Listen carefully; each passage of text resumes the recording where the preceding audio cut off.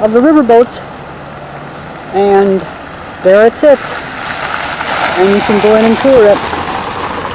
And that's what ran up and down the river up until the highway, and they closed up the mine. And this is one of the buildings that did not get flooded, because when the ice breaks and it comes down here, this is Front Street. Front Street's been underwater quite a few times from ice, stuff like that. And the river is over there where Hap is walking. Here we are, right on the river's edge.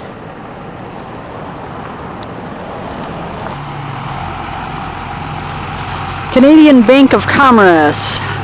Klondike Gold buying and melting into bricks, brokering in for world markets, bankrolling entrepreneurs' huge inventories to last the northern winters. These and other important services were performed by the Canadian Bank of Commerce in Dawson. From the gold rush of '98 until 1989, Robert's service was among the clerks who worked here, before his poetry earned him financial independence and the honorary title Bard of the Yukon. Built in 1901, this Renaissance Revival building is one of the Canadian's finest surviving structures, clad in decorative pressed metal. And there's the building. Survived all the ice crashes down the river. Here we're looking up the river here.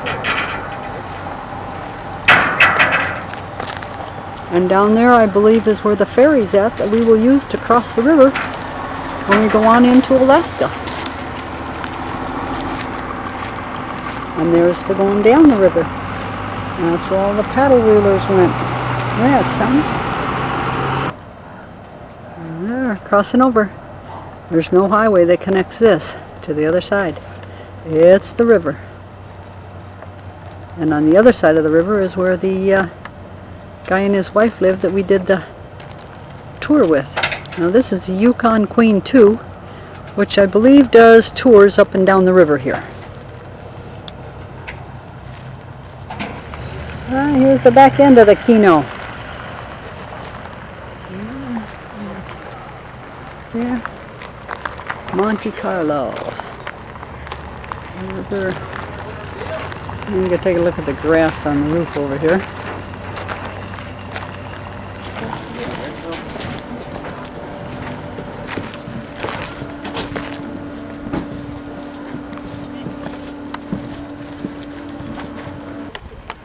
Now if you can see this is two different rivers that meet right here that are going through the town. One all silky, which is the brown up there at the top, and the green or blue water is on the bottom, and it stays divided until it goes way down and starts to get closer together, and I don't know how far down it goes before it actually meets.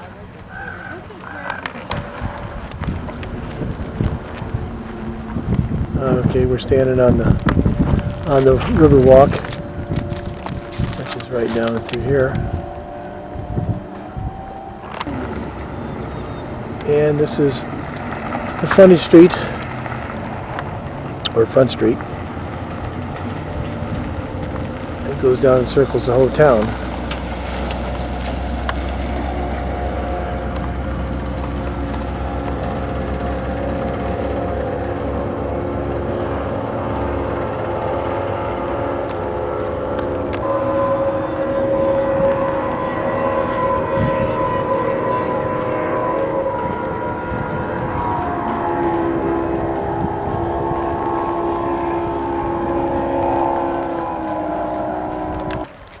Well, we just understood what these dividing. We're back to the water. The brown water is off of the Yukon River, and the blue water that's coming in is off the what river? Klondike. Klondike River. So that's the separations. A little old log place with its tin roof. And then over here, we have two of them that are holding each other up. Well, you may say that's what the permafrost does. It just sinks like a hole in the ground and stays that way. Well, here's the back side of it. We're across the street here. And here's the front side. Guess they fixed it up a little bit.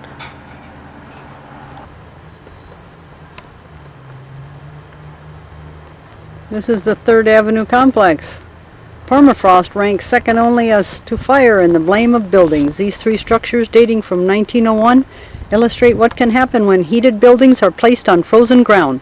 The frost melts, mixing water with the soil to form a very fluid muck into which different footings settle at different rates. No restoration measures have been taken with these buildings so that visitors may see history as it naturally unfolds. We've got a hotel and a Sluice Box Lounge and restaurant. A pretty spiffy looking place, huh? Down the street. Now you can see these streets are all dirt, so it gets a little dusty here.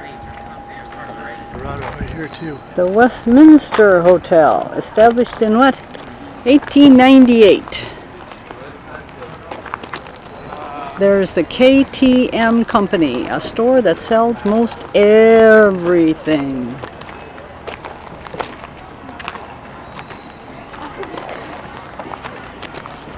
There's the Midnight Sun Hotel. A lot of hotels, saloons, and brothels. This is the Dawson Daily News, and we're going to go and read the little sign because that means it's a historical building. Dawson Daily News moved into this building in 1910, the sole survivor among 7 Gold Rush newspapers. It provided Dawson City with a window to the outside world and remained a profitable business until the early 1920s. Thereafter, it was essentially a one-person operation and shut down for good in 1954. By then, valueless as a business, its true value was a repository of Klondike history, faithfully recorded since 1899. Okay, here's another big old building that's got a sign, so let's go check it out and see what it is. Okay, here we are around the other side. It was the post office and the telegraph office, and the first substantial building, Hap just said, that was built here long ago. Looks pretty good. They took good care of this one. Klondike Kate's Restaurant. Purveyors of clean rooms, portable spirits, and fine foods. The Spirit of the Yukon. This is Robert Service, and he is a famous writer. I wanted the gold and I sought it. I scrambled and mucked like a slave. Was it famine or scurry? I fought it. I hurled my youth into a grave. I wanted the gold and I got it. Came out with a fortune last fall, yet somehow life's not what I thought it, and somehow the gold isn't all. Okay, here's a little place. I'm just walking down the streets. Now this section over here they've added on. Did a great job. See the tank? That's oil. That's their heat. Now I'm going to walk around the side and show you who lives here. Now this is who's sitting in the backyard all quiet, just looking at us like, duh, what are you looking at? And he's sitting beside this house. So we decided it must be his. Don't see anybody else around. There was a landslide, the whole side of the hill fell down. Quite a while ago, from what the tour guy said. Now the whole hillside over here, that was all tents in the gold rush. All tents. Okay, here we are down at the loading dock, looking back at town. Out for our evening walk. We are seeing the town by foot. Permit holders only. And then there's a line for us RVers to get in line. We will go over here and down to the dock and across the Yukon River. And loading like they're loading over there. Over there now. Sun is bright, shining in my face here. Okay, and there, the ferry, and there's the highway. And we will be on our way to Alaska. The river here. Wow. Beautiful. Yukon Sawmill Company. and Fisheries Limited. Salmon and caviar. Here we have a hang glider. It just came off that hill right there. And he's going to come in over town, and we're going to go watch him land right here on the side.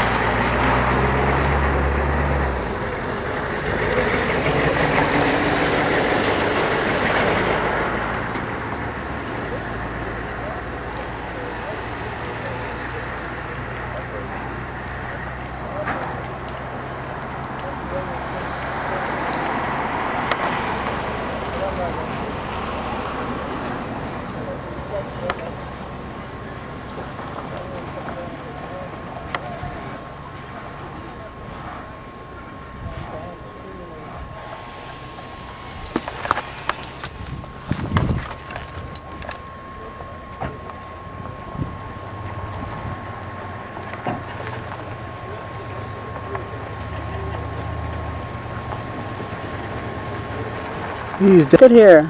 Look at this little place. This is something else. Now this is also Canadian snow. It's called cottonwood trees. Cottonwood trees. If this is Canadian snow, then I'm George W. Okay, George, how's it going? Now we got to get a close-up of these stairs because these are something else. Look at that. All little wood. They make use of all the wood that they have up here. They're making these beautiful buildings. Of course, this one here was made a long time ago. Very nice. And look at the beautiful setting. Okay. And this is Robert Service, and we are going to be coming back here in a little while to listen to a talk about him. Look at this. This is how it's all built here. All little round twigs.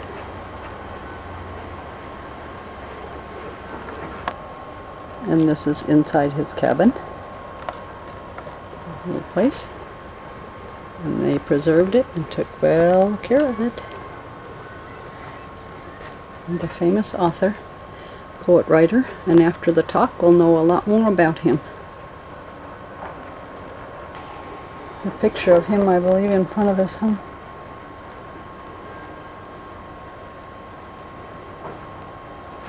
Okay, here's the trees, and it's just hanging solid with this.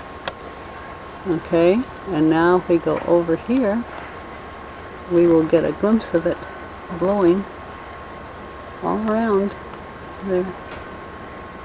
See it? Summer snow in the Yukon.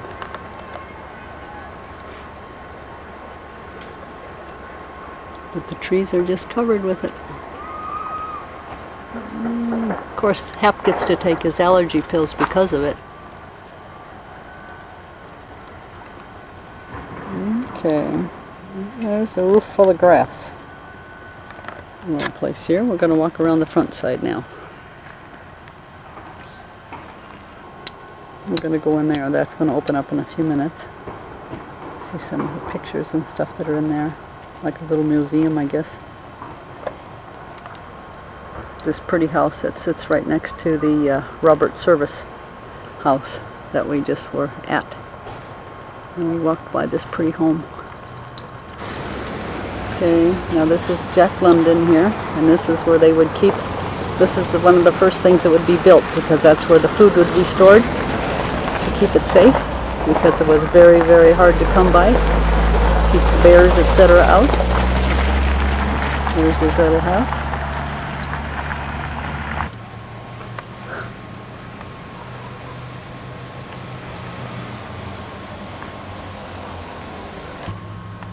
Okay, here's the inside of his little domain. This would have been Jack London. Okay.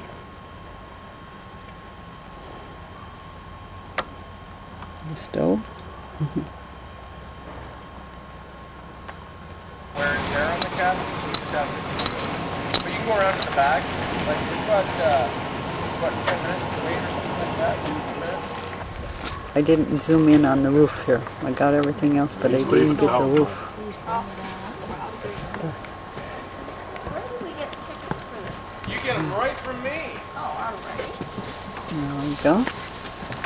Bring around the room. And he seemed in a kind of a daze until at last that old piano fell in the way of his wandering gaze. The ragtime kid was having a drink. There was no one else on his stool. So the stranger stumbles across the room and he flops down there like a fool in a buckskin shirt that was glazed with dirt. He sat and I saw him sway.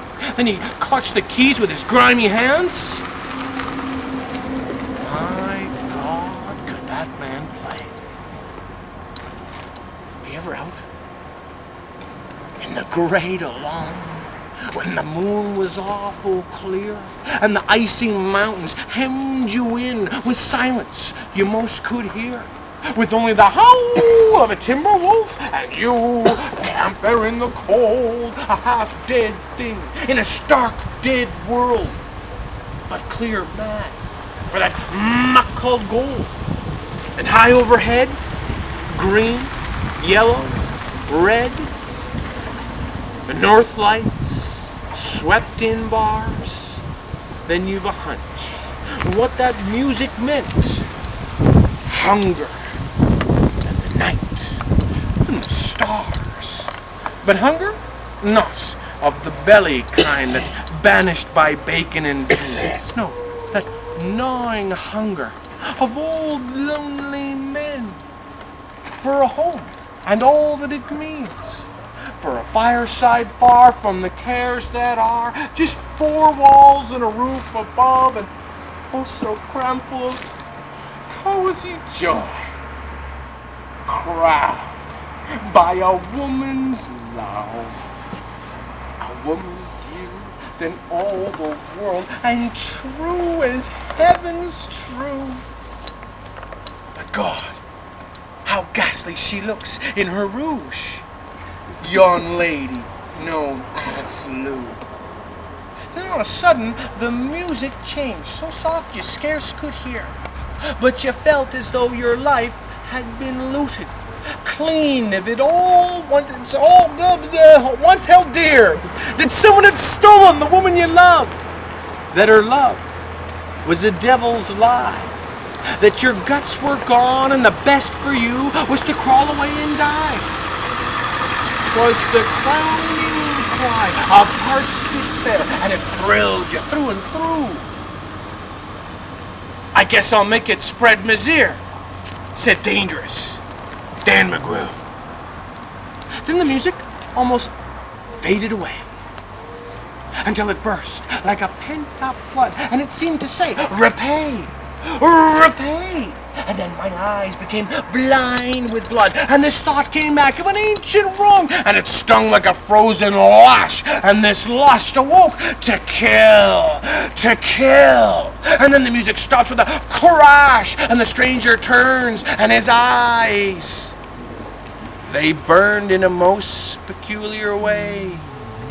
In a buckskin shirt that was glazed with dirt, he sat, and I saw him sway. Then his lips went in a kind of grin. He spoke. His voice was calm. Boys, says he, you don't know me, and none of you care a damn, but I'm here to state, and my words are straight. Bet my poke they're true, that one of you is a hound of hell, and that one is Dan McGrew. Then I ducked my head, and the lights went out, and two guns blazed in the dark, and then a woman screamed, and the lights went up. Two men lay stiff and stark. Pitched on his head, pumped full of lead, was Dangerous Dan McGrew, the man from the creeks. He lay clutched to the breast of yon lady known as Lou. And them's just the facts of the case. I guess I oughta know. Oh, they say the stranger was crazed with hooch. I'm not denying it, so. See, I'm not so wise as those lawyer guys. But strictly, between me and you, the woman that kissed him pinched his poke. It was yon lady known as Lou. Kind of have fun with that one, don't I?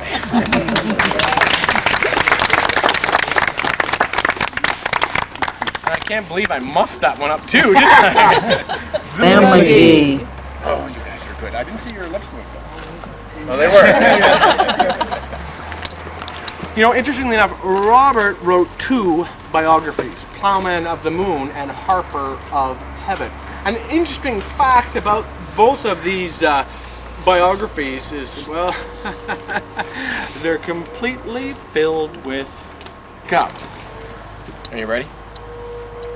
There are strange things done after 1:30 by the men who search for gold. The Arctic histories have their eerie mysteries that would make your feet go cold. The Aurora Borealis has seen where Montreal is. But the queerest it ever did spot was on the night on the periphery of Lake McKiffery. I cremated Sam McClot.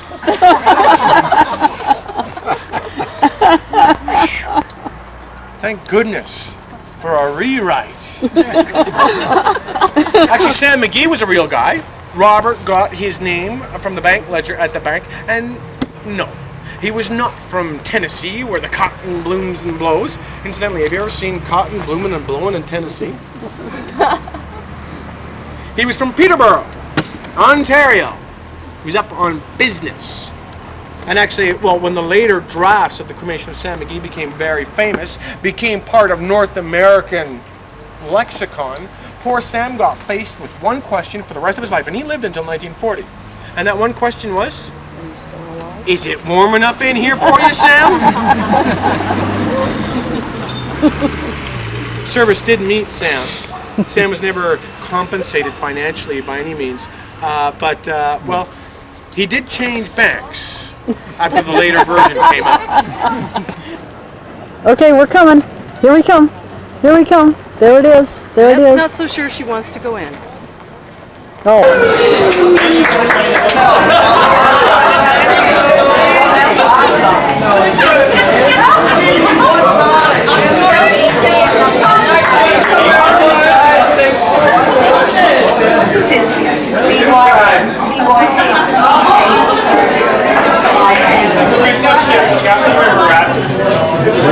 That's true to be a person capable of almost anything.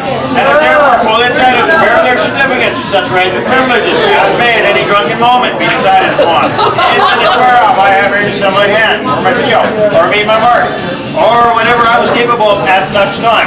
Doing it fast, doing it slow, let's must touch toe.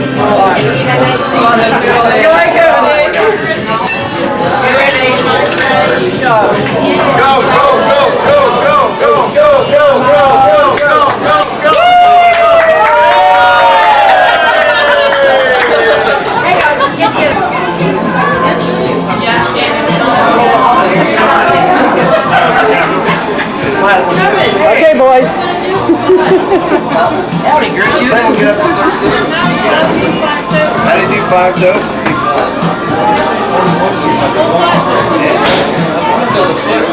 I like the speech that the kids does too. I've already done it. Can't hear the music in the background. Get closer, maybe you can get it.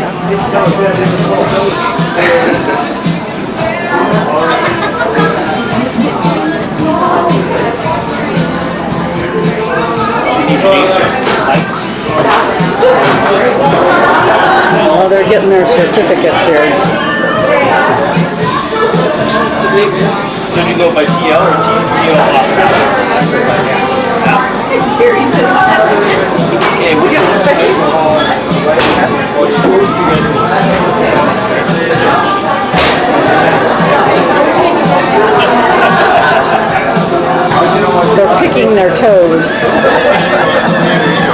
Instead of choose your weapons, it's called pick your toe.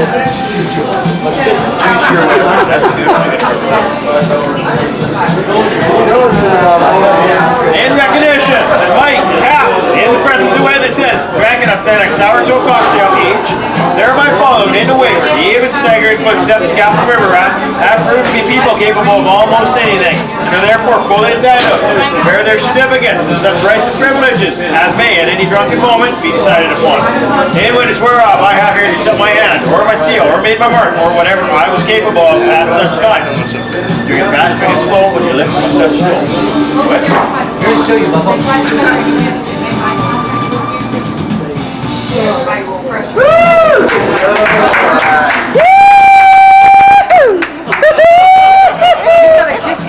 You, how many people you? You wash those lips tonight before you kiss me. Oh, yuck! Annette, you just planted a thought. That's horrible.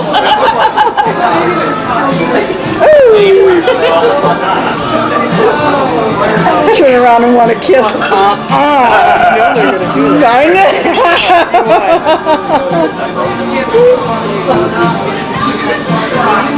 Now they're signing their certificate of authenticity here. And Hap has his Camp Have Another. That's a good one, shirt to have on.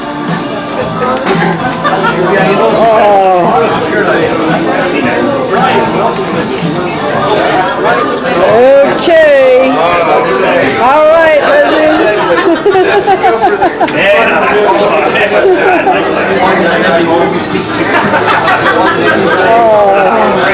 Mike, here you go. Okay, hold him up. Let me see him. Let me see him. It up. Hold it up here. There we go, guys. All right. There they did it. Hey, we're genuine toast. I can say that again. Hey, here's Gary, that was chicken shit. Wouldn't do it. Our leader couldn't handle it. Afraid he'd get sick. He passed out. Okay. It's 11:30. At night. Yeah. Here we are, just moseying on home. I'm gonna hoof it back. I want to From a night at the bar. The dance hall girls. The dance Let's hall see. girls. We did the dance hall girls at Diamond. Diamond Diamond Gertie's. Gertie's. Okay. And then we did the The guy sucked on a toe. toe. We're gonna make Hap go home and wash his mouth out with bleach. No more kisses. Huh, dear? And here comes the local police. Hey! And we even have a pretty sunset. I think it's going to be a sunset. Maybe about 1 or 2 o'clock in the morning. Ouch! Something just bit me. No, but I just want to get a picture of it before I forget. Okay, see this road up here? Okay, now we're going to back off and see where the campground is right here. And that's the road we're going to go up and over once we cross the ferry. And that is the top of the world highway. There the RV going over the top of the world highway. Okay, here we are, ready to cross the Yukon River, the ferry. We're number 13 in line. 13, okay? And you 30 minutes for 2. So figure it out. We're going to be here till lunchtime. And that's cutting in on our tea time. It is. Now maybe we could go over and play around the golf and just swim over with the clubs and then come back and get the rig. Because that's where we got to get to, is over there. Okay, this big boy is loading onto this ferry, and hopefully he don't break it till we get there. We want to go too. Of course, we are waiting in line yet. There he goes.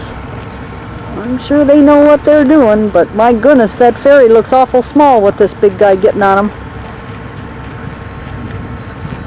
What would they do without that? You know the little tugboats that go, I think I can, I think I can, I think I can? Well, this one did it. And away he goes.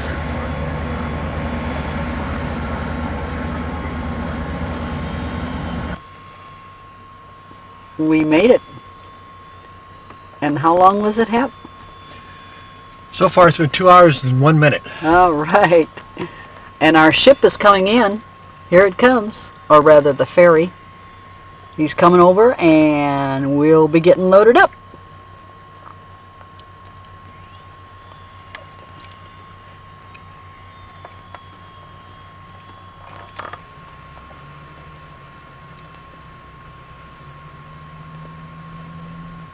Swing it around. Busy little place. Let the current line him up. Mm-hmm. Mm-hmm.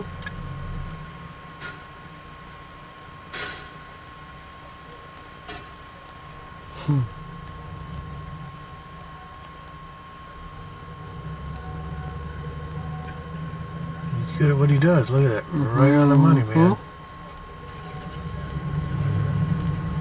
So we got to swing out wide and get lined up perfectly straight to get up over that little ridge.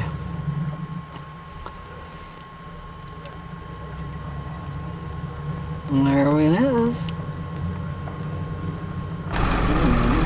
Okay, we are getting loaded.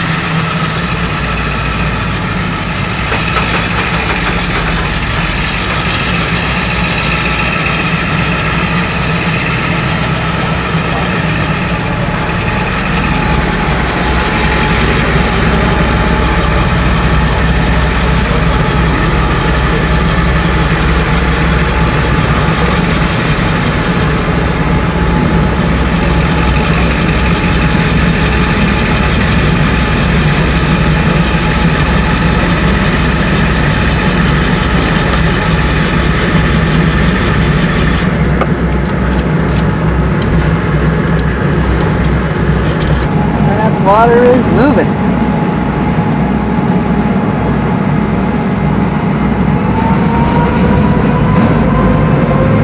It's our way.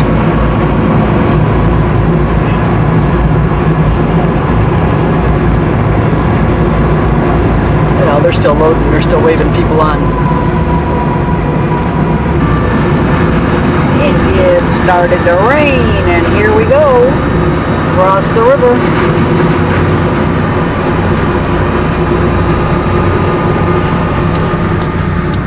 Let's see if we can see in the mirror behind us. Yep, there we go.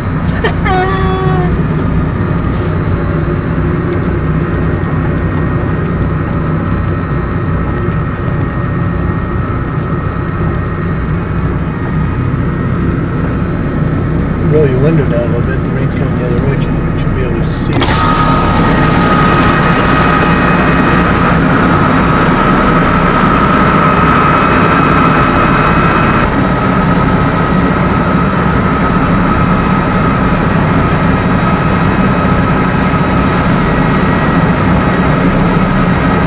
All that wait for a 3-minute ride. Huh.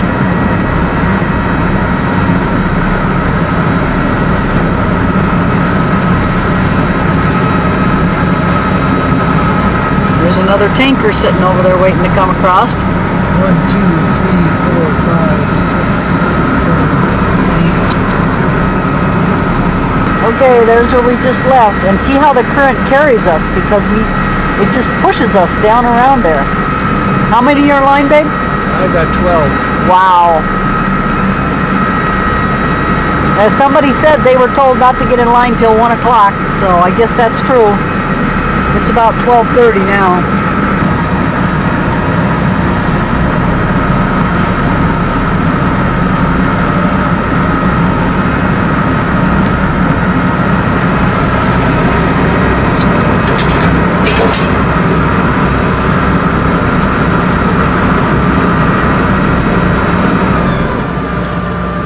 There we are. Say goodbye to Dawson City.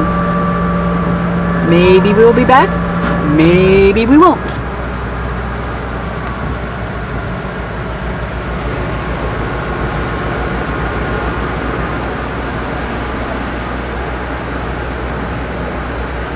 And there we go, up over the ridge.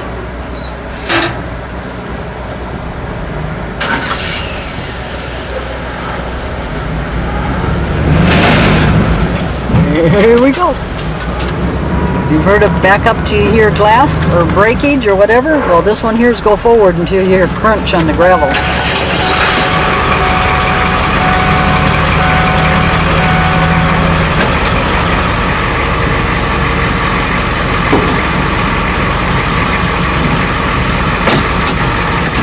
Thank you!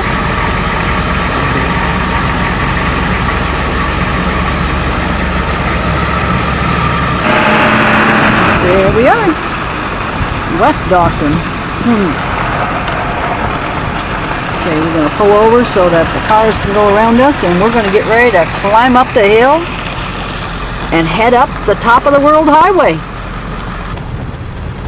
Okay, we're on the road going over here to the golf course, the top of the World Golf Course. And look out there, you can see the river. And there's another great view when we come back up here. We'll get a look at that one. Wow, this is where the two rivers meet down here. Wow. See the golf course on here. Yeah.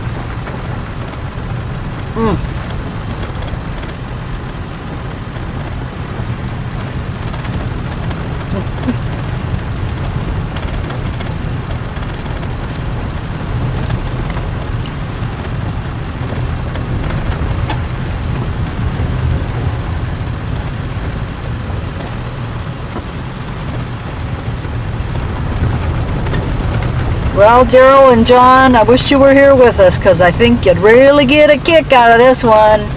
You too, Dick and Karen and Charlene, any of those golfers that are going to see this maybe someday. What a place to be. We're going to have a bite of eat. Top of the world. And then we'll go play some golf. I don't care if it's raining. I'm putting on my raincoat and the way we're going. We are top of the world. Golf course, Dawson. Oh. Look at this road ahead. Look at that. And the river.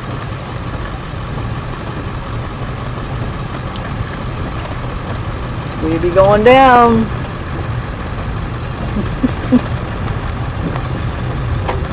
And then, when we leave, we got to come back up.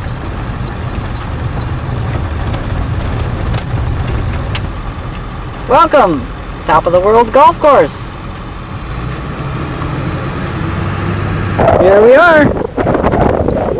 Somebody else just came moseying up this road. We're out here at the driving range now. Drive bucket of balls. Here's the targets. 50's a raven, 100's a wolf, 150 looks like a bear, and a moose is way out there at 200.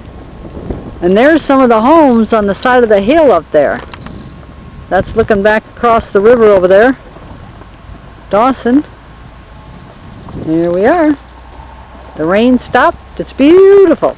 And we were camped right underneath that, where that slide's Oh, at. see where the slide is over there. That's where we were. Our campground was just below that there. All right. Here we are back there at the first hole. Here's the view. Swing on around here nice and slow like. Those guys playing over there. Around here. And there's all kinds of neat little old rusty things sitting around here. Look at this view, huh? And what, oh, the weather's perfect. Absolutely perfect. Nice breeze so the mosquitoes aren't out. Beautiful. Oh my God, there's the World Highway up there. Look at this. Oh my God. Look at the RV that just pulled out up there at the turnout. Top of the world. There's where we're going to go. There's where we're going to go. Way to go, babe. Good one. Way down there. Okay, here's Hap up here ready to go for the 6th hole here. Now we'll turn around and look the other way where it's going to go. cart path going down, going down, going down. And there's the red stake right there by the bush. And there's the Yukon River out there. Okay? Okay, the ninth hole, it's starting to rain. The wind's gonna blow. Hap hits the ball and sticks it up in the trees. Get out of here. So he's got the water fisher thing. It's there where I saw it. I can't.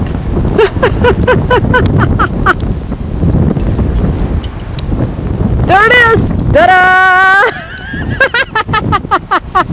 Oh, Hap, 1 in a million, Tiger. Here we go. The clubhouse. And that was the ninth hole down there. Hap played in the trees. And up we go. Back up to the clubhouse. Looks like we beat the rain. There's the river.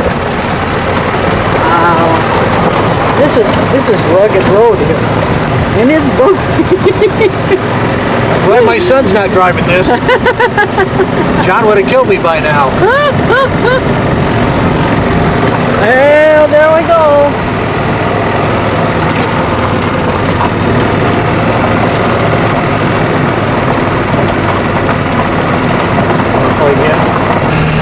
Okay, we're all done playing golf. 4:30. And we're heading down the road. Up the road, down the road. Now who'd have thunk in this forest we'd have found a golf course? But we did. And so did a lot of other people. So now we're getting back on the road, the top of the world highway. Somewhere up there on that hill. We'll find it. Okay, here we are, looking out over the rivers here. Heading down. Okay.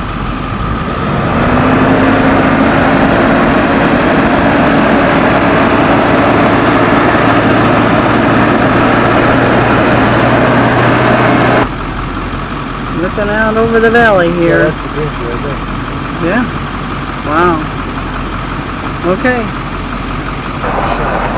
I'm okay. I think we're gonna get another shot. Yeah. Okay, here's the road we came in on. The Klondike Highway.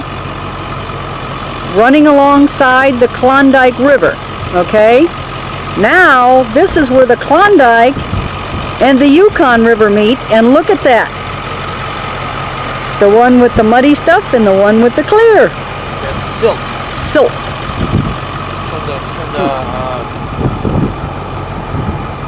From the mines in the mud. the glaciers. Yeah. Silt from the glaciers. Okay, now here's the town of Dawson City. All right. And now we're going to, I'm going to zero in on our camp. Okay, right there where those 2 motorhomes are parked, that's where we were parked this morning. And we're up probably, what, 1,000 feet up? Yeah. Look at this. Look at this. We're on the road coming out from where the golf course was at. And you can see the water. See it? Beautiful. Okay, it's time to get on the road to Chicken. Now the dome I'm looking at over the top, the dome. There's a road that goes up there, and it takes you a good hour to get up there. A road that goes up Yeah. there. People went up there on June 21st for the midnight sun. And they Yep. were parasailing off of that. The pictures that I've already the pictures I've already videoed.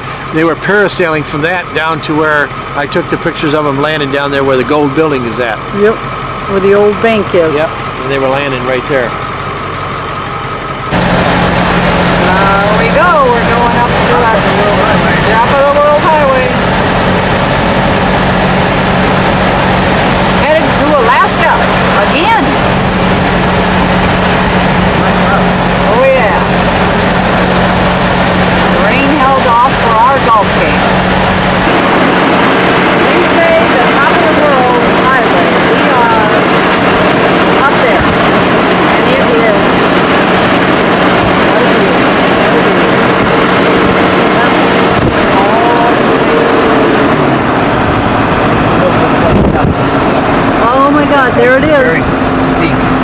world. Okay, there's the road over there.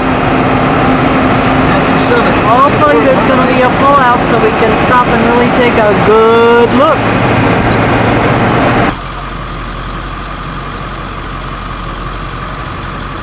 Way up here.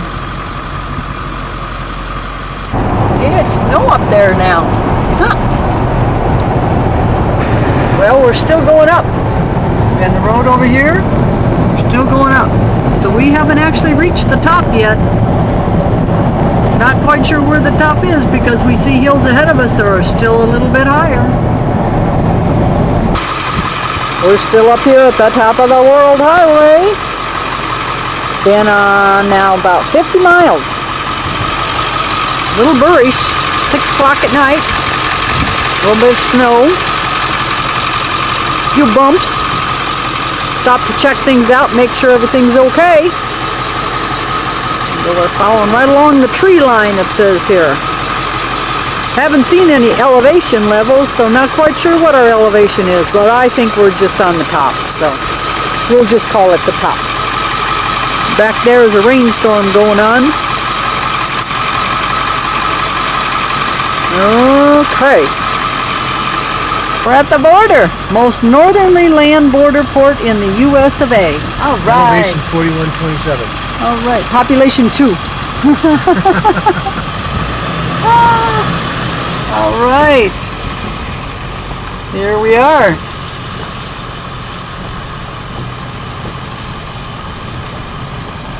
Boundary 4 miles. Chicken 43. Eagle 79. 40 mile. Ooh. Bumpy road. Well, let's see. Got about 40 more miles of this to go. This is gravel. We just saw an elevation sign. 4,100? 41,000. 4,100. 4,140 tons. Hap thinks he's back in a C-141. 4,127. Okay. All right. It just seemed like we were at 9,000 feet. We aren't even as high as Big Bear. The town of Boundary. Look at this neat building, huh? Alaska Gold Nugget Jewelry Repair. Top of the world, gas, gold, and gifts. And that's an airport. Low flying aircraft.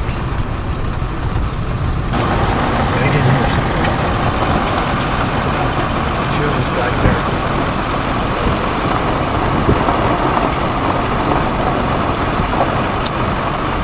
Hap thought he saw a bear, so we're slowing down.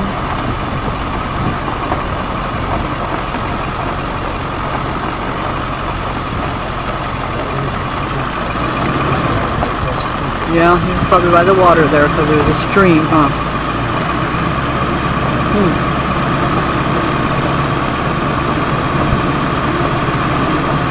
Oh, I talked about thicket. There's the thicket. Thicket.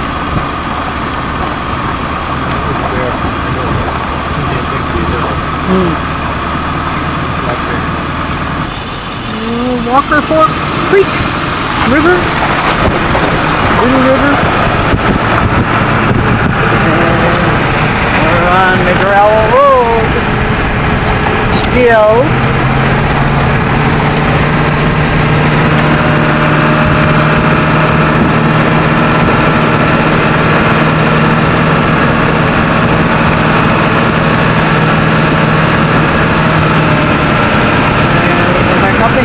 We go down the hill and we go back up the hill. Yeah, pretty, huh? Yeah. I think I see Mike's truck down there. Yeah. Where? Right straight ahead. That's straight ahead. Yeah, down there at the first yeah. campground. There we are, chicken. Look at, oh, there's one of those big old dredge things too. Oh yeah. Wow. 445 over left. No, because we went back to Alaska time. That is so neat, that down there. Wow, super. Here we are. Chicken community. Must be in Chicken, Alaska.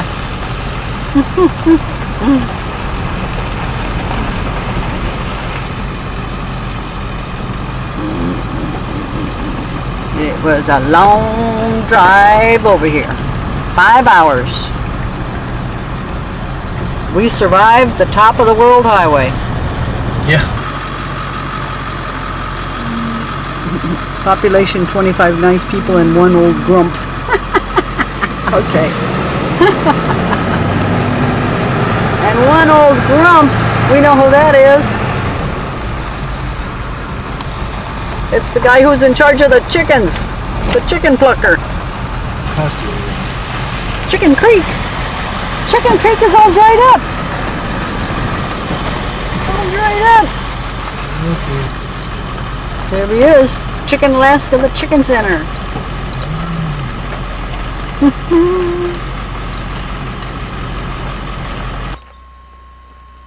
This is a dredge.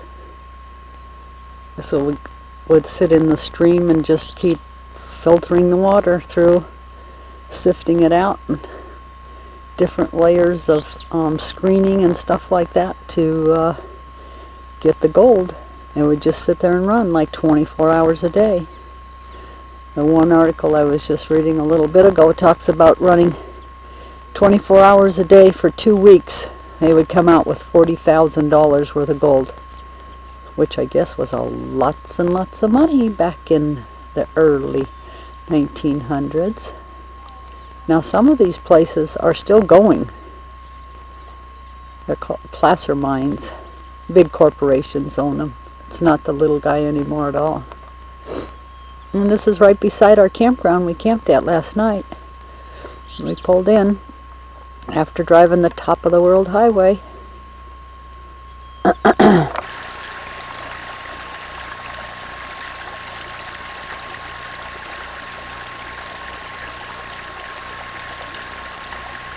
Yeah, just walk a little bit closer to the dredge. Okay.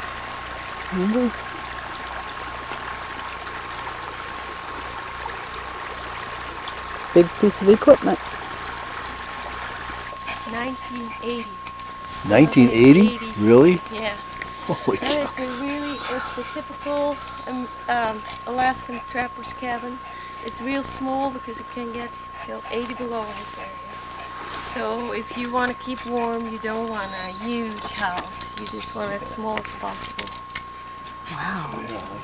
So that was his wood shed, his cache, and his outhouse. So we still have outhouses today. And in the wintertime we have styrofoam seat, otherwise your butt will stick. And it does. We can feel the doorknob how cold it is. We have a metal doorknob, and if your hands stick, you know it's cold. And the old time it was terrible pipes, you know. They put it behind the stove and then the door on it.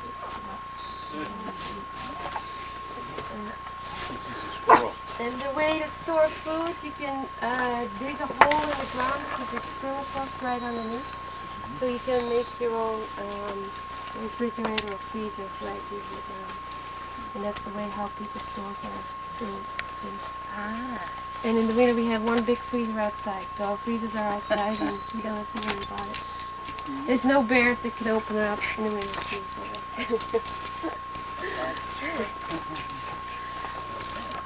Here's the backside. Bottom of the shoe off, and then Yeah. you can use that to put over anything else, you know, like our tennis shoe or something like that. Yeah.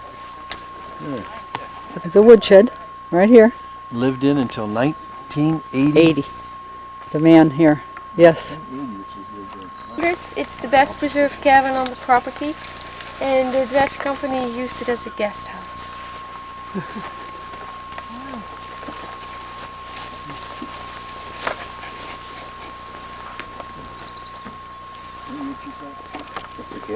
Harry.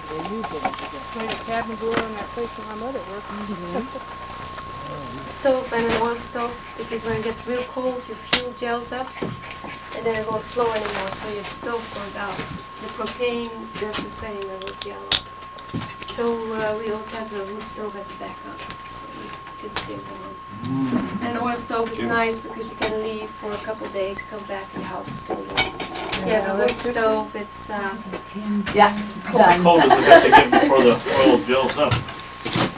I think 65 below, something like that.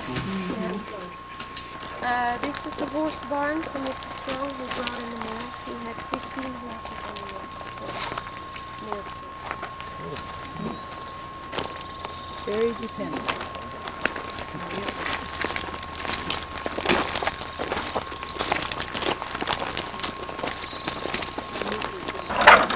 Okay, this was the hay barn. Okay, and he had 15 horses because he had the horses for the Watch that mail route. Like walking into a hardware.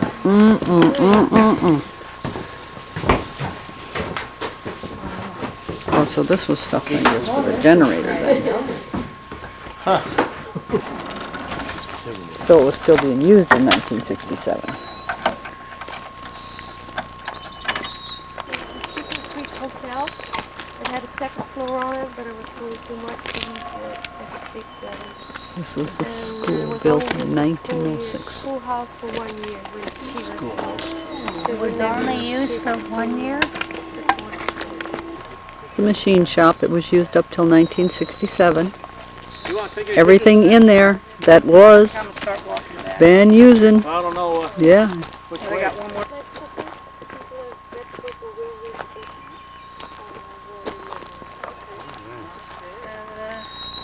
This was a roadhouse. The roadhouse, yeah. Okay. There used to be a bunkhouse right there. That's still where the people stayed at the roadhouse. There was, every 20 miles there was a roadhouse, because that was as far as men and horse could travel in a day. And then they needed food and water. So there were a lot of roadhouses in this area, because it was the only way people could get around without road. Wanted something, she would open up and then they would write down what they took out of the store. And gold miners don't have. Okay, this is what permafrost does. The whole middle of this floor. There's at least a 2-foot difference in the middle of the floor compared to where it's sunk. Because there's no insulation under it, and when it swells up, the wood stays up.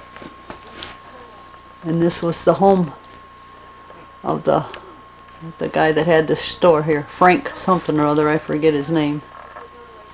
Okay, see, there's the old sod roof. And then when the company bought it from the guy, the mining company, they put the tin roof on here. Yeah. Oh, You can talk a little bit louder, Ginger. they can hear me. You can't, well, the light. There it is. We'll have to The dig it top up of the world highway there, the one we came in on I guess I last could. night. You want me to go down and pick? No, I'll walk down there with you. And we come on down, and there's our rigs at the campground.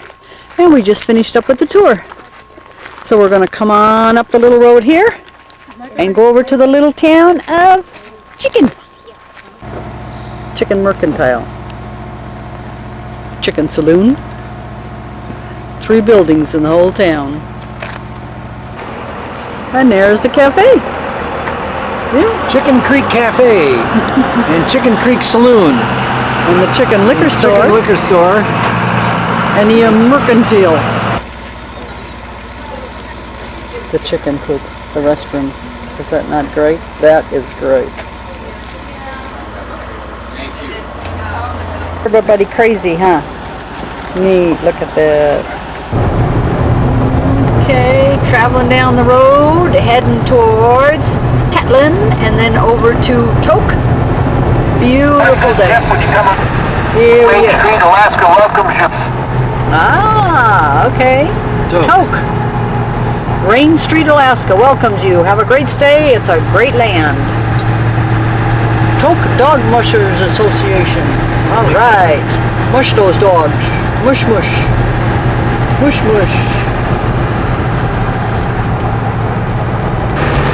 Here we are, heading out of Tok.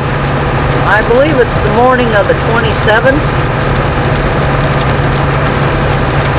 Mr. Happ's checking his watch. I have the 26th. 26th, one of those days. And it's raining hard, been raining most of the night. We had a nice sunny day coming in, but we brought the rain with us. Here we are in the rain again. And we're on the last stretch of the Alaskan Highway because we will be pulling into Delta Junction shortly, and that is where the Alaskan Highway ends. From there we pick up another highway and head on to Fairbanks. Well, first we're going to stop at the North Pole. Delta Junction. That will be the end of the Alaskan Highway coming up, which should be mile marker 1422. And we done drove it all. Crossroads of Alaska, mile 1492, end of the Alaskan Highway. There it is. A little wet and rainy today. Delta Junction, Alaska. And it just tells about the work and stuff, and we've pretty much gone over all that earlier. Okay, around here. There's the 3 different pipelines. The 1 inch, the 2 inch, and the 3 inch. And that's the pig. Runs through there to see if there's any problems, huh? We'll learn more about this on the road. Yep. There we go. And this here is the telegraph office, established in 1905. We'll take you inside and see if we can see inside. And hopefully we're going to have enough light in here to see.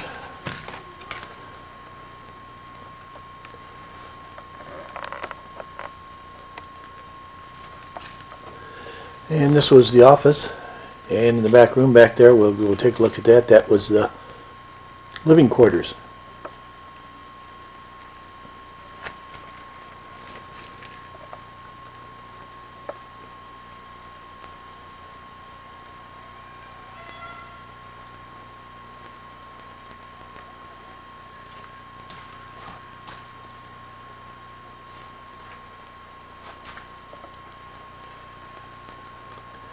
Over here in 1962, it was used by the Air Force Communications Center.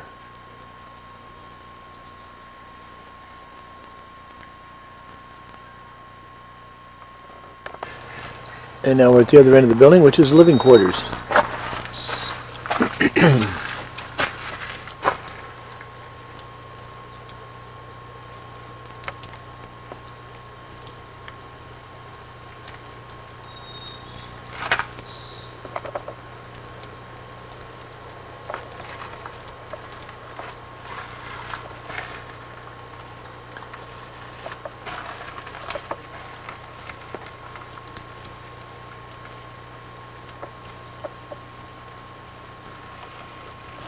And this is where we just had lunch at. We traveled over here. Ginger's got more information on this right here. And we had lunch there, and good lunch. Now this is actually a trading post that was reconstructed from 1909. And there's other buildings in this complex, and we're going to go take a tour of them. And we're standing alongside of the telegraph office, and this is the big lake, which I do not know the name of. But there is a flyer down here. We're going to go take a look at the flyer. And here's another little building alongside of the telegraph office. Now this is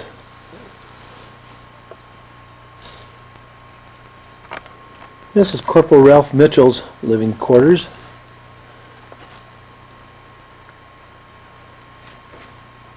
And this was built in 1920s.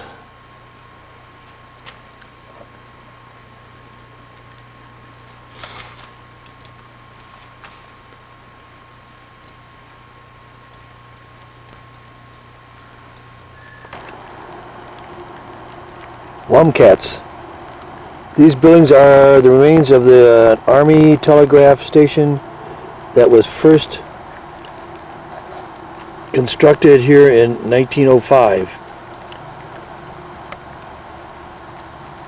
The post once considered the 3 buildings used as a soldier's residence and the telegraph station, and behind these buildings a stable for horses needed to travel up and down the telegraph route. And we're on the river again, looking upriver here.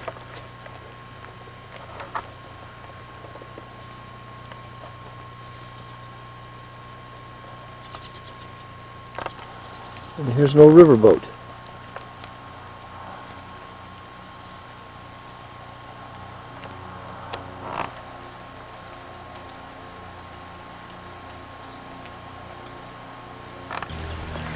And here's a bunch of animals that are out and back. So I thought I'd bunch over here and take a look at some of them. Don't ask me what they are. Don't have the slightest idea. I know the one that's making all the noise though. Happens to be right there. And we have a peacock. I know what that one is. This is a picture of the roadhouse alongside the river that I don't know too much about. Ginger's in here to read with me, so I guess we'll add it to the film later. This was one of the original. This is an original, back to the 1901, I believe. Really beautiful inside too. This belonged to one of a lady who used to live right here. Had a 2-story house. The house burnt down. She was crippled because she had 2 busted hips and just had surgery on them. And she was on the 2nd floor. The house started on fire. She got out of her wheelchair, crawled down to the 1st floor, crawled outside. It was 47 degrees below zero at the time, and she survived it. She crawled outside, stayed close to the fire as it was burning so that she wouldn't freeze to death. And she only had one hand had frostbite on it, fingers, and frostbite on her toes, and she survived, and she was 87 years old. There we go. Ah. And outhouses. Gotta have the outhouses. Here we are, still at the roadhouse. Wandering around in the sprinkles. Yeah, look at this. The other side of the house. Beautiful. That's the big one. The bridge, the pipeline. There's the road, I believe. We're probably going to go over right there. And the road heading up. And a moving river. Those are gardens, because she always had gardens and everything here. Lots of good veggies. The Alaskan Pipeline, right there, all right. Right back there is where we just left. Just down the river a little bit. Little bit down the river. Over the bridge we go. We're heading to the North Pole. North Pole, Alaska. Suburb of Fairbanks. Not only do we have the pretty fireweed flowers, now we have white ones and then a lighter colored pink. We got a little whoop-de-doo. All along the edge of the road. Both sides, pretty. Going through some whoop-de-doos, Gary calls them. Those are called frost heaves, bumps, ripples. Frost heaves. Yes. On the road to the North Pole. North Pole city limits. Here, let me see. North Pole 1 mile. Nobody behind me. Okay. Okay, and the sign, Santa Claus house.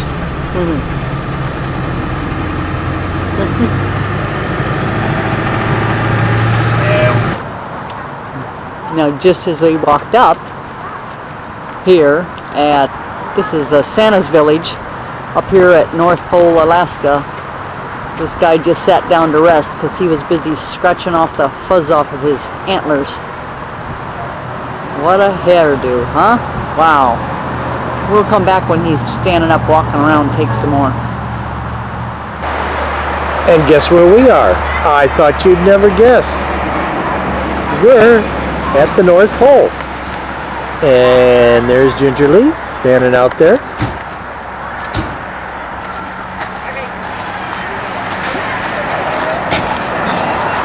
And this is one of Santa's shops.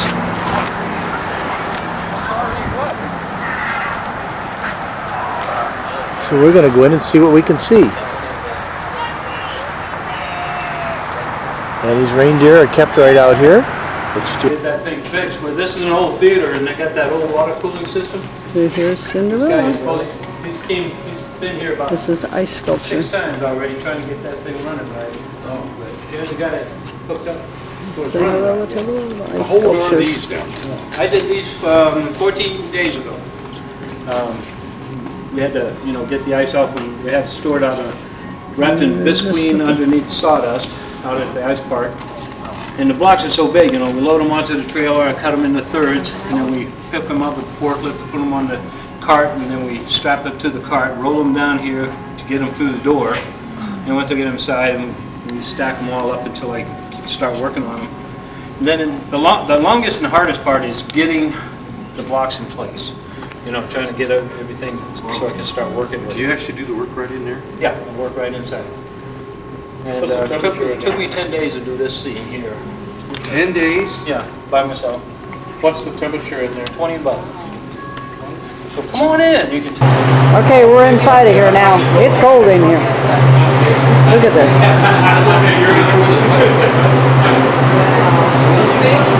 Yeah, it is. It's cold. The big mouse back there. I've been carbonized. I can see his white mustache. I'm not quite sure how this is going to turn out. There we go. Okay, that's better. I Okay. got up here, did a big block in 85. Are you going to try that one too? Okay. Oh, this is like the little city park called Pioneer RV or Alaska Land. They have a lot of log cabin buildings that were brought in here from the city. Restaurant open from 5 p.m. until 9 p.m. daily. Look at the moose things. The little swings. Beautiful playground. One day rolls into the next.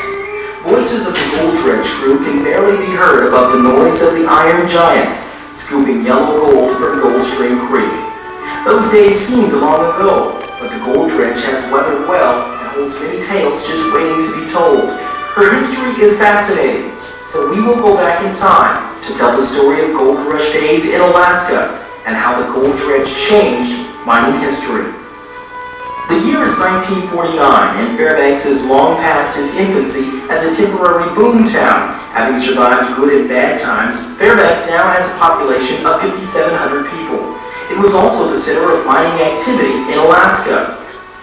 Most of the gold in the interior was buried in gravel beneath layers of frozen soil, commonly called overburden or muck.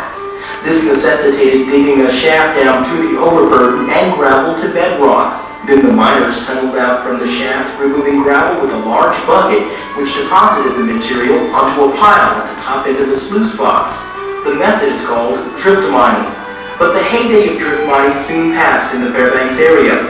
There had been profit, but the effort often required more resources than a small operation could afford. Enter the U.S. Smelting, Mining, and Refining Company, known locally as the FE Gold Mining Company. The company began an ambitious mining project that lasted nearly 30 years. The FE company provided a major source of employment for Alaskans for years to follow. Placer mining, the type of gold mining done in the interior, is simply the process of obtaining the metal by running water through the ore-bearing gravel to separate gravel and sand from gold, with the final sifting done by panning.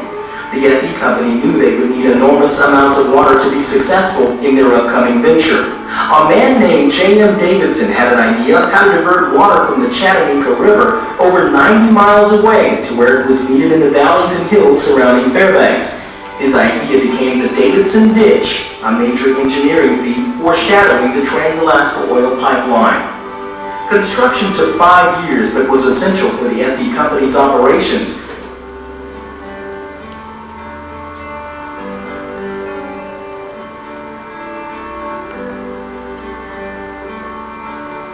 Before gold-bearing gravel can be dredged, the muck had to be removed.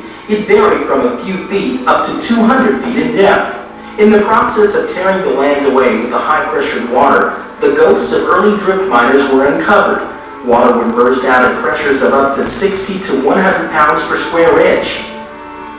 It was not uncommon to uncover fossils of muskox, camels, mammoths, and mastodons. These were moved quickly to the safety of museums and collectors. Unthawing this muck was a tedious job.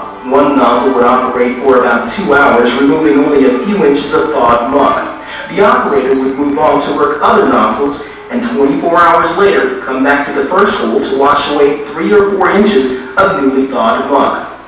As many as 48 of these hydraulic giants were set up to strip away 30 or 40 acres of land that a single dredge would mine in a season. Prospecting often indicated that gold-bearing rock was lower down.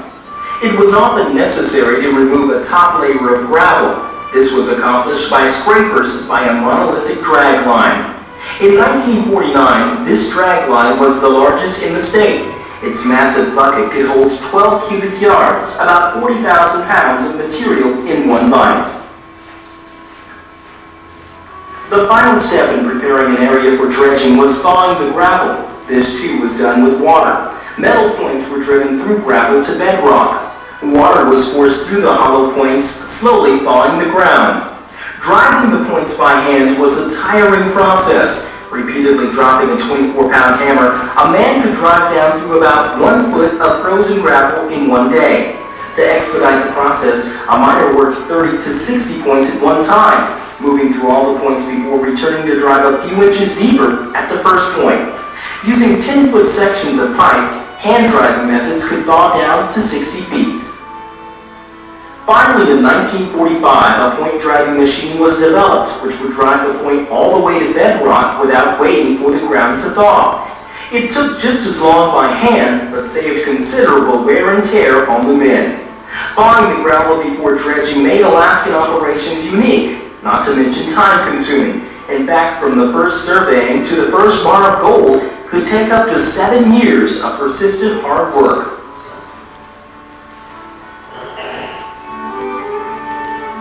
Next to water, electricity was crucial to the dredging operation. The FE company built their own power plant to provide that electricity. Later, the plant was purchased by the Golden Valley Electric Association to provide electricity for its members. Today, Fairbanks still gets its electricity from that same company. Electricity provided power for the pumps, the point machines, and most importantly, the dredges. Poles supporting power lines floated on rafts in order to reach the dredges, which were in the middle of a pond. By 1949, there were 5 dredges operating within a 30-mile radius of Fairbanks. Once in operation, the dredges were perpetual motion machines. Piles of tailings were common around Fairbanks. They were formed by the dredges extracting the valuable yellow ore from gravel. The size of the dredge is determined by its bucket. For instance, a 6-foot bucket was a 6-foot dredge. It could swallow up to 6,000 yards of gravel in 24 hours. The dredge would pivot on a shaft called a spud. It's one contact point with solid bedrock. The dredge would pivot from one side to the other, taking in gold-rich gravel on one end and spilling out tailings and water used to wash the gravel on the other end. Camps were built to house and feed the crews. Stories of these hard-working men became part of the rich fabric of fact and fiction of life in the North. All the men had high hopes of becoming rich. Though the dredge operated around the clock, they were shut down every 2 weeks for cleanup. This meant removing the gold. This event was tightly scheduled and lasted no more than 4 hours. By the time the gold-bearing sand reached the riffles, all larger pieces of gravel had been washed away. The top riffle contained mercury traps. As the sand washed over the riffle, the mercury and solid gold formed an amalgam, or mixture of the two elements. The riffles were then removed and practice strokes with a paddle separated the remaining material into 3 parts. A residue of black sand was stored for later reworking. The amalgam was collected in a gold pan, washed and stored in strong boxes, and taken to town. The amalgam was placed into a combination melting furnace. Not a speck was left out or wasted. The furnace was tightly closed, so no deadly fumes escaped. The first stage of heating separated the mercury from the gold. The gaseous mercury was condensed to liquid form and covered for reuse. Once the mercury had been removed, the temperature was increased to 2,000 degrees Fahrenheit. Slag rose to the top and was poured off first. This slag contained impurities. Then the gold. Pure liquid gold was poured into brick-shaped molds. The brick, when cooled, weighed about 1,000 ounces, worth nearly $500,000 by today's prices. Each brick was cleaned, weighed, stamped, and tested for purity, then sent by first-class registered mail to the mint in San Francisco at an unbelievably low price of $35 an ounce. Between the years of 1928 and 1964, $125 million worth of gold was recovered from the dredges. By now, summer is over and winter approaches, shutting the dredge down after only 8 months of dredging. By September, the dredge ponds begin to freeze over. Once shut down, there is still work to do, but the miners have time to rest and dream of next year and the possibility of finally striking it rich in Alaska.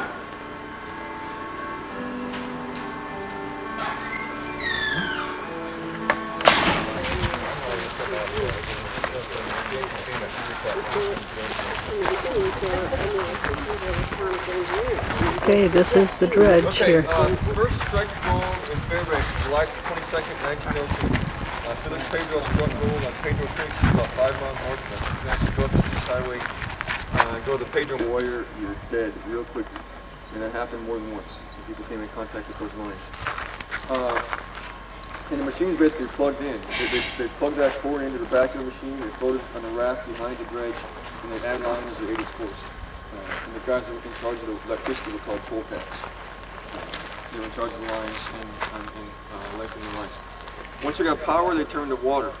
They had a huge demand for water. Number 8 by itself needed 9,000 gallons of water per minute in order to wash gold. It ran 24 hours a day, 7 days a week. It didn't consume 9,000 gallons. They pumped water out of the pond. We'll see the pumps on board. It would wash the gold and fall back into the pond through these 2 troughs on the rear of the machine back into the pond. So it's in a constant cycle. They lost a lot to evaporation. They had to keep the pond at a steady level, and they needed millions of gallons of water for preparation. And they couldn't rely on the creeks. If we get no rainfall, no snowfall, the creeks dry up. Front page of the paper today, Fairbanks Papers, Chena River is the lowest point it's been basically ever, because we've had no rain this summer and low snowfall, so the Chena River is drying up. If the creeks dry up, you got no water. There's lots of water 90 miles northwest of the Chattanooga River, so they built a big ditch tapping the Chattanooga River called the Davison Ditch. It was a 90-mile series of open trenches and siphons, tip ports in San Francisco, California. It came up here to Alaska in pieces. It went by barge from San Francisco to Seward, went by Alaska Railroad, Seward to Fairbanks, and went by Narrow Gauge Canada Valley Railroad from Fairbanks north. They built spur lines off that main narrow gauge line up to the starting point. Built by Bethlehem Steel. For the machine, with the whole crew of guys, and they put it together on the spot. A team of riveters came with the machine from the shipyard, and they put the hull together first. They built the superstructure and they added machinery from the bottom up until it's completely assembled. They open up the ditch, fill the pond with water, thing floats to the surface, and they plug it in and start dredging. So it's a big barge floating on a pond. We got no engine on board this thing to run to move it. So to move, we had to use cables. Shore crew would bury big dead weights in the gravel bed in front of the machine on either side. They had cables attached to them that ran to winches on board. So to move forward, all we do is pull a lever on board. That would reel in the cable, and the whole machine just be pulled forward in the face of the water. So it's being pulled forward on cables. The term we use these 2 big vertical beams in the back. Those 2 beams sticking up the rear of the dredge called the spud beams. Now, on the bottom of each one of those is a point called a spud. There's a spud out in the parking lot, just to the left of the exit gate when you leave. Just sitting in the parking lot, looks like a missile standing on there ready to take off. That's a spud. So there's 1 spud on the bottom of each of those beams. To turn, if you want to turn to your left, the winchman would release a brake on board. That whole beam would sink down through its guide, and the spud would sink into the bottom of the pond. And to turn, you just engage the cables, reel them in on the opposite, so if you want to turn to your left, you'd sink your left-hand spud, reel the cables in on the right side of the machine, the whole thing would just swing to the side on a pivot. If you want to turn back to your right, sink your right-hand spud, reel the cables on the left, and it would swing back to the right. So it kind of took steps. They'd sink a spud, turn, step over, sink the other spud, and turn back. So it walked along the bottom of the pond on bedrock. And the water went right with the machine. They only had to dig 1 hole, and they put it together. And wherever the machine goes, the water goes right with it. We're digging away in the front of the pond and filling in behind it. So wherever the thing turned, the water just went right with it when it as it ate its course. And the dredge does 3 things. We got a gravel bed that digs up, a bucket line that digs up gravel in the front of the machine. We got a screen that swallows the gold to the sea inside. and then we got a stacker that eliminates the waste. And that's what this big tube is in the back of the machine. It's called the stacker conveyor. It's just a conveyor belt encased in galvanized sheet metal. And the waste just comes through the machine, hits the conveyor belt, goes up the line, and falls into tailing piles behind it. That's what's left over, is the tailing pile. So the whole stacker can move up and down. You can see the cable system on top. They start low and raise that cable as they went. This machine could lay a 28-foot tailing pile behind it. They start low and raise that thing as they went.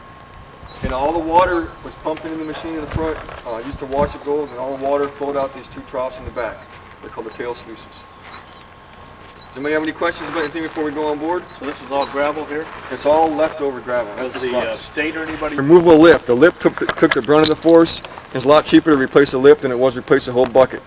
So we had removable lips. Now we got two different designs. The bucket on the far left, you can see the rivets holding that lip on. That's how we started out in the early years. A little bit later, they designed a lip with a bolt system. It was a lot easier and quicker to change bolts than it was to pop rivets out and put new ones back in. Great. Only thing that ever changed on the machine. Look at the buckets, that's where they're coming up. That's what we were just looking at, and that's what he was just talking about.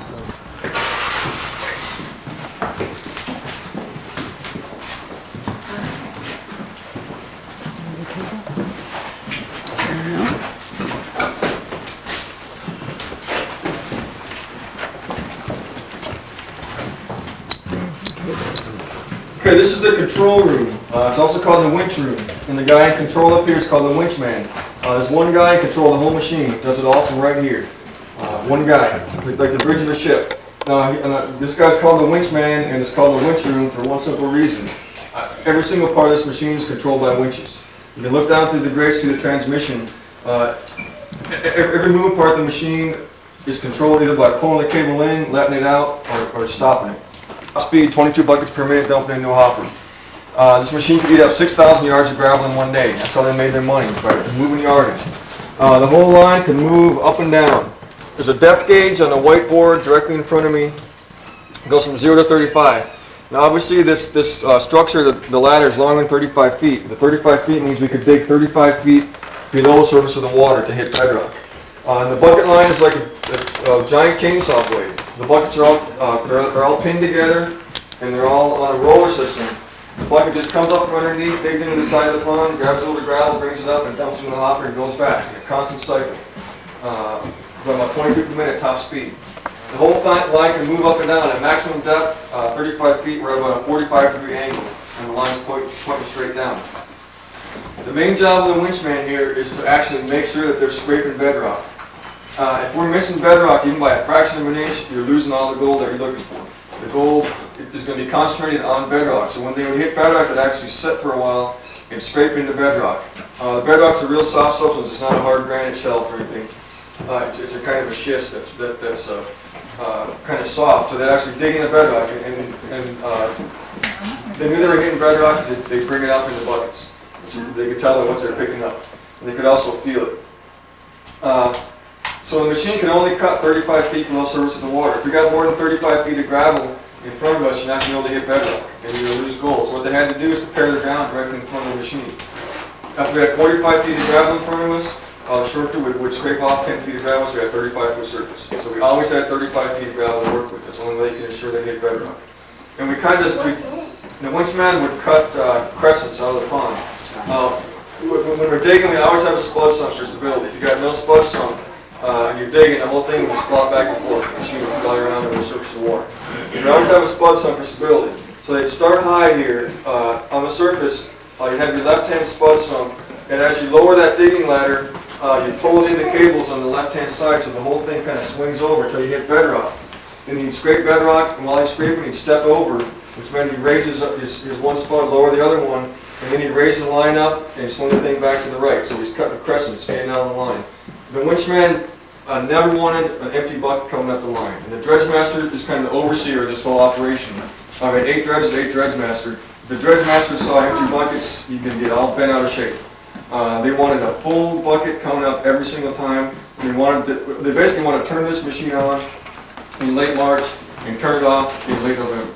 They wanted to shut down only for cleanup and any repairs that were necessary. Every single minute that they're down, they're losing money. You're losing 22 buckets you can never make up for. Again, all the money's right in front of us, the only way to get it is keep the machine moving. The dredge masters were pretty hard on us. Okay, so the winch man's keeping an eye, making sure that we're bringing out full buckets and making sure that we're hitting bedrock. He's also watching the back wall. We got a signal bell back there. In operation, this machine's deafening. You can't hear anything. You can shut as loud as you want to, and nobody will understand what you're saying 2 feet away from you. So the only way to communicate is with bells. Then there's a whole list of signals up behind me, that bells and whistles and sirens for communication. Basically, one of anything meant shut down. There's a kill switch up here. One of these levers cut power and everything was turned off and stopped it on the spot. And to the left of that signal bell is our level. That upside down cross is the level. The winchman kept a close eye on that. If the machine's not level, you're losing gold.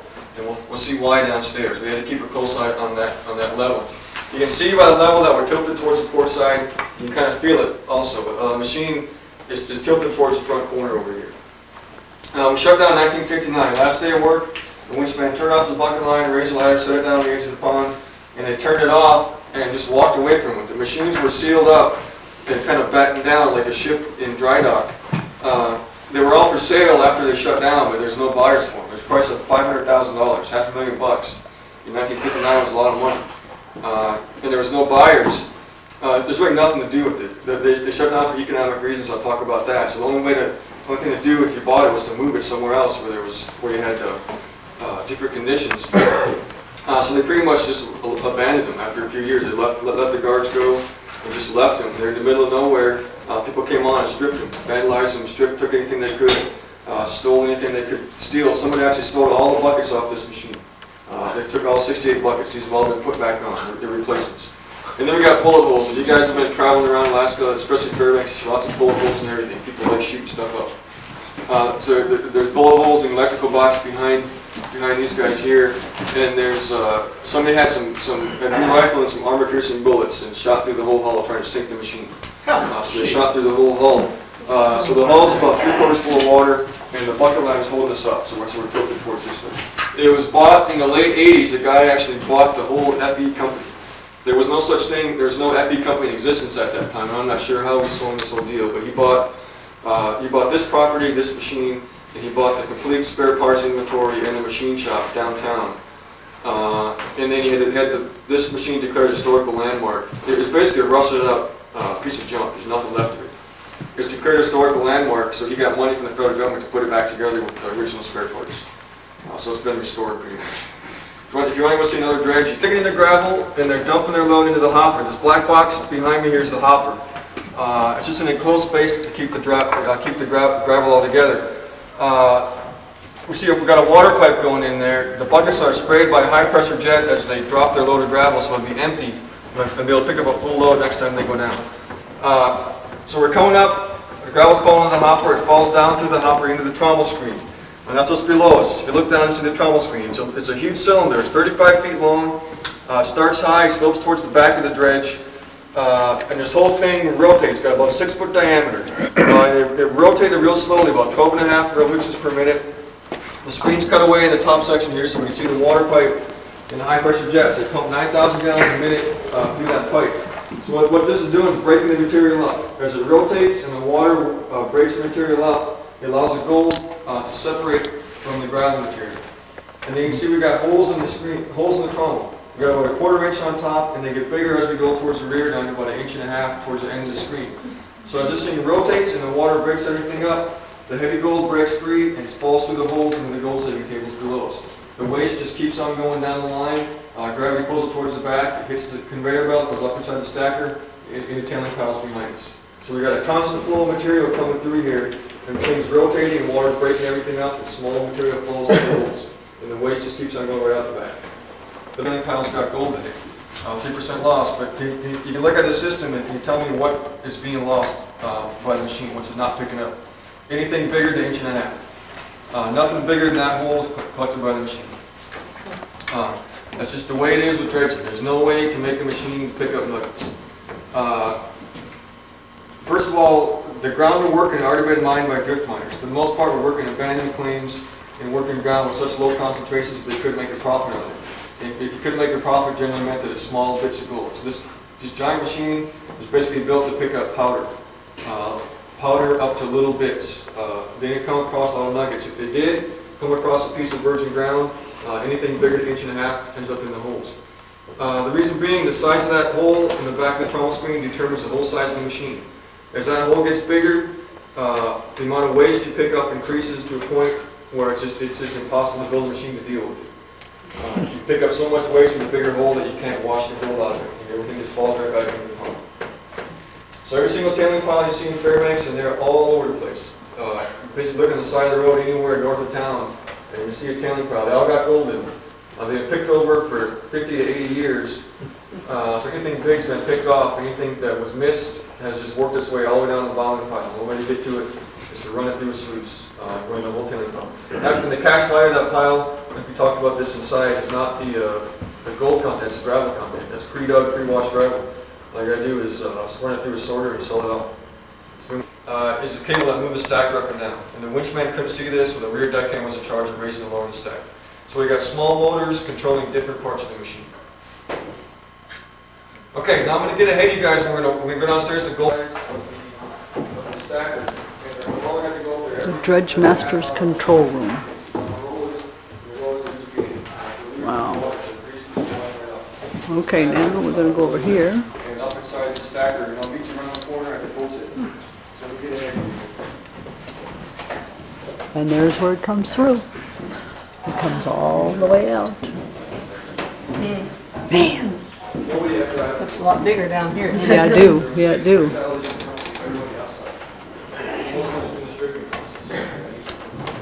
There's where we're at, just up there. Pictures here, it's pretty cool.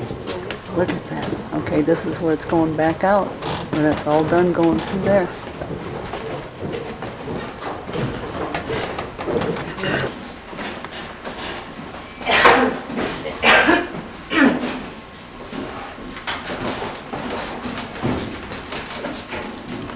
Okay, now we're on the other side of the tube where the strainer is at. Looking through that tube goes up. Bethlehem Steel is the manufacturer of this. And then all the moving parts and the machines were built by different contractors, and sent to the factory, so we could fit together. And everything didn't fit. Bethlehem wasn't very popular with that company. The first 3 dredges were all built at the same time, and they came out in parts. When the parts got here, they had all the right parts, but nothing matched.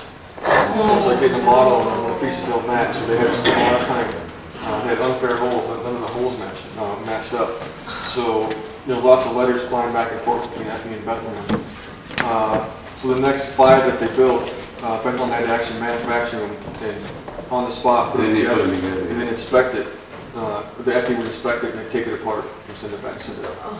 So if they lost, Bethlehem lost a lot of their profit in doing that, but Effie wasn't going to order anything. There was other guys making dredges. This guy asked about safety upstairs. This is a giant floating factory. Any factory is dangerous, so there was never any fatalities on board a dredge. 30 plus years, nobody ever died on board. There's 6 fatalities within the company. It was all outside in the ground preparation work that guys died. It's a nasty place to work. Any kind of factory is kind of nasty. When I was a young man, I worked in the fish canneries down south. That's where I first came to Alaska, and that was just horrible. I couldn't. Any kind of factory is just not a lot of fun. The first thing you deal with is a noise. It's deafening. You can't hear anything on board. Anybody who worked on board for more than a few years is completely deaf. All they had was cotton to put in their ears. And we're soaking wet. We got water flying everywhere. All the water would condense on the ceiling and just fall down. So you're constantly being rained on. Doesn't matter how hot or cold it is, you're getting wet. And in cold weather, they would fire up a big furnace. There's a huge stack right here. There's a giant coal-fired furnace inside the hull, and they would heat up water in a steam plant and produce live steam. If it's 40 below outside, the machine, as long as the water's open, the machine's going to keep going. If it's 40 below outside, it's 40 below on board. There's no way to heat the air in this thing. The heat was for the machinery. At a certain point below zero, I'm not sure what it would have been, probably about 25, 30 below is when things start going wrong. The grease would just freeze and nothing would move. So they had to vent live steam on the machinery to keep it warm. So in cold weather, you're blind, you're soaking wet, and you got live steam everywhere in the air. You can't see anything. And that steam would condense, fall to the ground, and freeze to the deck. So you're skating on a thing, you're skating on ice, and blind, deaf, and soaking wet. So it's pretty amazing nobody ever died. Okay, let me step in front of you here. Amazing, You guys for wait up sure. Okay, this is where the gold is caught. These are the gold saving tables. It's also called the cleanup room. It's just a series of sluice boxes lined up next to each other, all sloping towards the outside wall. And then we got 4 long sluices underneath your feet, right out the back of the dredge. Get the mirror set up on the other side of the trommel screen, going towards the other outside wall. This is why we had to stay level. If we're off balance, everything's going to come out of that trommel screen into one trough and just wash away. We had to be level so that gravity would evenly set the material into each of these troughs and be able to collect the gold. If we're off kilter, it's all going to wash into one and just wash right out the back of the machine. So we've got the trommel screens. The case is cut way behind us, so we can see the screen. Material falls out of that trommel, it collects in the bins on the center of the room. Now these bins would actually be divided in operation. There's a big divider that ran right down there, so half material would fall on this side, half would fall on the other side and go down the other tables. We got water flowing out of the trommel screen, pushing material into the troughs. Each trough has an adjustable jet, water jet, pushing everything towards the outside wall. And then we got 3-step collection with the plus. The plus is this open hole right here. This open square in the corner is a jig. If you're calling from upstairs, the smallest holes are at the top of the trommel screen. So right behind us here is the smallest holes. So the fine material would fall through that, and that would flow into the jig. And the jig's just a different way to collect gold. It just shakes everything down, and the gold's caught in a trap inside there, and the waste flows through a sluice box underneath of us. The jig is an extra step. It's pretty efficient at collecting real fine stuff. And it also had a dual purpose, and the dual purpose was shaking the whole room. This whole room is one big sheet metal, piece of sheet metal, and the jig shook the whole thing back and forth. Just like if you go panning for gold, if you guys got tickets down there, if you panned before, the way to settle the gold is shake the pans. This jig shook the whole room back and forth. All the gold is settled. Then we got 3-step collection. The first step is a rubber mat here with a hole in it. These are the mercury traps, and these mercury traps would line the head of each trough, about 3 in a row. So there'd be 1, 2, 3 sets of mercury traps. The guy who was called the panner was in charge of this room. He'd come in here every morning, turn off the water supply in his pipe, and walk through here with the bucket and the ladle and pour liquid mercury into all those holes and fill them up. They put down fresh mercury every single day at the beginning of first shift. He'd turn the water supply back on. That would wash over the mercury traps and push the mercury into the first set of riffles here. And once there's mercury inside, these riffles are called charged. You got charged riffles and regular riffles. And it's designed this way just to allow even flow. If you came through here with a ladle and just poured mercury in the riffles, it would just all clump in the big pools into one spot. So it's set up in these little holes, and the water would push it out, and it would set evenly in the set of charged riffles. The mercury is like a magnet for gold. As the material falls out of the trommel screen, it's a mixture. The screen is non-discriminate. It discriminates only by size. So anything smaller than those holes falls through. So we got gold mixed with dirt and mud and sand and silt and black sand and sand all mixed together. As that stuff flows over the charged riffles, the mercury and the gold just stick together. They got an undeniable attraction. You can't break it. The gold and the mercury amalgamate, and the waste just keeps on flowing down the line. It's just like running a magnet over a set of iron shavings and sand. The magnet picks up the iron, sand stays put. Same thing in reverse. We got dirt and gold flowing over mercury, the mercury and gold stick together, and the dirt keeps flowing. It's extremely. Is anybody a chemist in here? I'm looking for a metallurgist at some point.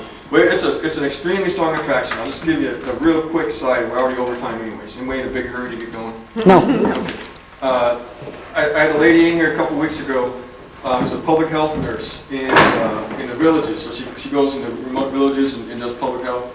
And she's got a patient who had mercury poisoning with a pretty extreme amount. It's actually concentrated, so she shouldn't actually be alive. She has so much mercury in her that she should have died, but she's, I guess, become immune to it. I don't know what happened. She's an older lady in her 60s. She got it somehow when she was a child, probably ingesting some fish or just drinking water out of a stream that had some mercury in it. So she got it in her system.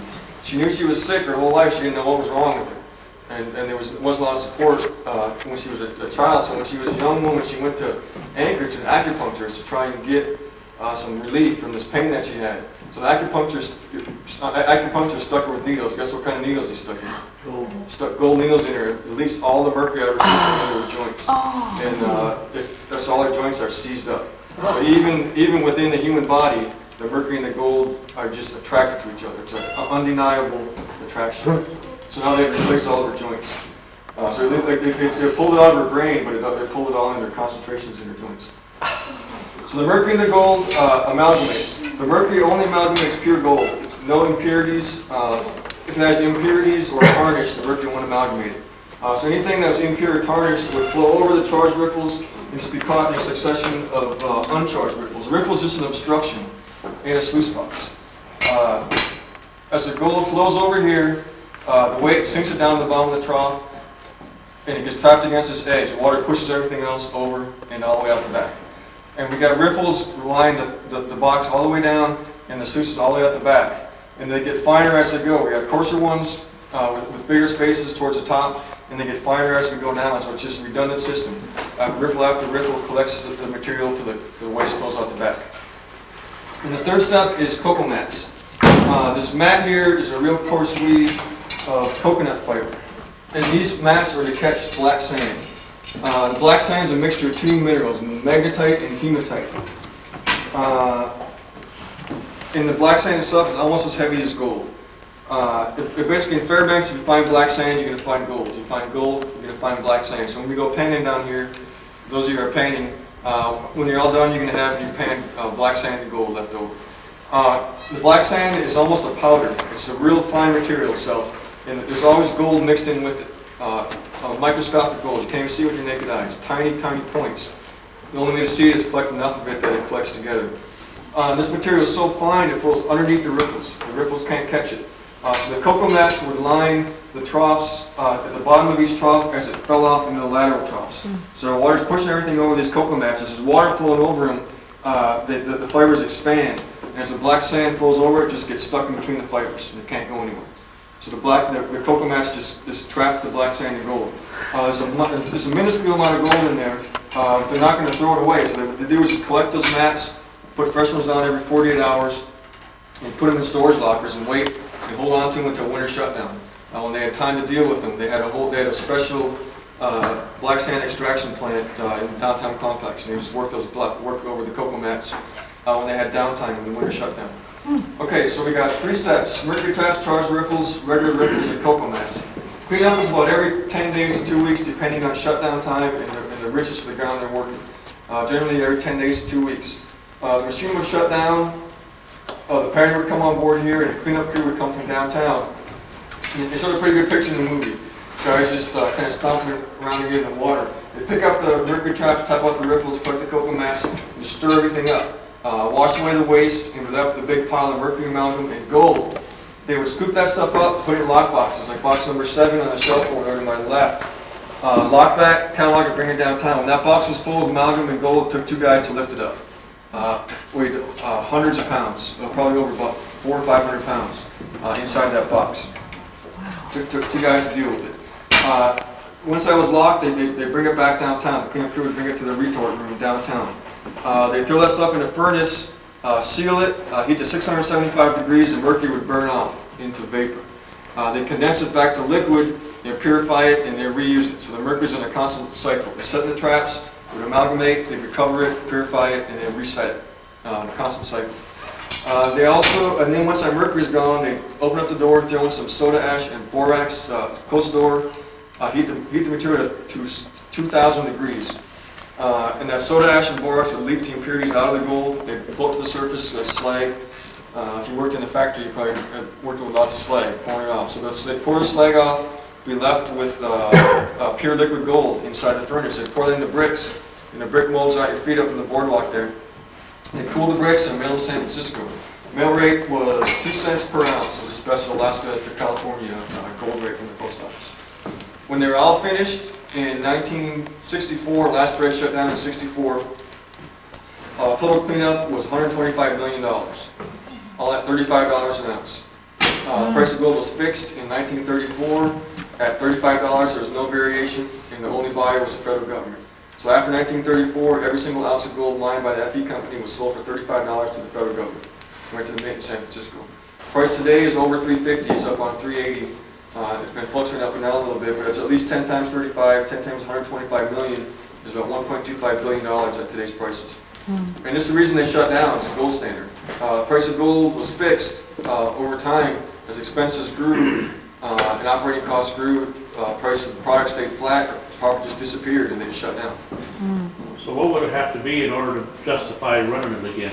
You can never start this machine up. You got the EPA and OSHA and taxes. The company paid no taxes to anybody. Every single bit of profit they had went right back to the shareholders. In 1959, we became a state. That's another reason they shut down. They had no regulation of any kind before 1959. Okay, there's one of So that's basically the a gold things they 700 pull ounce up. brick buff nuts. Okay. A little bit bigger than a pound of butter, right?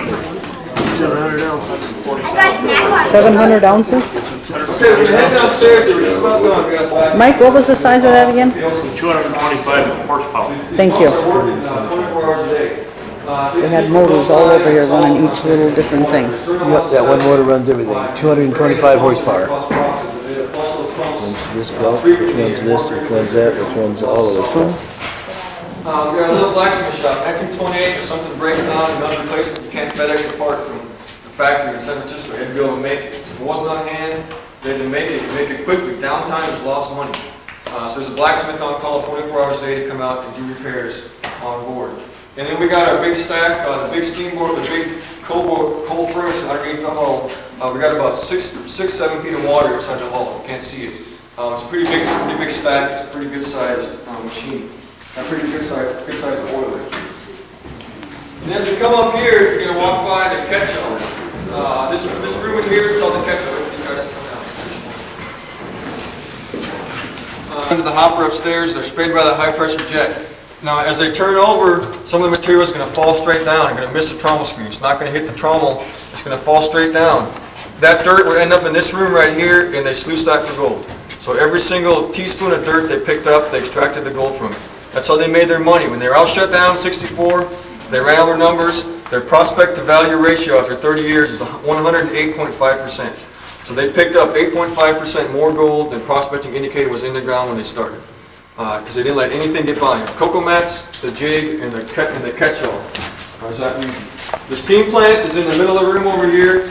That's where they produce the steam, and you can follow the steam pipes off. The red pipes are steam pipes. They vent live steam, keep the machinery warm in cold weather. And it's also just a belt drive. We had electricity coming on board, but we had no electric tools at that time. If you wanted to drill something, we got a drill right here. You got no Black & Decker power drill. You hook it up to the belt line, attach the belt, and that would give you power to drill. And there's a belt driven power saw in the back corner there. How many pounds steam pressure, you know? No.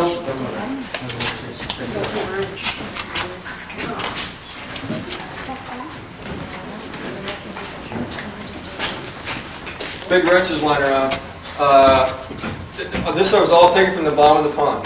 And when it was abandoned, everything was still left on board. And then as they just let it go, people came in and vandalized it and stripped it down. And took everything and threw it into the water. So when it was restored, they dredged the bottom of the pond, actually sent divers down and picked it up and brought stuff up. And this is basically the transmission right here. All these lines go straight upstairs into the control room where we started. And like I said, everything on board is controlled by winches. It's either you're letting that cable out or pulling it in. So we got clutches and brakes and line going in and out right here, controlling everything on board.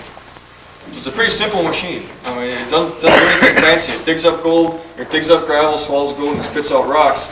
Nothing ever changed. For 30 years, this machine ran exactly the way it was designed to, and it was a perfect machine for what it was doing. There's no changes. The only thing that ever changed was the bucket lift design to make it quicker because downtime was less money. Does anybody got any questions? We're pretty much done with this tour here. I think I started talking too much. Oh, that's the big building they showed them moving in here, didn't they? There was a picture of that. I think it is. Wasn't there? There was a big picture in the building where it showed them moving this building in here. All this stuff here.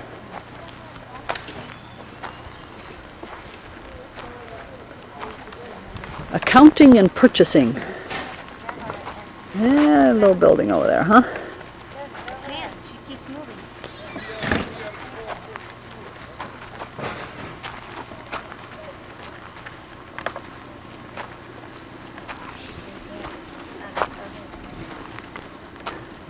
We got pay dirt here. We got gold mixed in with a whole bunch of dirt. This is the same stuff that fell through that trommel screen on the gold saving tables. We got no mercury extraction to help us. So we got to use gravity and water to get the gold out of here. So the first thing you got to do is tip the whole pan in the water and shake it up. And you want to what you want to do is get rid of the clump that's going to form in there. So you got to really shake it back and forth, just like that jig shook that whole gold saving table.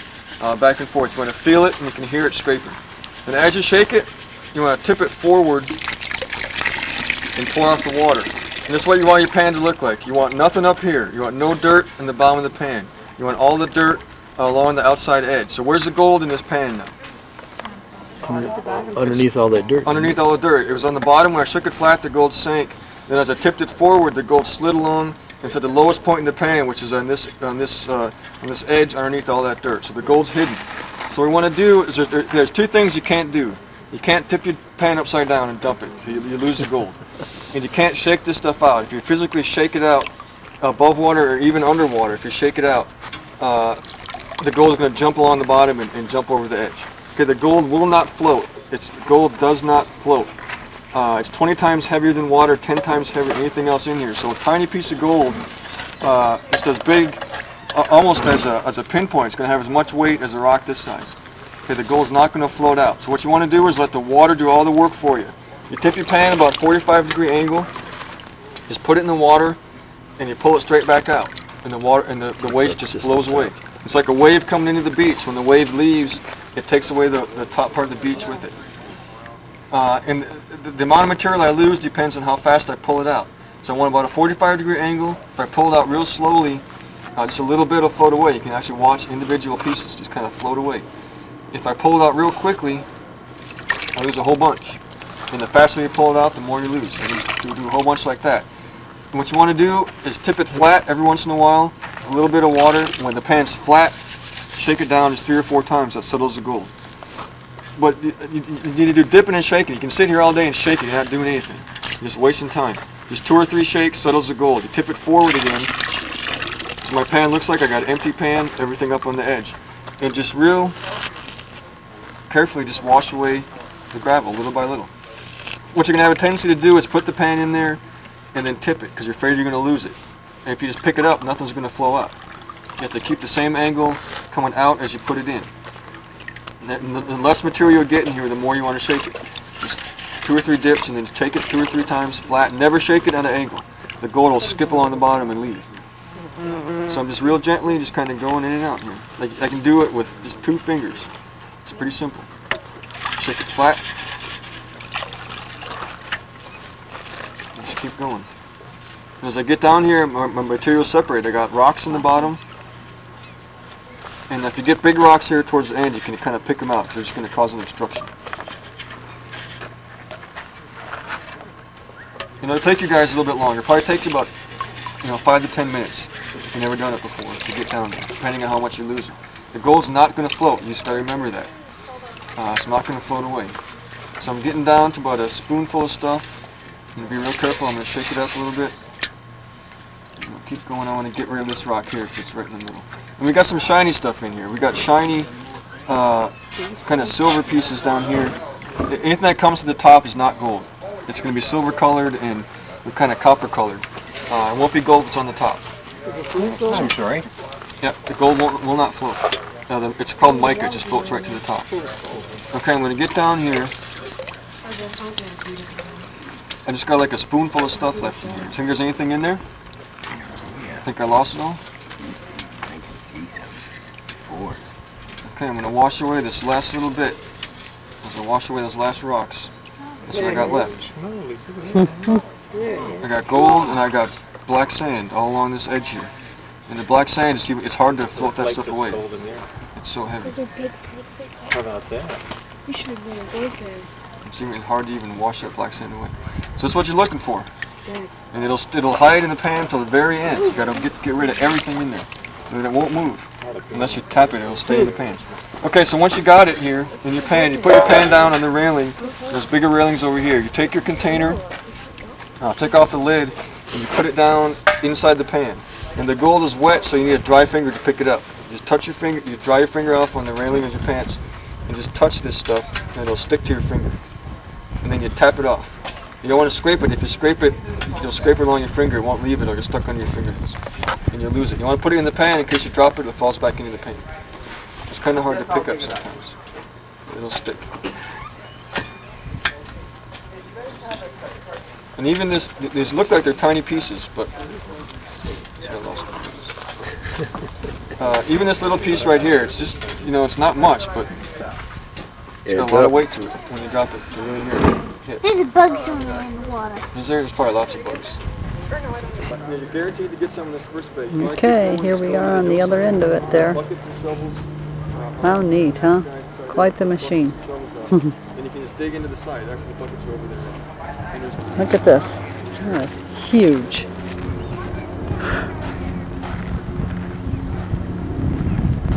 Wow.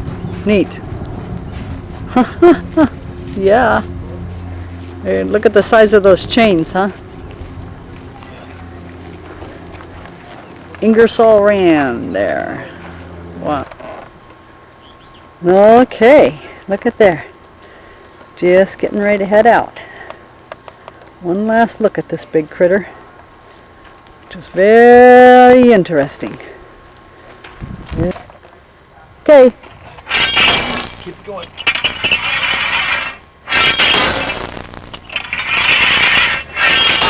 That don't look like a fun job. While to get one, they're kind of state of the art now. They're solid body. They're like an electric guitar, and all the acoustic value is just in the pickups in here. See, there's no holes for sound and stuff. It's really pretty unique. Don't sound too bad either. And what I like about them is they're traveling. They can take a fair bit of punishment. Couple of my dad's fiddles, I don't even travel with them anymore because I've dinged them up and I don't want anything to happen to them. I want my son to play it later. So while I'm pointing, this is the bridge of the fiddle. Strings go over the bridge to the keys. And whatever this is shaped like is a signature to what style of music you play. And I really didn't honestly know that for years, even when I was starting to play. Then the guy said, aren't you going to shave it a little bit? And I said, why? He said, so you can do the double stops. I said, what are the double stops? He said, some of the Cajun and stuff. So that's how I learned that. Some of my father's musicians that played with my dad would take me aside and show me a couple of licks here and there. So what I'm going to do is show you a tune that shows the double stops, single, double, and triple bow, and southern bow, all in the same song, and it's the Orange Blossom Special. Okay, so I'll start off with that one. Okay, we're at the El Dorado Gold Mine. I'm getting ready to listen to some fiddling music. Just sneak a little touch from a rosin. One thing about Alaska, the dry We're going to take a train ride. put the rosin up about every other time. And what I've done is I went home with my piano and recorded All Aboard!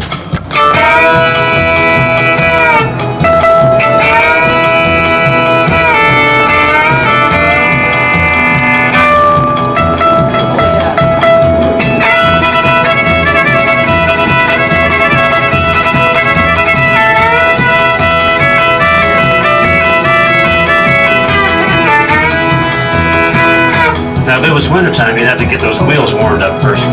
They'd go like this here. Heat them up.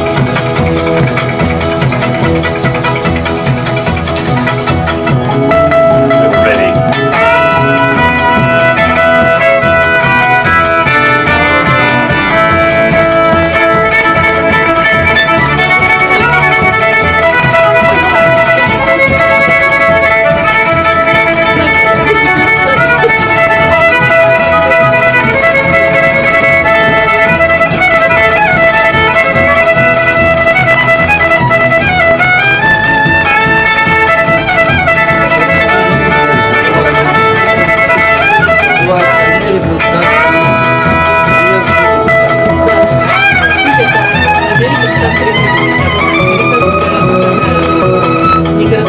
do that to keep the skeeters off my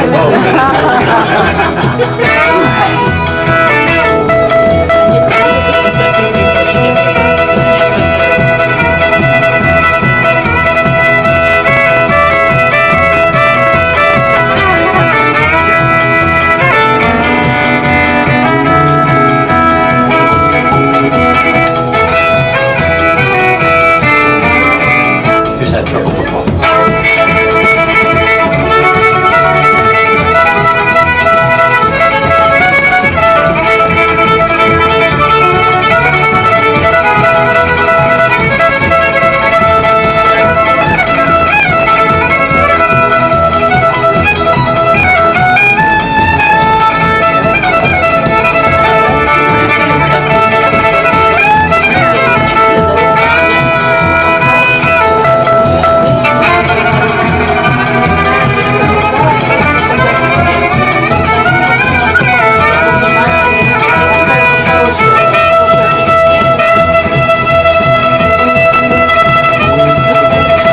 Downhill, pick it up just a little bit more here.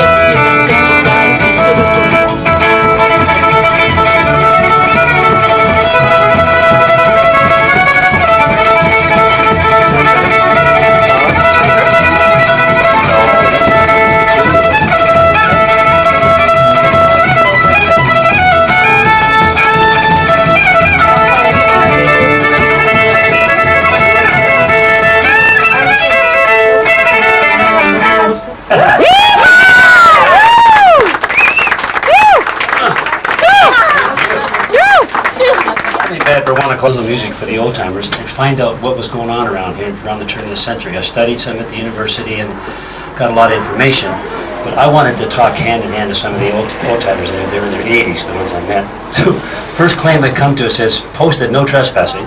Okay, I waited for the guy to come out. He didn't come out. I went to the next one. They said posted no trespassing. This place is protected by shotgun 3 days a week. You guess the days. Yes, yes. And of all the bad signs I read, that was the worst one. He was the nicest guy. And I said, look, I just got my fiddle. I said, I'm new to town. I want to find out, some of these terms. He says, well, have you heard that gold's 20 times heavier than water? I said, yeah, I know that one. Yeah. He said, well, I want to know why they say that they dig in the winter and wash in the summer. And that's true. I had to go find that out firsthand. It's because of the permafrost. They were smart that it was cost so much for timber and shoring that they found, how's it going? Good to see you. That they would dig down through this topsoil to the bedrock, and they would cover up these shafts and keep them cool all summer. So that's why you hear the term that we dig in the winter and wash in the summer. So imagine December 21st to start with 3.5 hours of daylight, and into January 20, 30, 40, 50 below. That's why I respect all these old-timers. So the one guy made me play Wabash Cannonball 3 times before he answered one question. Oh! He said, do you know how to play Wabash Cannonball? I said, yeah. I said, well, play it. And I had I had my acoustic one with me, and I just took right there, played it for him. I said, do it again. And then he told me. And after all that, he says, come on in, kid. We got some sourdough biscuits for you. So I ate some biscuits, and it was pretty good. They were really, how do you call it, flat?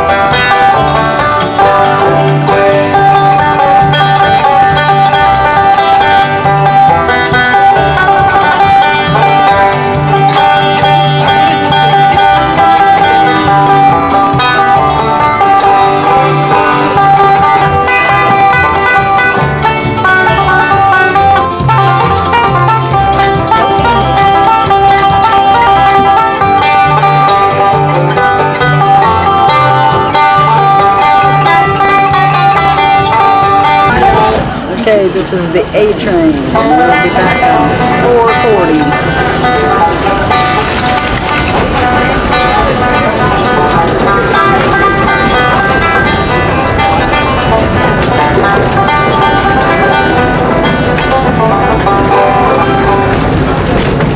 We're going to make a turn, and then we're going to straighten out. I want to get cameras ready, because I'm going to give you a chance to take a picture of all these great spots I'm going to point out to you.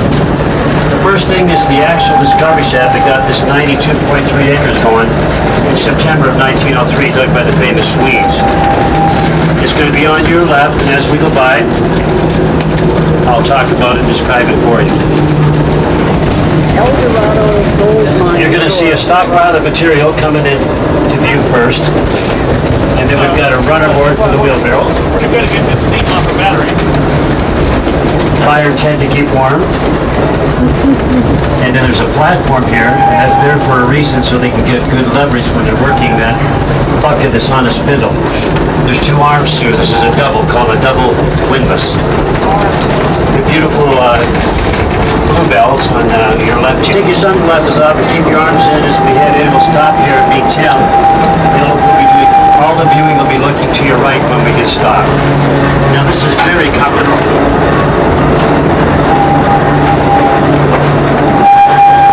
Show us the permafrost. We've got some lighted segments now on both sides, so you can look at some of this very, very old strata. And on your left here, a couple more sections up, there's a few bones sticking out that happen to be at eye level, so we left them there. Right there, from a 3-tone horse. Now you're going to see a light, it's a little light that clips on a hard hat. On your right here when we get stopped. Once the H-ray does get stopped here, I'll introduce you to him. He's going to say good afternoon to you. We'll give him a big hello in return, okay, folks? Those are carbide lanterns that you see right now. Be ready for the stop, and then I'll let you guys on the outside stand up.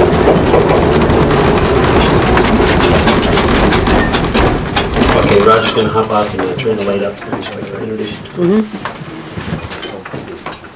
Tim, I want to say good afternoon to you. I've got a great A-train. Got a chance to play a little music and meet these folks. Take some of your nice, cool time now and talk about our tunnel drift money, please. Sure. Good afternoon, everybody. Hello! A lively bunch up front here, Earl. I didn't hear much from the back, though. Hi, everybody. All right, there are folks back there. Well, as Earl said, I'm here to share with you a little bit about how they did tunnel and drift mining back in the old days. As Earl may have mentioned to you, those miners spent their winters digging. They began by digging shaft straight down until they hit bedrock. Now behind me here against the wall, you can see what that bedrock looks like. Now the bedrock is settled down below here. It forms a distinctive line. It sort of goes up this way, goes down over there. Everyone see that line up here anyway? Yes. Yes. Now for those of you in the back, the same formation should be more easily visible for you on that far face back there that we have lit up for you, as well as perhaps this face over here. I'll point this one up too. Now the bedrock on this face starts about here, forms a line that sort of goes up this way. Now this is all bedrock that's been broken up and moved around and heaved and buckled. You might notice with this particular section how the bedrock slanting down is dipping underneath me here, and it comes back up over on this side. Now that heaving and buckling is the result of thousands and thousands of years of activity in the Earth's crust. Plates tectonics and seismic activity or other more fancy scientific names used to describe that kind of thing. Where over the years different stones and minerals are moved around and shaken up and deposited in various locations of the Earth. Now, when those miners were digging these tunnels, what they were looking for was, of course, gold. As they knew, gold is extremely dense and heavy. So, over thousands of years, as the quartz that the gold was originally formed with broke up, that heavy gold was freed and allowed to settle and trickle down through all of this material down to the bedrock, where it would drift along and collect into pockets. Now those pockets are what the miners were chasing, and that's why they would dig down this far. Obviously, though, when the miners discovered the gold was settled down this deep, the problem they were facing was how first to get through all of this material above it, which at first was pretty difficult for them. Because again, thousands of years ago, during the Ice Age, all of this material froze solid, became known as permafrost. Well, being underground is nothing new to miners. They quickly discovered that steam was an easy solution to deal with that permafrost. Up above on the surface, they would fire a boiler. They would send steam down along these lines here, where it would come up to points like this one. They'd use that steam to simply thaw away the walls and ceilings so they could chip and scoop up the material. Then they'd haul it to the bottom of the shafts and ore cars along these little railways here. I'll come back to that. Well, even with that relatively easier means of getting through the permafrost, it was still quite a lot of exhausting work for them to get down here. So before they'd ever begin digging, they'd look for some form of sign or guarantee from Mother Nature to help indicate where the gold was and make all this work worth their while. In particular, they'd look for other mineral deposits, like what you'll see over there. Now this is a zinc deposit. Can everyone see this big bluish gray vein over here? Now there's some other minerals in there as well. None of it here is quite enough to be worth mining, but certainly enough to indicate that that gold was likely to be nearby, as gold is commonly associated with these other minerals. So those miners would spot veins like this on the surface. They'd follow them. They'd dig down here to the bedrock and branch out in several directions along this floor in search of that gold pay. And right over here, one of those ore cars I mentioned a minute ago, that we have restored. And this is just like what they would use to haul the material to the bottom of the shaft. It's full of stones, just like what you're going to see quite a lot around here. Now, at first glance, a lot of these stones are pretty plain looking. If you take some of them now and dust them off and look a little closer, you can see they shimmer somewhat. Can you see that sparkle there? Make that out. Now, there's several different names for this material. One of them is mica. You're going to hear that name used quite a lot, especially when you do your gold panning up above, because mica is going to appear in abundance in your gold pan, and it's going to shine and glitter like this, particularly when it's wet and clean. You'll probably be able to get a pretty good close-up view of it on the TV screen right about here. Now don't let it fool you though into thinking that it's gold, because it isn't. It's basically just a decomposed, broken up bedrock, just like the stuff I pointed out over there. Now for being a rock, it's fairly flaky and fragile. If you take any little tiny piece you think might be gold, a quick and easy test is just to try to break it. If it does break up and crumble away, it's mica, certainly not gold. Gold is a very soft and malleable metal. It would bend before it would ever break. Now mica doesn't even really make a legitimate fool's gold. Traditional fool's gold is known as an iron pyrite. There's iron in it. It's heavy. It stays back in your gold pan. It won't wash out easily. There's no iron at all in mica. It's a silicate. It's very light and flaky, crumbles away, floats right out of the gold pan. Most notably, mica here tends to have this silvery sheen to it. Now by stark contrast, gold has a bright yellowish golden color to it. And everyone asks us every single day if this is gold or not. It's mica. Keep an eye out for this stuff. Alright, enough of that. Now immediately behind the ore car, and then next to me, you should be able to see a pile of bones. These are the skeletal remains of animals that existed 10 to 30,000 years ago during the Pleistocene era that have long since been buried and frozen and preserved by that permafrost. Now, placer and drift miners encounter bones like these all the time. We happen to have found a small tusk fragment, some ivory from a woolly mammoth. It's quite a prize for us. And we've got more bones like this for you to look at up at the main camp if you're into this kind of thing. For now, though, I'm going to head up top so we can show you now the above-ground operation. Stand up on the flag or look at the monitors, wherever you like. This is Ryan coming out to greet you folks. You can see, you can stand up on the left when we get stopped. This is a rear picture, so get your cameras ready. This is the above-ground operation. Our last history stop. This is these connected to the permafrost tunnel. These cables go to the top of the shaft and down the shaft to a bucket. And Tommy here is going to hoist that bucket up, and the whole team is going to be in it, so get ready. Stand up now, go ahead.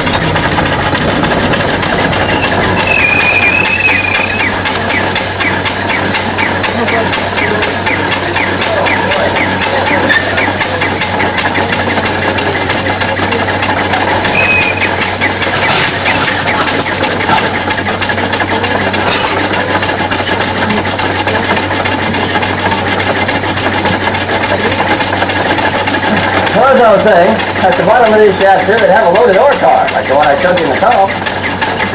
They go one of these iron buckets down the shaft so they can unload the ore cars into the bucket.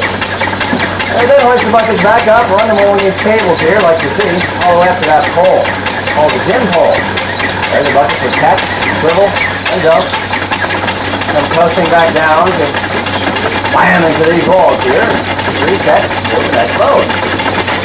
Like that. Now those piles here get pretty big. So they've moved those gin poles around as they do some more room. When the summer times would come, they let those piles fall back out again so they could wash all the gold from them. That required a great deal of high-pressure water. So the summer work would begin by trenching for miles the tops of these high ridges here to serve to collect and channel millions of gallons of water downhill and gravity feed these hydraulic water cannons.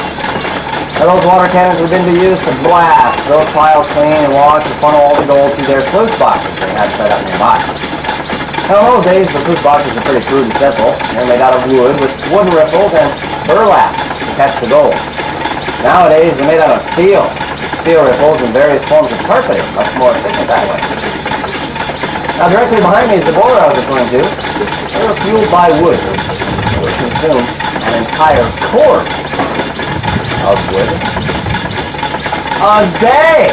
They would clear whole hillsides to keep them fueled, and that's why they were called the Dragon, because they would eat so much wood and breathe fire and spit smoke everywhere. But of course, what the boiler would do is boil the water. You send the steam that along these black lines here, some going down the local tunnels like this. And we're going to help walk those piles again in the summer, and all the while they power their steam engines like the one Tommy's operating for. Those were called the steam donkeys. So named for the very often stubborn and more often untimely breakdowns, and secondly because it was the steam donkeys that produced the donkey pile. I'll leave the rest of that story to your imagination. All that's left today of that era are just a few remnants of equipment like this and any memories. But of course, the spirit of gold fever lives on in modern form. That's what we're going to say now. Okay, these are the black spruce, and the stunted growth is because of the permafrost. These are markings of the moose black bear. What kind of sword? Are you ready to get some gold? Yeah! Well, that's good. This is not a farm tour. That's right. We're not to an operating sluice box, which we'll always explain and demonstrate. You can see there's loose rock on the ground here. Back there, it's not near as level. Just trying to say, if you be careful, watch your step, we'll all have lots of fun. But it's a later century. Dexter and I met working the same creek. He was on the North Fork of the Harrison, and I was on the couple of claims below the forks in an area called the Circle Mining District, just south of the Yukon River. It's a fairly remote site. Anyway, we met and ultimately combined our camps, and in 1981, we were married on a big old chunk of rising bedrock right out in the middle of the creek we were working. You can get more than gold on those creeks. Well, isn't she being romantic this afternoon all of a sudden? Nice nugget there. You know, her being all romantic like that kind of makes me think back. I wonder if there's any newlyweds here today. Just got married, honeymooning to Alaska. No? Well, I got to tell you, my heart went out for this young couple here yesterday morning. I tell you, the travel agent, the wedding planner, even their best friends never warned them.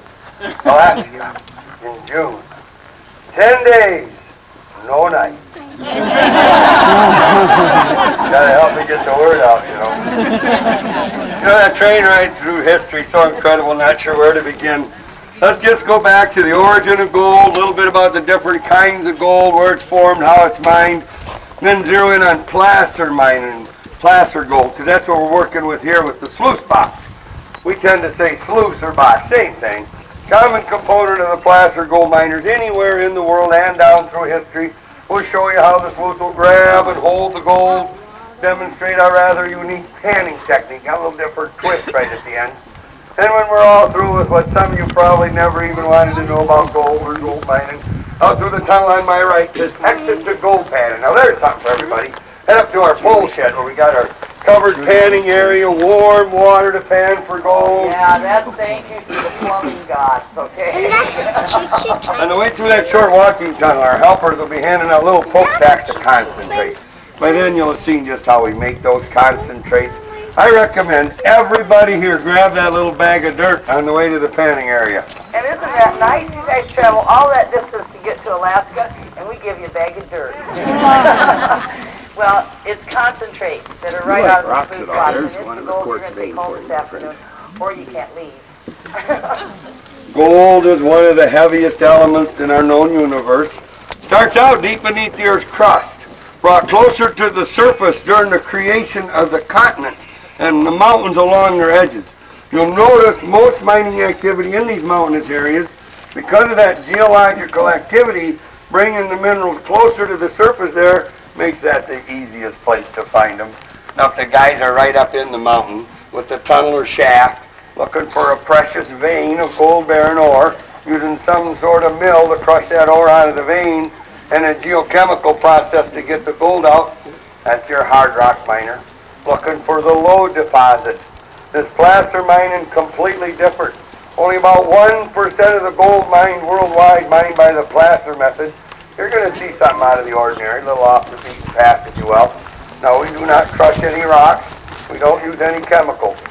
We rely on the awesome forces of nature to crush the gold out of an ore vein in the mountain for us. Bring the same gold down the mountainside and redeposit that gold in amongst the sands and gravels in the stream bed at the base of the mountain. These meandering placer gold deposits are referred to as pay streaks. So we don't go up in the mountain looking for that mother lode.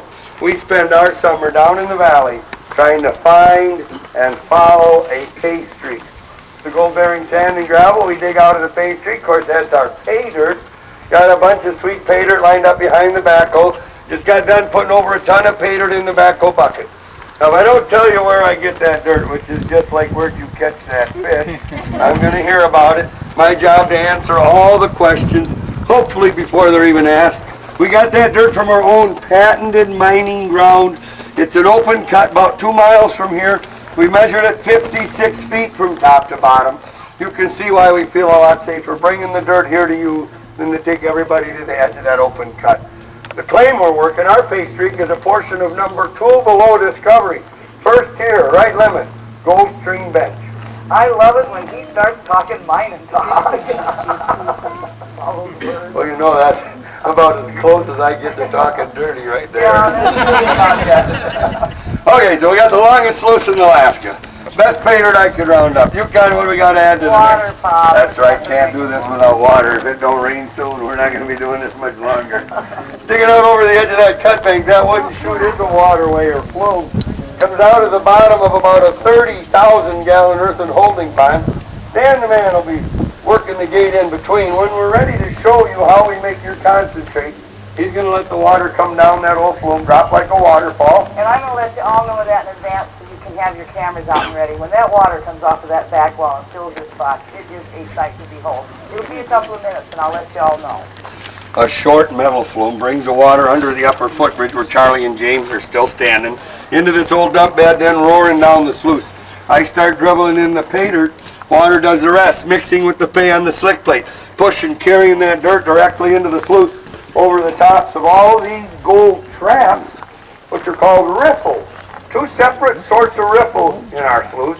The expanded metal riffle from the very bottom up to the break just above Yukon. And then from here to the top, the angle iron riffle. Now here's where you'll see the most visible ripple effect. That churning and flushing of only the lighter sediment in the pay dirt from one riffle to the next. Get back to the expanded metal riffles, action's the same, difference in design. These smaller ripples, the state-of-the-art method, and pretty much our last chance to catch the smallest pieces of gold. He means the dust. Absolutely. So basically, we dump the dirt in one end. Natural born miner right here. See how they pick up the rocks, these kids, and throw them in the water? Well, that's exactly what we do. But dump a bunch of rocks in the water at one end. Count on the water to carry everything of little or no value out the other. Those are called tailings. That's a settling pond. We do pump the water right back to the holding pond. Only the heaviest minerals, including the gold, will remain in the sluice. That's why these are called concentrates.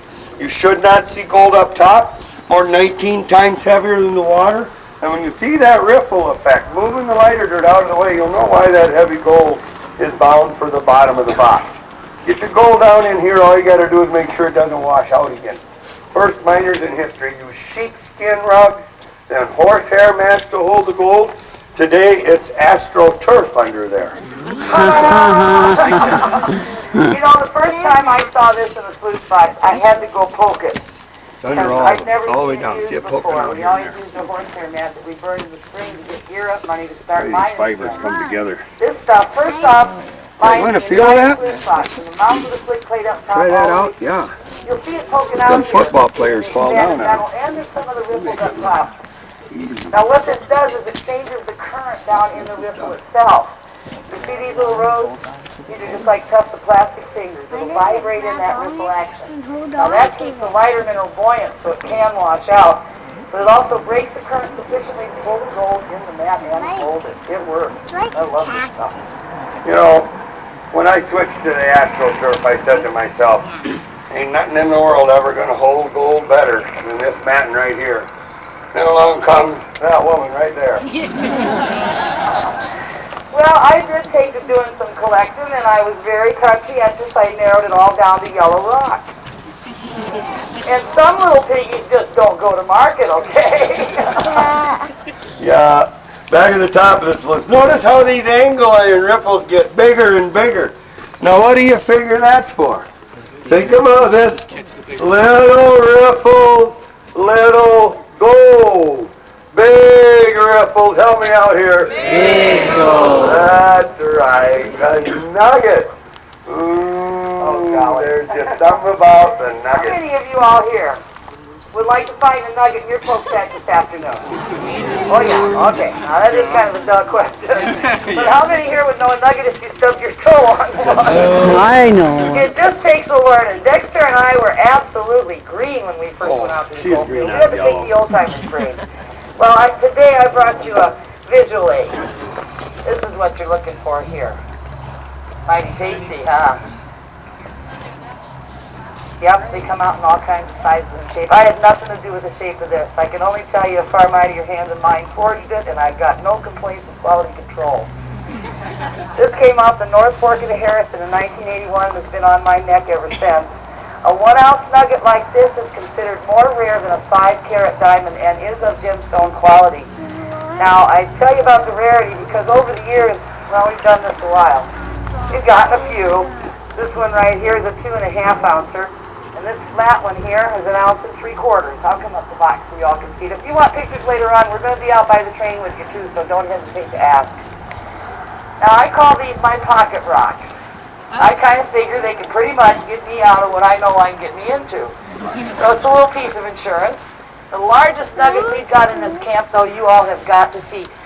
When you get done panning, and you get in the cook shack to get your gold weighed up, ask any of the crew where the 19-ouncer is, okay? Keep you busy It's collecting valued at rocks. $25,000. They'll take it out of the cabinet and they'll let you have to, but we do ask that when you got a grip of it, you don't go by the door.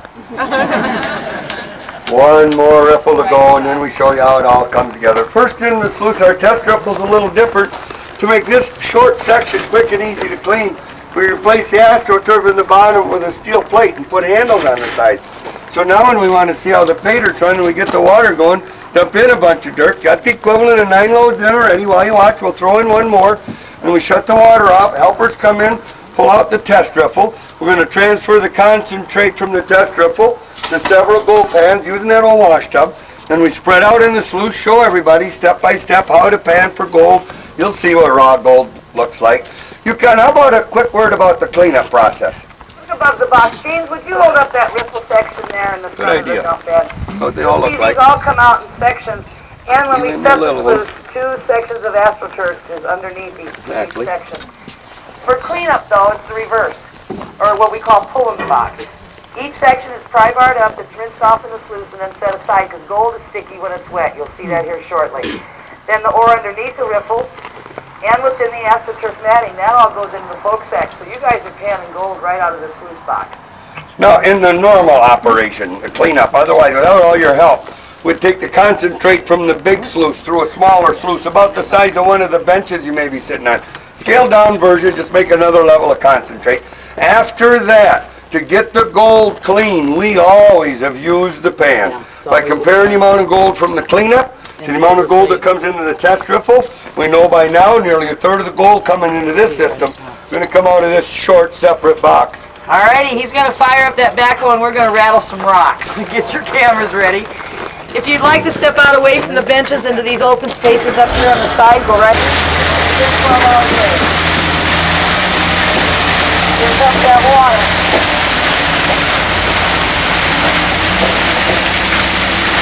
1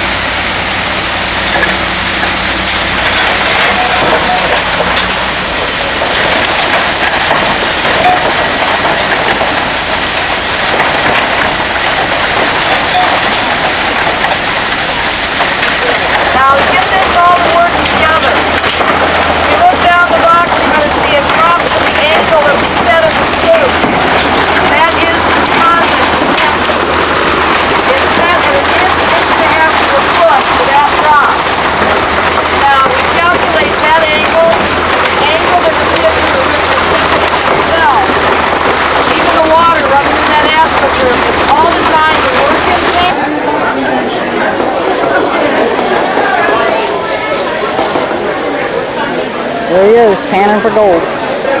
Okay, Hapstucket Rich in Alaska. There's his gold. Okay, it's a 19-ounce nugget. Largest nugget ever found in Alaska gold fields. $25,000. Woo-wee! That's great. Mom. We gotta go, be on my own. We gotta go down to bio. My ball, sweetest one, be on my own. Everybody now, son of a gun, we're gonna have big fun on the bio. Lovers of the house of the rising sun. I like this line, chicken in a bread pan, picking out dough. Grand, is your dog biting old child? No.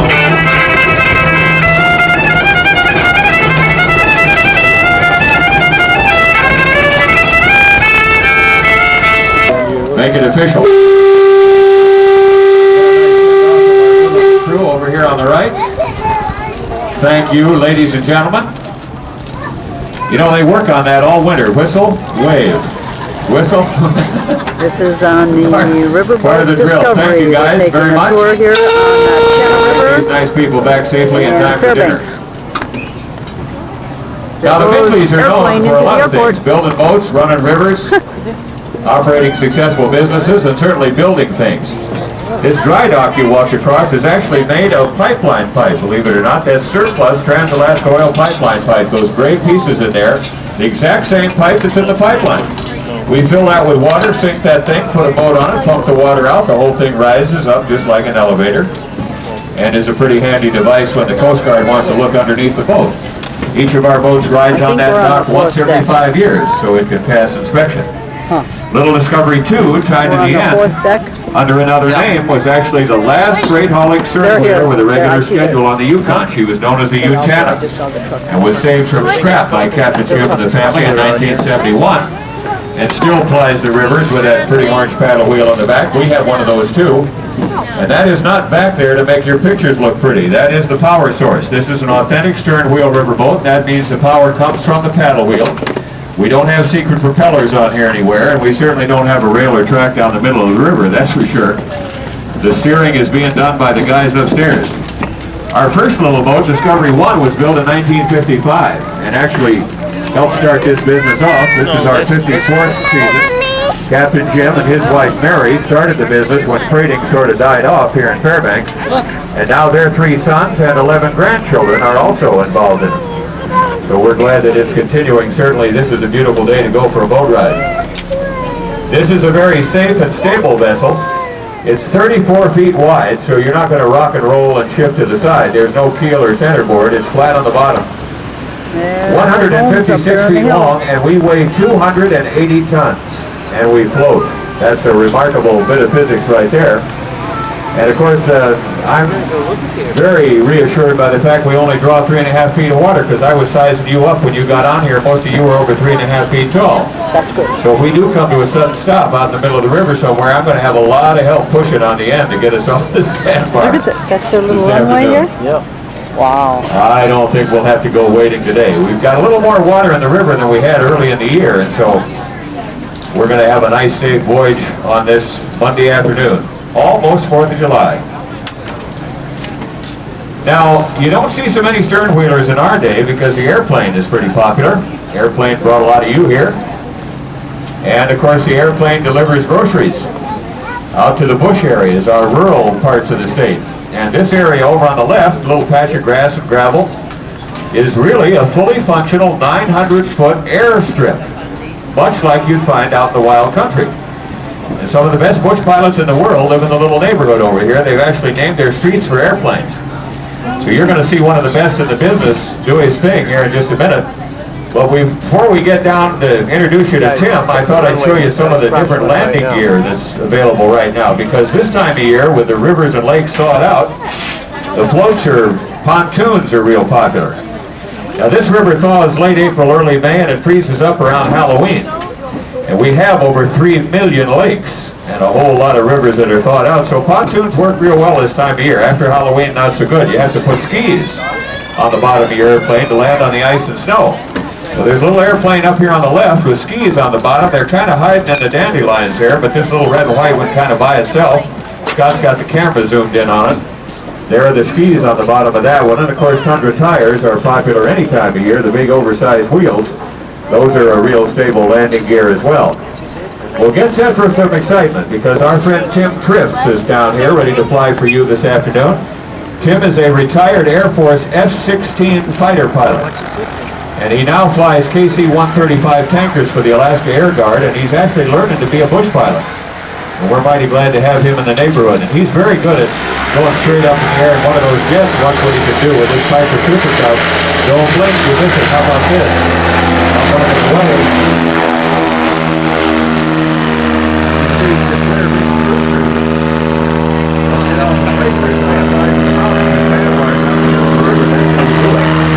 Now he's going to fly out in front of the boat and do a dramatic turn. He'll land right here with his chance to see the whole thing. While he's getting into position, I'll kind of reflect on how important these pilots are. There are an awful lot of Alaskans that have been born in little airplanes like this, 6,000 feet in the air, halfway between the Yukon River and Fairbanks, and even farther north than that. One young man I know, 23 years old, this is a direct quote on his State of Alaska birth certificate. Where were you born? Quote, airborne, hyphen, hyphen, we were busy at the time. Signed by the pilot. They had no idea where they were. Just somewhere within the boundaries of the state, and they were busy at the time. All right, now here he comes out ahead of us. Scott's got him on the camera. If you don't pick him up right away, watch your TV screen. And he's just arcing around over the trees, downriver from us, and watch him pull back on the fuel and just hang on the prop. He's actually hanging in midair, slowing down. He wants to be going slower than 40 miles an hour when he touches down on the grass, so he doesn't have much real estate to use to slow the airplane down. Watch these Tundra tires flex just a little bit as he clears the bush. A little squirrely right on the surface, so he's taking his time. Oh, that's a pretty landing. He's going to spin the airplane around, fling the door open. I want you to meet his co-pilot. His co-pilot flies with him every trip. Oh, it's got to be a dog. You're going to love getting a look at Darby the Wonder Dog right there on the co-pilot seat. See him? Darby, good to see you. Tim, thank you. Those guys are vying to be the double Guinness Book of World Record holders for flying in circles out there. We send their name in. Here's Paul. We'll get him in the book. Tim, thank you, sir. That was fun. Gosh, almost 80 degrees today. It's hard to believe this river ever freezes, but it will by Halloween. How do I know that? Well, when our three boys lived at home, we just married our youngest one off about 5 weeks ago. We always trick-or-treated between 25 and 45 below zero by Halloween. Do you have any idea how long it takes to thaw out a Tootsie Roll that's been out at 45 below zero for 2 hours on trick-or-treat night? I guarantee you when they bring that in, it's hard candy. We don't use plastic bags. They don't last 30 seconds out there. All the kids have canvas trick-or-treat bags that carry out Halloween. Interesting place to grow up. We'll share some of those stories with you as we go along today.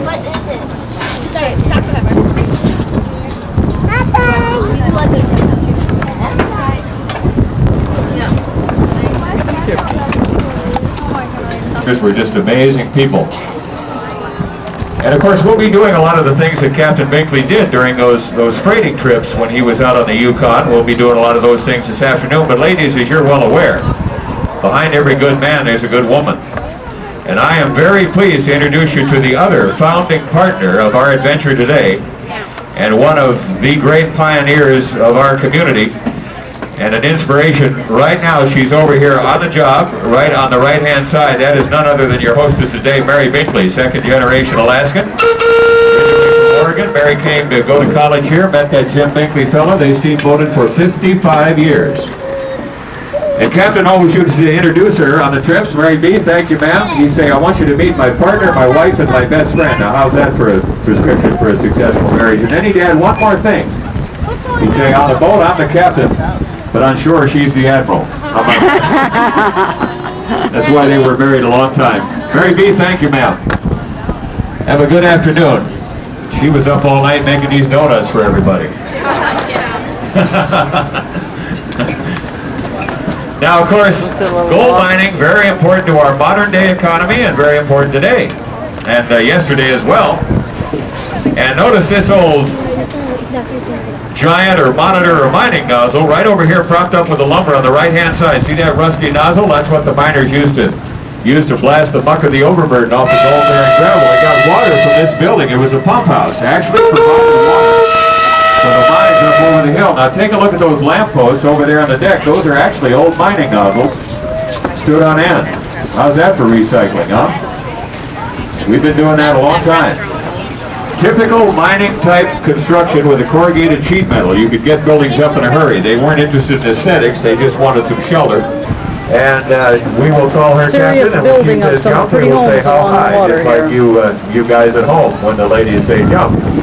Now there's Eric, right up there in the wheelhouse, and he's up there with James. Eric is a diplomat. You know, if the sound's too loud or it's too hot or too cold, you just talk to Eric. He'll fix it. If he can't, he's been highly trained to sympathize with you, so either way, it's going to work out fine. Here's Scott Binkley out on the camera. Scott's going to college next fall. He's going to study electrical engineering at the University of Alaska Fairbanks, and he too just the old railroad car. Now, you folks on the left have been very patient, so anybody from Madison, Wisconsin, you'll recognize Jack's name. This is where he spends a lot of time up here with us. And that house is over 45 years old. He bought it from the fellow that actually built it, cut the trees, and did the work. Still holding up well. And look at the sign on the lawn. I love this. American by birth, Alaskan by choice. We say amen to that. All right, now do I have any Susan Butcher fans on the phone? Yes, he's got one of those Susan knobby Butcher, ones. absolutely. Well, ladies, I join you. I'm one too. Because this is a remarkable human being, our neighbor Susan Butcher. Susan got here in 1975, and she bought her first dogs from the fellow that used to live over here on the right. Now, a young couple bought John Verbeek's place recently, and they've done a great job fixing it up. Example of what young people can do. But they left the old dog houses here on the corner of the lot, and that white thing with the doors on it is what we used to take John's dogs to the races in on Sunday. And Susan showed up there in 1975 because John Verbeek was known as the Flying Dutchman, and she knew he had fast dogs. Unrolled a big wad of cash and bought some dogs right on the spot. Before she left, she turned to us fellas assembled standing around saying, "What is going on here?" Kind of said, "Fellas, I'm giving you fair warning. You better strap it on. I'm here to win your 1,000-mile Iditarod race. I just thought I'd warn you early," and then she kind of disappeared. We didn't hear too much from her, except every time she entered the Iditarod, she got better and better and better until finally, as good as her word, in 1986, she crossed the finish line at Nome in first place. And just to make sure we got the message, she did it again in 87, and again in 88, and again in 1990. So when you see these shirts around that say Alaska, where men are men and women win the Iditarod, you know who to blame. Our good neighbor Susan Butcher. Now we're going to stop at her house in a little while. We'll actually get a chance to see some of these wonderful dogs that actually have performed that feat. And we'll be talking sled dogs a lot on the trip today. Now young people will often not even want to deal with power tools, have a real pioneer experience. A young man that built this pretty log home, that was his goal, to put up a log house on the river all by hand. He cut his trees 30 miles from here, brought the logs down to the riverbank, let them sit a winter. The bark loosened up a little bit. He came back in with a couple friends, hand-operated draw knives and sandpaper, and did that all by hand. Custom fit the log above to the log below, waited a year for the walls to square and settle, and then the only power tool, because winter was coming, they did use a chainsaw to cut the windows and the doors holes in so they could get in there and out of the cold. The beaver house. They are caching the branches down in the mud. That whole mess will freeze right in the ice, and the beaver will swim right out their front door, and there's lunch right ahead of them. They don't have to go very far to find any food in the wintertime. They're already planning ahead for winter to come. Now, as warm as it is, we probably won't see any beaver actually chewing lumber. But if we get lucky, we'll zoom in and watch it work. If you want to watch the beaver, usually it's good to do that early in the morning or late in the evening by your watch, not by the sun. But it does cool down just a little bit usually, and that's a good time to watch it.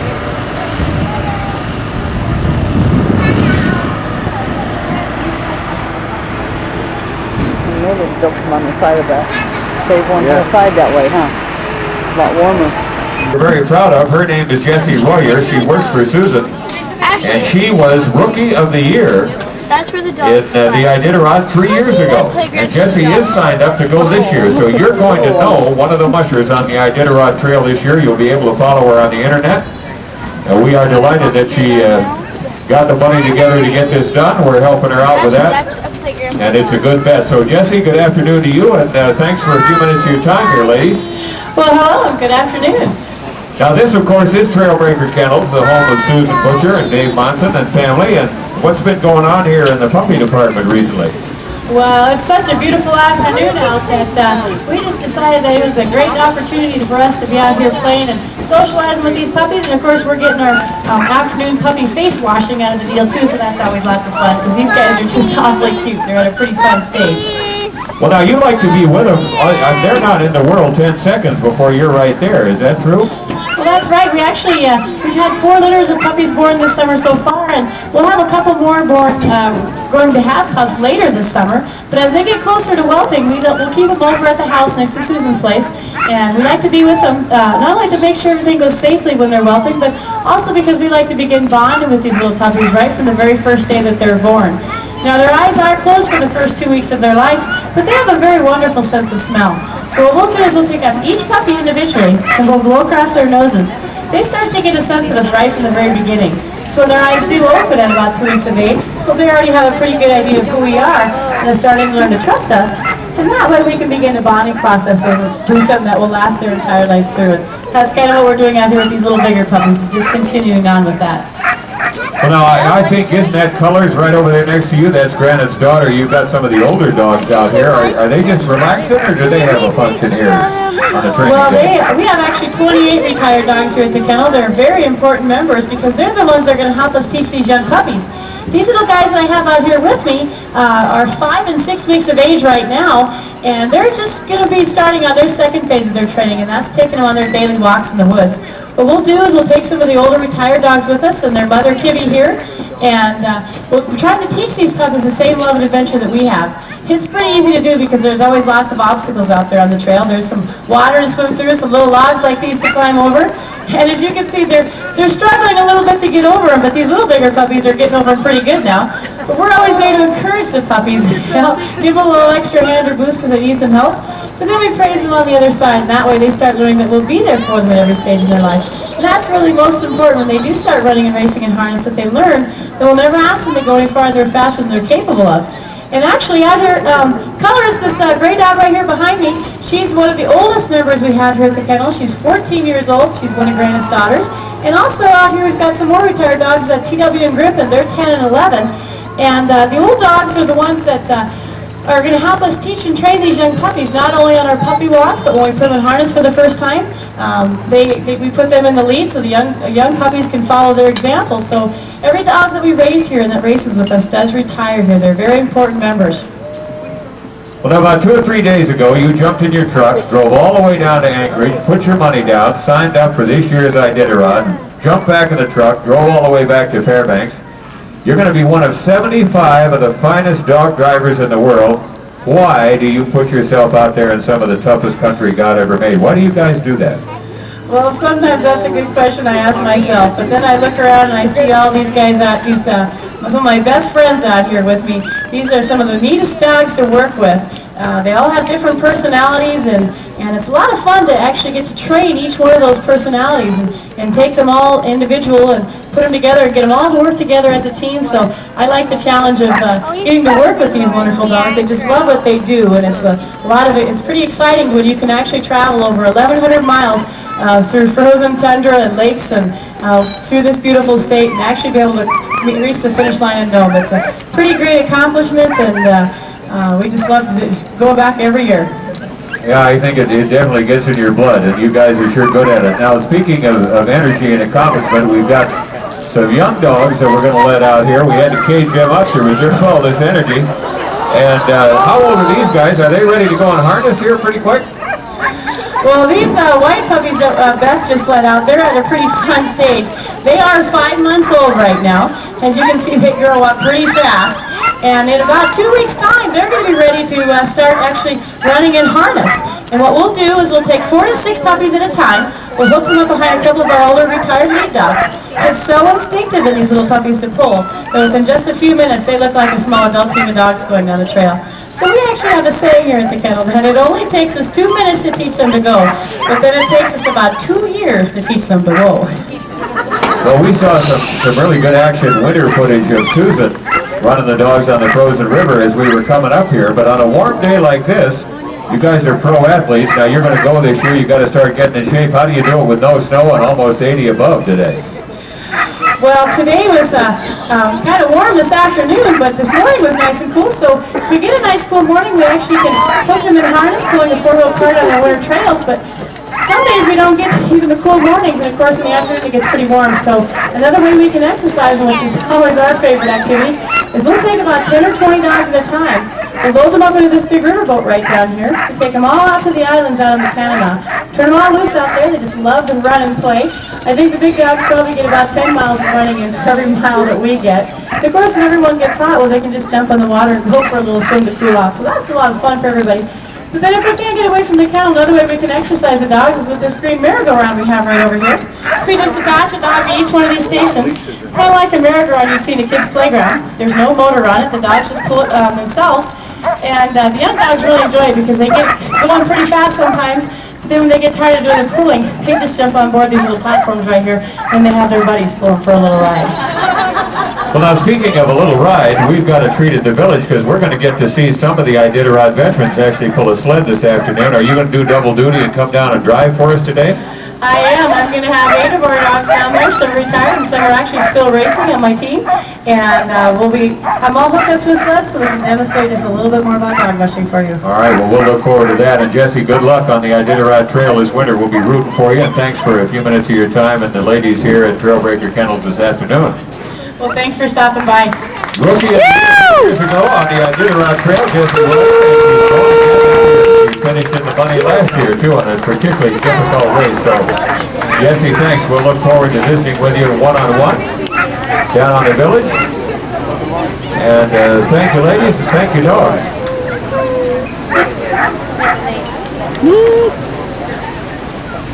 Mom, don't you wish we had one of those merry-go-round things for Kina?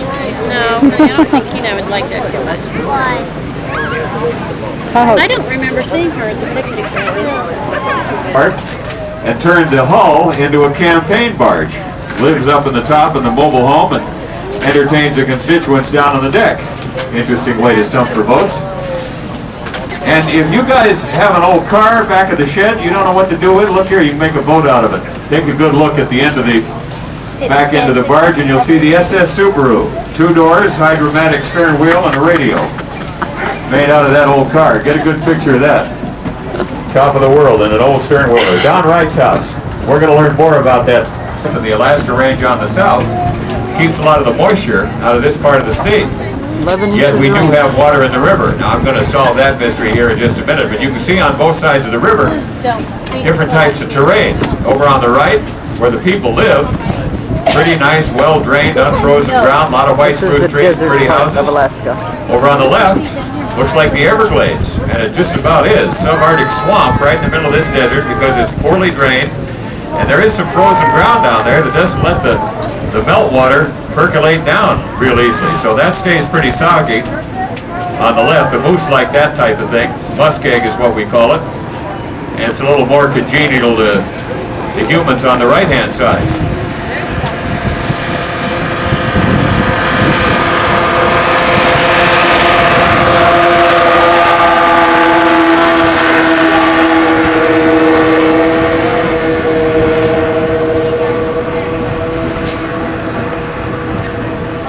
A moose. Called a moose. Now when we pass that last house, always makes me feel pretty grateful for living like we do here in 2003, because imagine trying to survive in swamp or woods like you see on both sides of the boat here 12,000 years ago. Not an easy task, yet the Athabascans proved they were up to it, because they didn't waste anything. Remarkable people. When a caribou, for instance, was brought down in the woods, or a moose, or you caught salmon in the river, every part of the animal was utilized. The meat was eaten, hides were turned into clothing and shelter, the gut and bone and sinew became the weapons, tools, lashings, They were teenagers, and I heard them say they were everything we bored, buy so at the they're store probably today, they elsewhere. were able to take from nature and utilize. And we'll see some evidence of that in more detail when we go ashore. But in kind of honor of the ancestors who toughed it out for a long time, we're going to bring out our domestic caribou here in just a second. Our reindeer And they're going to come out in this little corral. We'll talk on about them, that and then you'll get a chance to see them again when we go. Are doing real well in our little paddock here. The little male chewing on the bush in the middle is about 13 weeks old. And he could stand up within an hour of his birth and run just as fast as the adults within a day and a half. He has to be able to do that to survive in the wild because there are predators out there looking for the weak calves. And so he's doing fine, however. Mom is over here right next to him on the left as we look at her, and she's got antlers just like the fellas do. Female reindeer and caribou are the only females in the deer family to grow those antlers. They'll lose theirs a little bit right before the birth of the young, then they grow back very quickly. The males stand by to protect the young with a better, more mature antler array. They start theirs right after the rut or reproductive season in the fall and winter. Now caribou equip themselves to stay warm with a long winter coat that they're in the process of shedding out. That's why they look a little shaggy here. Each hair strand is hollow inside. There's air trapped in it. And it keeps them warm during the cold months and it makes them good swimmers. Kind of like having a life jacket on. They float and they kick their big legs and are able to get across water hazards very effectively. Then they'll shed that longer hair out, get that nice chocolate brown, be nice and cool in the summer, grow the hair back in the fall in time for the cold of winter time. Notice their hooves are fairly wide, kind of like a horse or a cow's foot, not narrow like most deer feet. And that's so they can walk on the snow and dig up their winter food. Looking for another one. A reindeer or caribou who is hungry will dig down through the snow, just like a rototiller turning over your garden soil. They'll bring up lichen and moss and sedge on which they feed, and then are able to sustain themselves when there isn't any obvious grazing available. In fact, the word caribou, as some of you may know, literally means deer who shovels, or deer who paws the ground. They were named by the Micmac people of Maine and southern Nova Scotia many thousands of years ago, so it is a Native American word. Now we will see these animals again.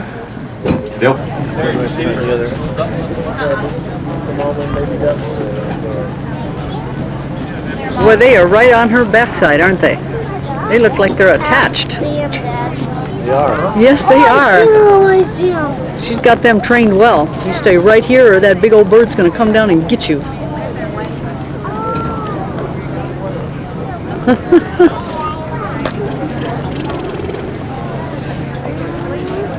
Yeah, they're going to shore.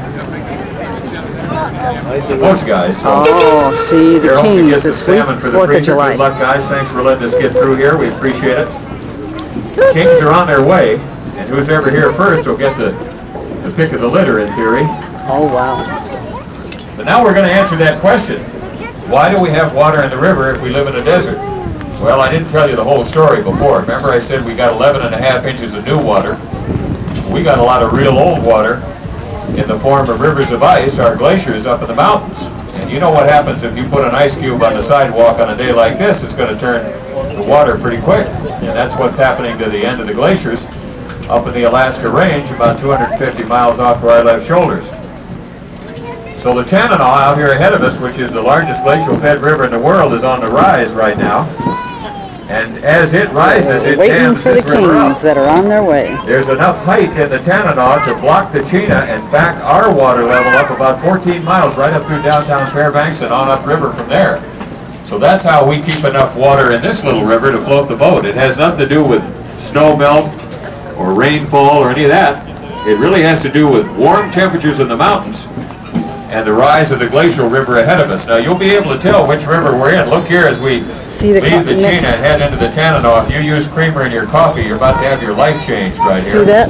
The Chena's where we're at. Because the Tanana River is pure glacial ice water, but it is also mixed up with ground up mountain range. As you know, if you've studied glaciers, there's tremendous force at work. Look at the difference. Tremendous weight and pressure as the rivers of ice flow across Mother Earth, and they crush the rock and soil under them into a fine glacial flour that's the consistency of baking flour and talcum powder. It's pretty remarkable to see it layer upon layer here as we move from the Chena into the Tanana River. The river is constantly changing, and it has really presented quite a challenge for our captains this year, because just off to the left-hand side here, it's trying to seal off the mouth of the Chena with a brand new sandbar. So so we have to be very careful as we come around here to find the deep water. And Captain Ken and James are looking at the patterns on the surface, which you can look at too here. Only they tell them exactly where that deep water is by the nature of the ripples and little disturbances to the surface of the river. So another nice turn. Ken, thank you, sir. And we are heading downriver in the Tanana. 250 miles from here, this river joins the Yukon, and 1,000 more miles into the Bering Sea. Coming the other way, they've been doing that for about 15 days now, close to 30 days, are 3 species of Pacific salmon who swim through this glacial silt. It doesn't kill them, it doesn't cut their gills, harm them in the least. They swim through this material and spawn in rivers like the Chinen, the Salcha, and others. And it's about a 30-day, 1,250-mile round trip. It's one-way trip, actually. They don't go home again after they spawn. One of nature's remarkable migrations. River is cutting and eroding on the right and filling in on the left. And this is only one of many, many channels of this same river. If we got Tim's airplane, took off, flew 6.5 miles due south, or off to the port side, we would still be flying over some channels of this same river. You get up in an airplane, look down on it, looks like spaghetti in a bowl or braided hair. Just moving and creating islands and sandbars and sloughs, all kinds of wet country for the moose out there on the left. Now here comes our Chena village to the right. This is where we'll have our tour. The Binkley family recreated the village because there was one here years ago. River took it, so it was built back again by the family and is a great vehicle for sharing the Athabascan culture with you. We're going to take you further downstream though, show you some things before we come back here. We'll spend about an hour on shore and you'll get the chance to see the trading posts, some of the old cabins, take a look at a cabin and cache, the dog teams in the middle. You will be hosted here by Dixie Alexander, who is a world-renowned beadwork artist and skin sewer. Dixie, how are you? Jackie, good to see you. Dixie and her fans are down here. Salmon smokehouse, big Alaskan cabbages growing in the garden, and lots of interesting, beautiful beadwork to see at Dixie's house. So it's going to be a full hour. A lot of action here at the village when we get off the boat in just a bit. And sandbars like you see on the left. And the men's job is to build the harvesting machine out of, in this case, tamarack, sometimes black spruce, which scoop the salmon up out of the river so the women and kids can cut the salmon up on shore. And this thing is driven by the current in the river. It does not consume any fuel. There's no motor in it. It's a tried and true mechanical technology that has to do with the 8-mile-an-hour current driving it. As the basket comes up, 1 or 2 salmon might be scooped up, dropped into the angular wooden trough at the bottom of each one, and collected in a box on the side, which is very quickly emptied. The salmon are taken ashore, cut up right away. They can be cured in the open air on a nice day like today, smoked in the smokehouse. And when they're thoroughly dry, they store them in the little log cabin up on stilts. We call that thing a cache. And that's where you keep your salmon and camping gear in the wintertime. Trapper could come down here and replenish his sled without ever having to dig through the snow. And the bears and the squirrels and other critters will go without it because it's nice and up high. We're going to come back here and Dixie will meet us here and actually cut up a salmon for you. She has been fishing this past weekend with her family up on the Yukon, so she'll probably have some stories about the king salmon fishery 100 miles north, as she usually does every summer. We'll visit with her for a little bit and get you right up next to that fish wheel so you can watch it turn. Now he was just talking about the sled dogs and how they fed them in the wintertime because they didn't carry dog food. And what they do is they dried the salmon, and each dog got 1 dried salmon per day because it had a lot of nourishment in it and it was very lightweight to travel with.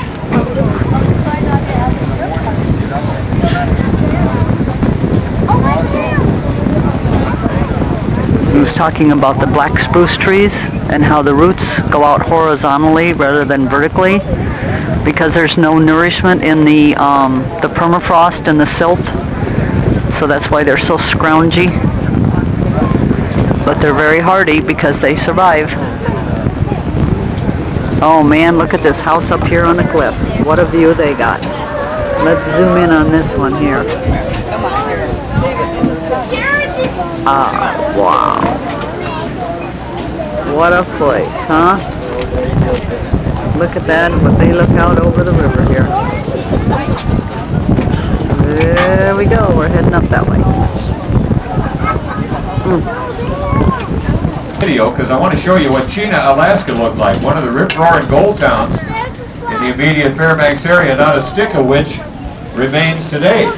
So watch the monitors and you'll see sternwheelers parked right across on this right-hand bank.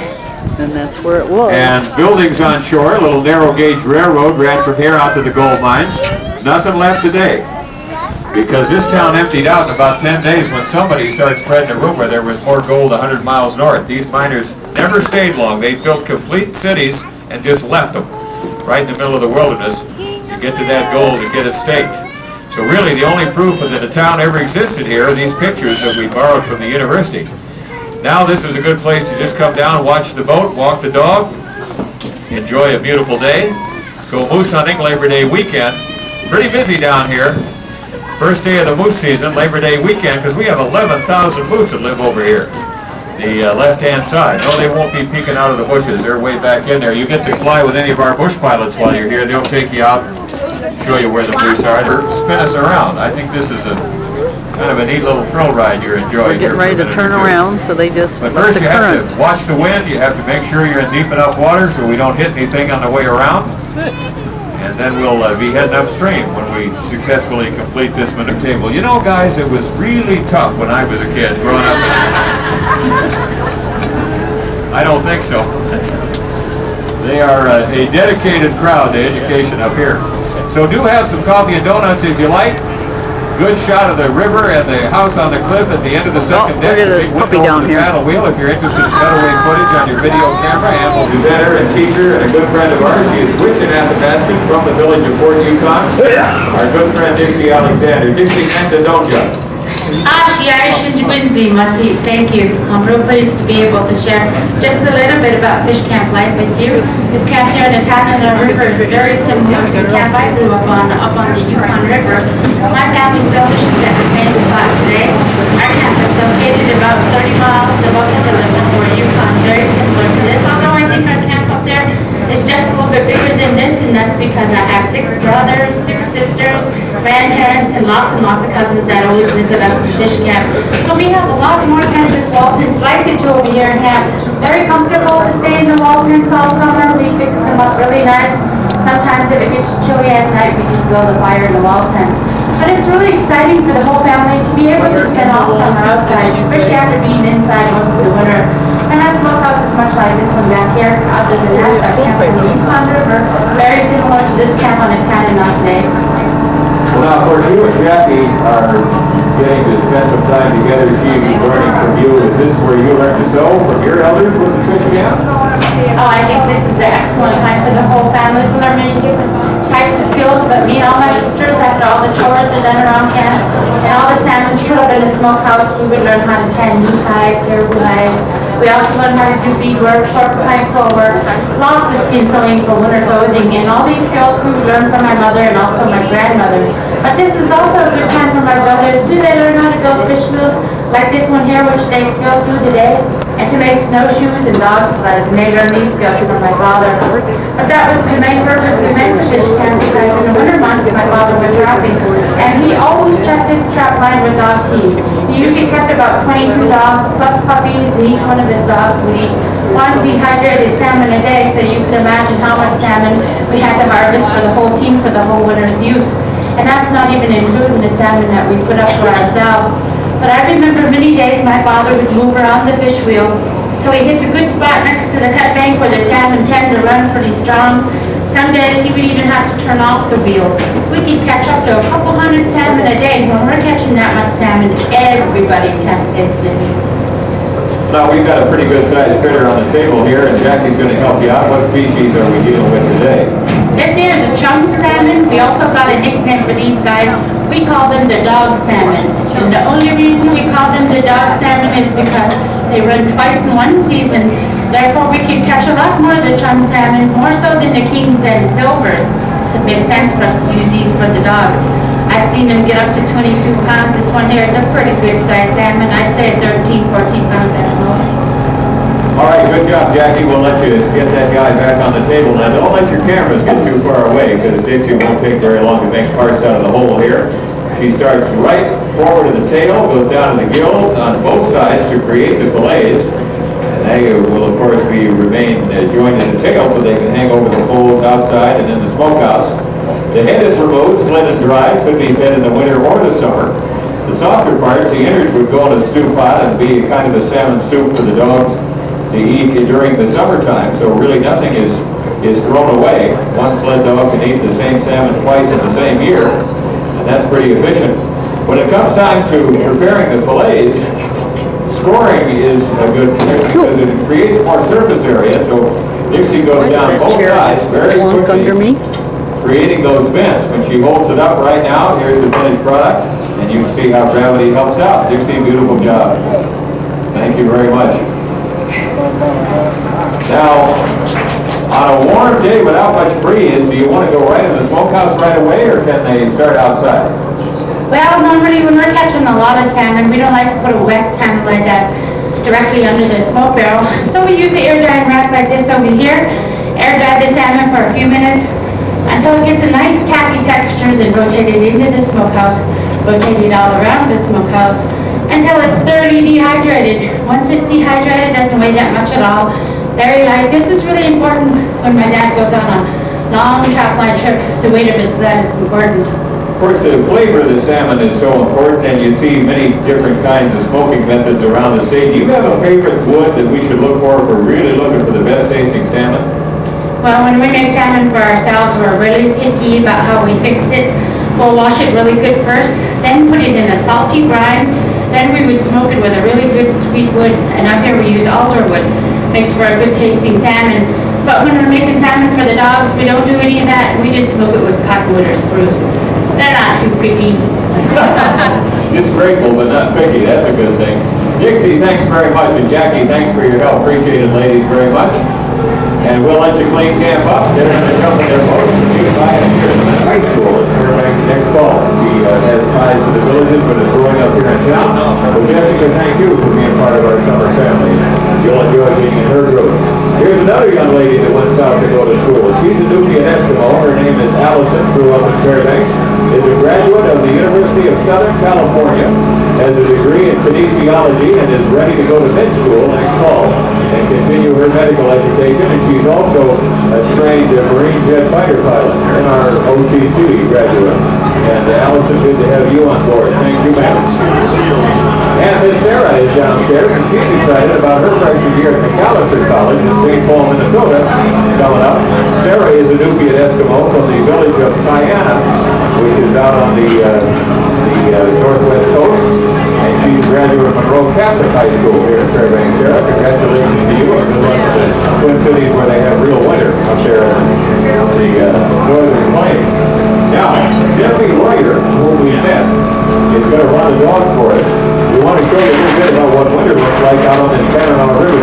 This was the terrain on which they ran the Iditarod this last year.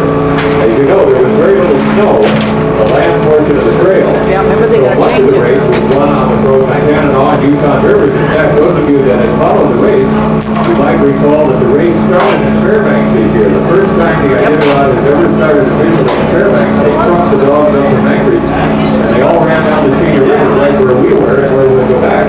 All 65 teams. So Jesse's ready to go again, and hopefully they'll start from Waukilla and it'll be a little more normal this next year. Now Dave Monson, the fellow that's driving the dogs here, Susan Butcher's husband, likes to use the same little oval trail that Jesse's going to demonstrate on this afternoon. So he's got the dogs out for a little exercise because dogs respond to verbal commands. We don't have steering wheels on the sleds, we don't have reins on their backs or bits in their feet. So literally, you have a trusted relationship, as Jesse mentioned, because you have to talk to your lead dogs and they respond. And sometimes the leaders are 100 feet out in front of you. It's a remarkable system, but it works very well. We will holler G for right, all for left, blow for stop, or height, or all right. Sergeant Pink, we do not say much. Sergeant Preston said that on the radio years ago. We all use that term. We say height or all right. And then you better hang on right, or they will move right up. So you'll hear them barking, you'll see them coming. We'll get up here in the position, and Jesse's going to let them out. These are all veterans of the 1,040-mile Iditarod race, or the 1,000-mile Utah on quest. Some of these dogs accompany Jesse on their trip this winter. And I think we'll probably go again. When she hooks them up in March. And again, you'll be able to follow her on the internet. I'll give you her website again when we're done with the tour. And you'll be able to follow her progress this winter. We're excited about this. She's going to win this race someday. There's no question in my mind. And here they come. Right out of the yard. Looks like she's got 8 hooked up. And I want you to hang on tight as they go around the oval. Now you folks on the left, you can remain seated. Folks on the right can stand. Everybody will get to see real Cloud of dust. They'll be around again. Stop here for a minute or two and talk to you about the dog feed. And then take them out again. Here they come, I think. Here they come, Mike, right here. Let's try that. Roll command. How's that? There you have parallel parking Alaska style, right here by the boat. They're parallel parking. Yes, good job. Now, of course, every dog gets a pat on the head. This is why she wins, because dogs come first.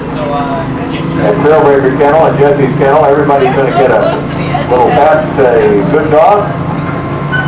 1 lap today, they got dinner out tomorrow, they're ready to go to dinner. Whatever that driver wants to do. Jesse, let's meet your team. Thank you, ma'am. Well, hello again, everyone, and welcome to Cedar Village. Oh, yes, it's a great afternoon. It's great to have you down here with us. The dogs and I always just love getting out and going for a run, and Chris, we always love to share with everyone more about how we live and train and work together, too. So I'm going to take this opportunity and share with you a little bit more about the positions on the team and the addition of my teammates here. Now, right here, my lead dog's Scott, and yeah, I have a pretty important job because we have the reins or line train that you guys are down to. So that's what we're doing tonight. I wanted the reins to hold up so that's what they have. So you guys right here, my twin dog, which is Riker and Nike. Now, they want my leaders to keep the heat shut out as they're going down the trail. They're also very good leaders. So if they want to get sky or have the reins, why don't you just take the rotate a little bit? Once you rotate, everybody can also do the lead to the lead. Especially the lead is telling everybody here can run the lead. You can never ask them to do. Now these dogs right here, my team dogs, this is Calic and Miller. Now if I want to have one car, I like you guys riding with these dogs.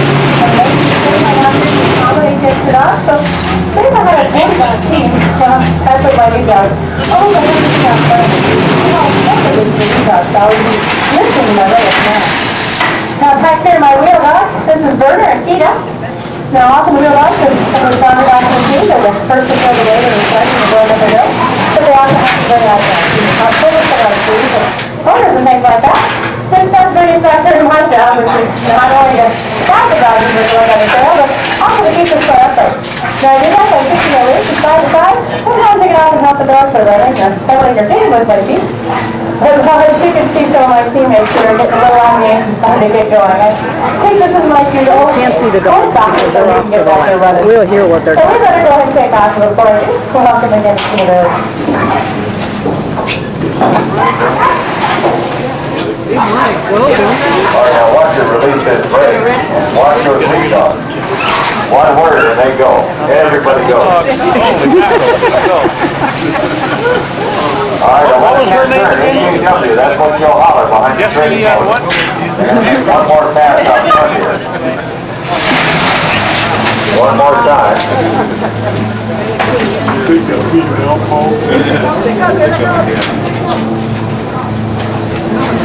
There we go. Watch it, not go on to the right, keep up that flame quite a bit.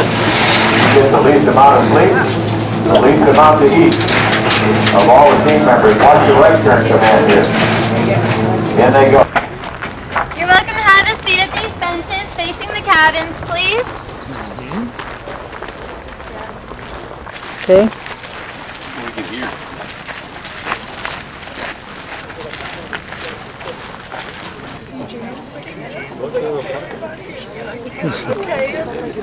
Got it? Yep. Okay, thanks. Okay, it's your turn. Oh, it's the first time I ever got to do this. I'm Eskimo. I was born and raised here in Fairbanks, Alaska, and I just graduated from the University of Southern California with a Bachelor's of Science in Kinesiology, and pretty soon I'll be heading off to med school. Right now we're in the Tanana Valley. This is the heart of Athabascan Indian country, and today Courtney and I will hopefully show you how the Athabascans skillfully survived this environment for over 10,000 years. And in just the past century, country had to adapt to village life in Western culture. This is our first of 4 short stops on our tour today. We ask that you please try and stay with us because we do have a lot to share with you. Then at the end of the tour, you're welcome to roam around the village for about 15 minutes. And right now, I'd like to turn it over to Courtney. She'll introduce herself and tell you about the area around us. Okay, hello everyone. My name is Courtney. I'm Degaton Athabascan, and I was born and raised here in Fairbanks. My mother was too, but my grandmother was born in Holy Cross, and that's a small Athabascan Indian village on the Yukon River. Is this beeping in anyone's ear? No.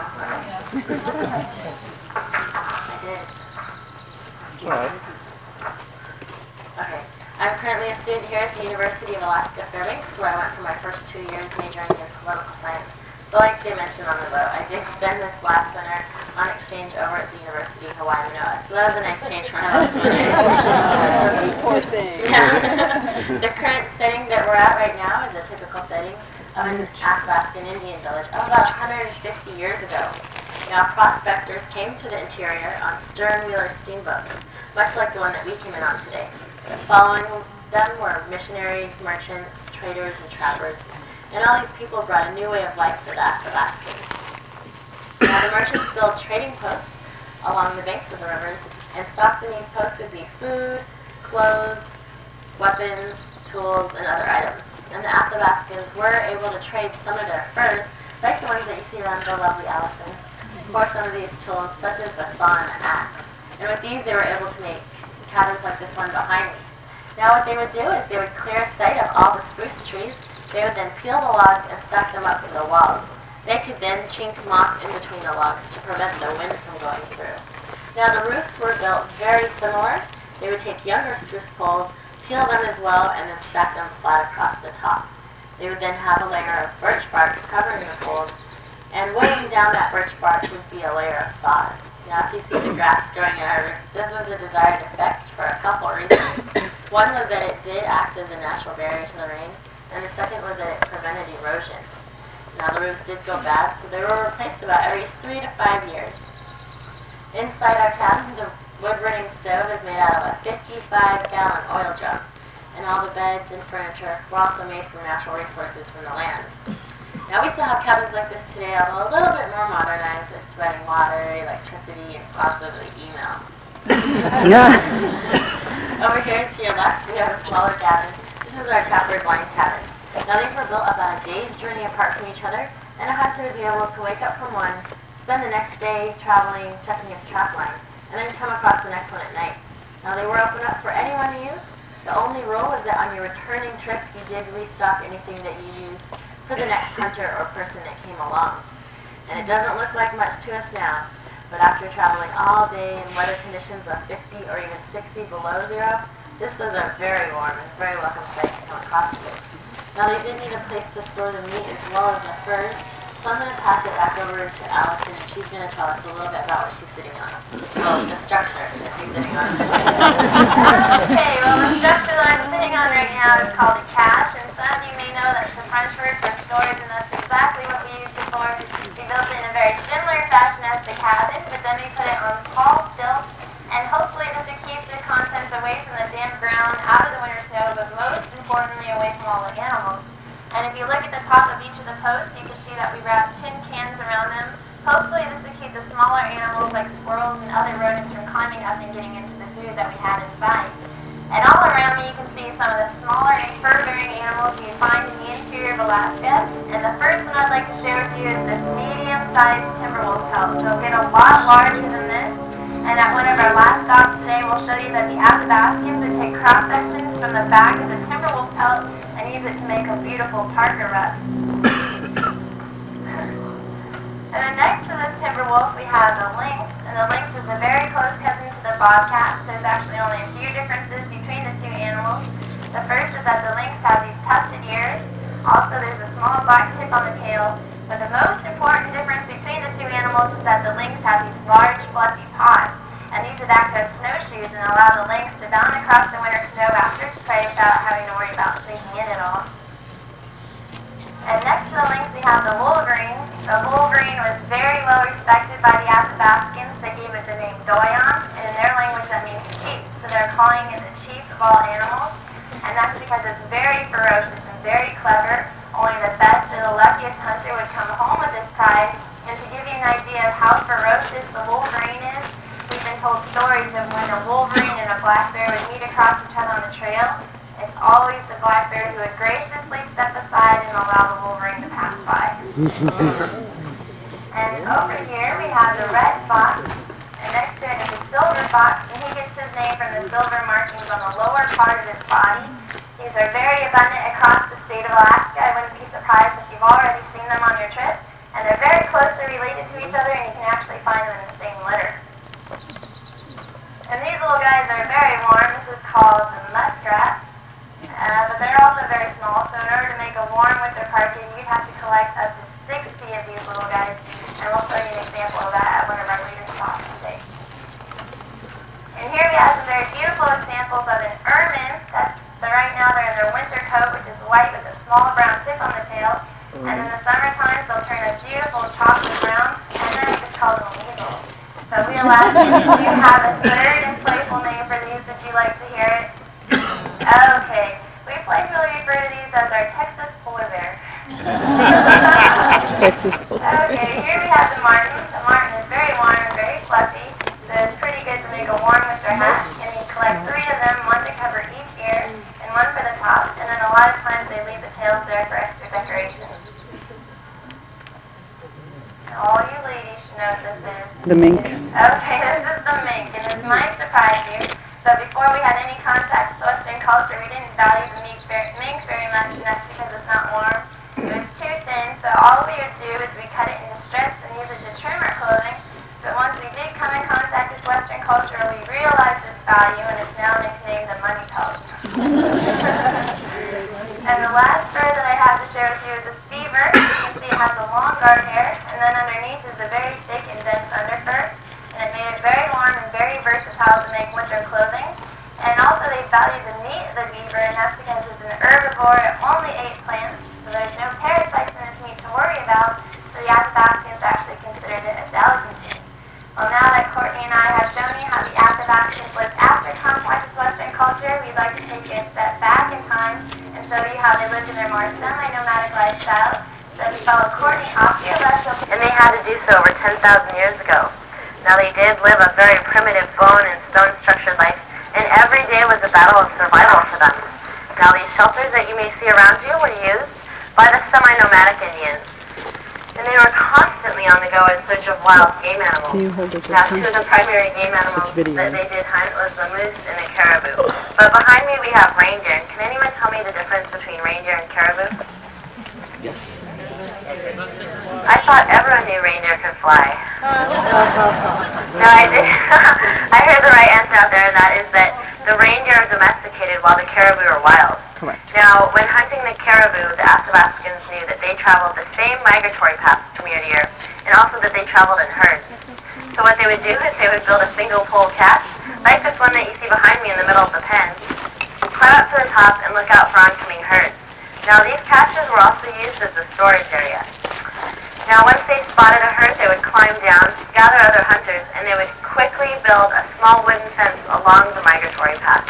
Now this was there in order to corral the caribou so that they, and then it was in order to corral the caribou, and then they would also place traps and snares on the bottom of the fence to slow down or even stop the caribou so that they could kill them easier with their primitive weapons.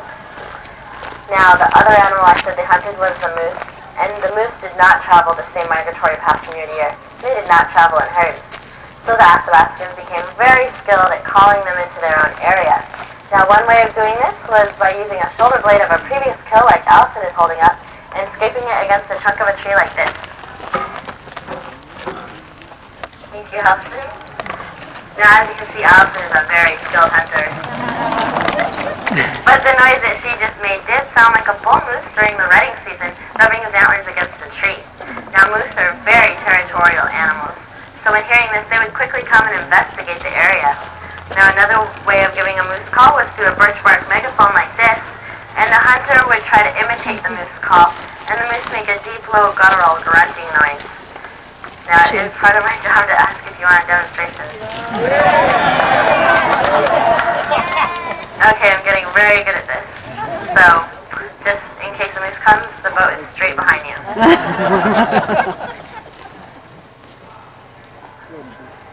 Here, moosey, moosey, moosey. So I was calling him You didn't right. think I was going to get up here and start grunting. Now, after successfully calling the moose into the area, the hunter would be able to kill it using a primitive weapon, such as a club, a bow, or a bone-tipped spear like this. Now, when using a bone-tipped spear, the hunter would hold it down in the ground at an angle away from him.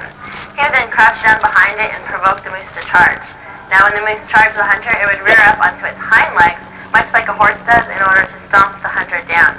But instead, he would impale himself in the chest or belly area at the tip of the bone spear. Then all the hunter had to do was very skillfully and very quickly roll out of the way from that large falling animal. Now, the Athabascans were very resourceful people, and they were able to use these animals for their shelters. So I'm going to pass it over to Allison, and she's going to explain to you some of the shelters that you see around you. Well, if you look around us right now, you'll see the shelters are very different than the ones we showed you at our last stop. And these are used by the Athabascans in their semi-nomadic lifestyle.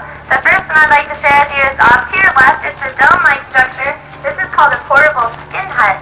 The Athabascans built this by taking the younger spruce poles, steaming them so they can bend it into a dome-like frame, lashing it together with strips of rawhide called babiche, and then stretching caribou hide over the outside. And in the wintertime, if it got cold, all they would have to do is take the snow from the ground and pack it around the outside for extra insulation. And those caribou hides are very valuable, so when it's time to move on after the herd, they just stuffed those in their sled with them and they moved on to their next stop. The next shelter is also off to your left. It's called a double lean-to. It was a very temporary structure, and it was usually only used by the Athabascan moose hunter if it started to rain. And the way that he would build this is he'd take the spruce poles to build the frame, letting spruce boughs over the outside pointing downwards, and hopefully the rain would trickle down to the ground instead of getting the hunters wet inside. And those are very quick and easy to put up, so when it was time to move on after the herd, they just left them behind for the next hunters who came along. Now if you look off to your right, you'll see the next shelter, and this is called a spruce bark hut. This is the most permanent structure that the Athabascans used, and it was built by taking the spruce poles, pounding them into the ground, peeling spruce bark off the tree, and weaving the bark in and out of the poles. You can see there's an opening for the doorway that's usually covered by a moose or a caribou hide, and on the other side there's also a hole in the roof, and this would act as a chimney allowing the smoke from the open fire inside to escape. And if it got cold in the winter, all they would do is build a very similar structure to this one over the outside, so there's a 3-inch gap, and they would stuff this with moss or hide, and hopefully it'd keep the heat in and the cold out. And as you can see, the spruce tree was very important to the Athabascans. They used it to make all their shelters, but an equally important tree to them was the birch tree. We don't have any in this area right now, but I'm sure that you've seen them. They're the tall trees with the white bark and the green leaves, and this is valuable to the Athabascans for a few different reasons. The first one I'd like to share with you is if you go to an older birch tree and you look on the lower part of the trunk, you can often find a piece of fungus like this, and this is called punk.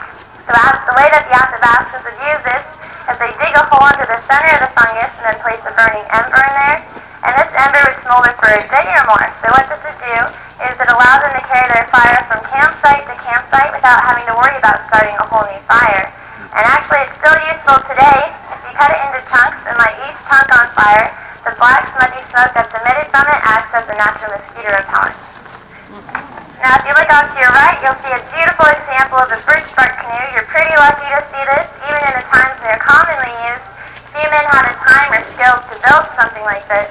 And the way that the man would begin is he'd take the birch wood, steam it so that he can bend it into the U-like frame, stretch birch bark over the outside, and then sew it all together with split spruce roots. And if you look closely, you can see there's a dark resin on the seams, and this is made by boiling together spruce pitch, animal fat, and moose or caribou hair until it became a tar-like substance, and then you smeared it along the seams to make it watertight. And that canoe could easily hold 2 to 3 hunters and all their gear, and then if they're lucky, it'd even hold a moose. Now built in a very similar fashion as the canoe is a birch bark basket, and the women would use this to store, gather, and cook their food. Now you could probably guess that you can't place this over an open fire to cook with, so what the woman would have to do is she'd put her meat and her vegetables in the bottom, and then fill it with water, and then begin the process of rotating hot rocks from the fire into the water over and over again until it came to a boil. And this would quickly happen in 3 to 5 hours. So you can understand why I'm thankful for my microwave today. There he goes. Can everyone hear me right now? I'll wait a couple seconds.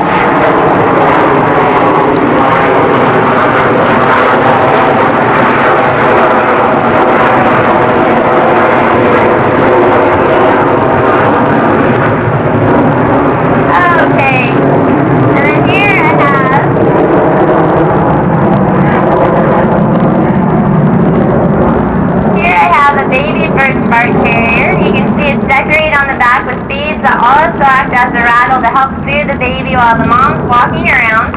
And the way that she would use this is she put moss or rabbit fur into the bottom of the basket, strap the baby in, and walk around and do whatever she had to do. And when babies do what babies are known to do best, you take the baby out, dump out the soil contents, and start all over. So here you have our first earth-friendly disposable diaper. Well, on our trip over here, I've had a lot of people ask me what the difference between an Eskimo and an Athabascan is. And to give you a quick idea about that, the Eskimos came over about 6,000 years ago, and they came over the Bering Land Bridge from Mongolia area. The Athabascans came over about 10 to 12,000 years ago, and they came from Siberia. So the Athabascans settled in the interior of Alaska, and the Eskimos settled in the coastal regions of Alaska. They have a very different culture and very different languages. And now that Courtney and I have shown you how the Athabascans lived before, and also after contact with Western culture, we'd like to take you to meet a very good friend of ours. So if you follow Courtney off... Look at these furs here, huh? Hides. That must be the grizzly there. Another one. And look at these moose horns. Black brown bear. Yeah. And the moose, look at that, there's even a skull with that one. I haven't seen very many of those. Wow. Yeah, you live here? Yeah. Where do you work at? Say hello to Dixie. Hi, Dixie. And right next to her is her beautiful daughter Rita, so can we all say hi, Rita? Hi, Rita. Now does Dixie look familiar to you? Yeah. Okay, good. We just saw her across the river at fish camp. She's a very talented lady. She's known across the state and also across the nation for her talents in beadwork and tanning and sewing with the moose hide. She's an Athabascan Indian, originally from the village of Fort Yukon, which is located just above the Arctic Circle, and it's the largest Athabascan village here in Alaska. And behind me I have very beautiful examples of her work I'd like to share with you, but before I do, I'll turn it over to Courtney, and she'll tell you how the Athabascans traditionally tan the moose hide. Okay, over here in the front, to your left, here's some of the largest game animals that are found in the interior of Alaska today. Now on the far side, we have a couple caribou hides. That first one is hair side out, and the second one is skin side out. In the middle, we have a grizzly bear, and this one closest to me is a moose hide. Now the Athabascans were very smart and resourceful people, and they were able to use everything from the animal hides, or from the animals that they caught. They were able to fashion the bones into tools, weapons, and needles. They could use the meat to eat as food, and they would use the furs and the hides for shelters and clothing. Now, it was up to the men to go out and get those big game animals, and once they brought them home into the village, it was the woman's job to prepare them for tanning. So the first thing she would do is take the underside of a hide, and then take a moose shin bone. She would then use this to scrape off bits and pieces of fat and flesh that had clung to the underside of the hide. When she was done, she would turn the hide over, so it was hair side up. Take a hot rock from the fire, and use that to singe off all the long hairs. Now she would still have a remaining stubble, so she would take a split and sharpened caribou shin bone, and use that to shave off all that extra stubble. Now the remaining piece she had was a nice, tough, and durable piece of rawhide like this here, and this was very useful for the Athabascans, especially when they cut it up into strips. Now these strips were called babiche. You did see them at the last stop, they used them to lash together their shelters, and they also used them to web together their snowshoes. So they were basically an all-purpose rope. Now as you can see, this rawhide is a little too hard to make clothing out of. So the next step would be to take a milky solution of fermented moose spray mixed with water. Now this has special acidic enzymes in it that would break down that hard rawhide into a much softer hide. They would then be able to take a tool. This is called a kolass. This is like the Eskimo ulu, except for our kolass has serrated edges along the top sides. They would then be able to use this to scrape at the hide for days. Now, after scraping and wringing out the hide, they had a much softer piece of material like this one behind me, and the last step of the process was to preserve it, and they would do this by smoking it. You can always tell a true native tanned hide by the brown color and the rich smoky smell. But now I'm going to pass it back over to Allison, and she's going to show us some of the garments that Dixie made using this traditional method. Well, I have two pieces that I'd like to share with you. This is a chief's coat, and this is a maiden's dress. They're ceremonial Athabascan beadwork clothing, and they're museum quality. You can see that they're both made with a tan moose hide, and Dixie tanned these hides using the traditional methods that Courtney just explained to you, and she's one of the few people today who will still do this. And you can see that both of them have floral beadwork designs. This is an Athabascan trademark. And over here on the maiden's dress, the women would usually sew flowers that were found in their area, so it's pretty easy to tell where she came from just by looking at these designs. So here we have the forget-me-not, which is our state flower, and next to it is the bluebell. This piece is trimmed with beaver fur and Italia shells, and the buttons are made from cross-sections of the caribou antler. Now over here on the chief's coat, the floral beadwork designs were symbolic of animal tracks. And this is because women believed that if they sewed animal tracks onto their husband's clothing, that would bring them good luck while they're out hunting. So the larger flower is the lynx toss, here's the wolf and the rabbit, and then the white that you see in between are ptarmigan dancing across the snow. This is also trimmed with beaver fur and Italia shells, but the buttons are made from cross-sections of the moose antler. And Dixie did a piece that's very similar to this chief's coat that found its permanent home in the Smithsonian at Washington, D.C., so it does a piece of great work.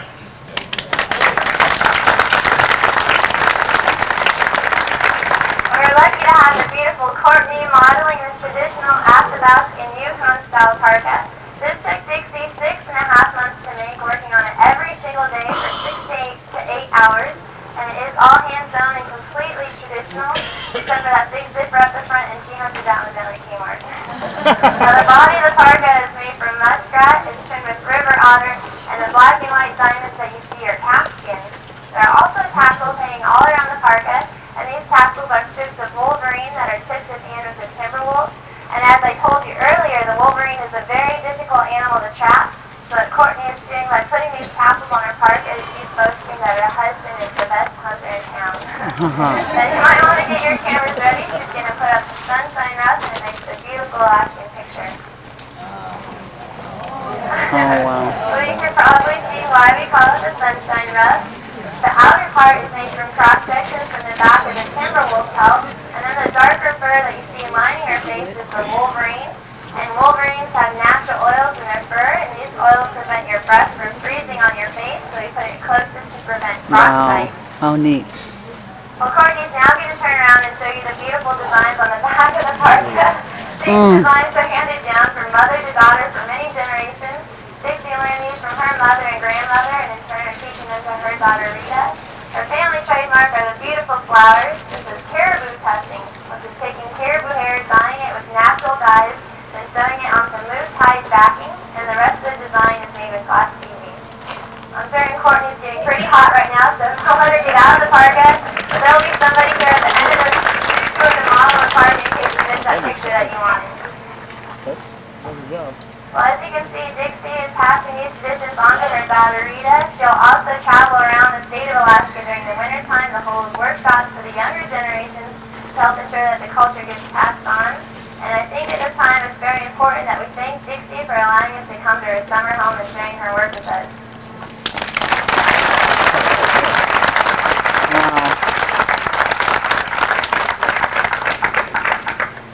Well, unfortunately, this does conclude your guided tour with Courtney and I. We do have one more stop today over at the dog kennel, but hopefully we've shown you that the Athabascans, as well as the other natives of Alaska, are very skilled and resourceful groups of people who have to survive in very difficult conditions for a long period of time. As the younger generations, we face a challenge, and that is to live in this Western lifestyle and still preserve our native heritage. And you've helped us do that today by coming on our tour, and hopefully you can take some of this information home with you to your friends and family, and then convince them to visit us in January or February. So before I turn it over to Courtney for a few quick announcements, I'd like to say Inupiaq, Eskimo, Koyana, and I mean thank you, and I hope you had a great day today.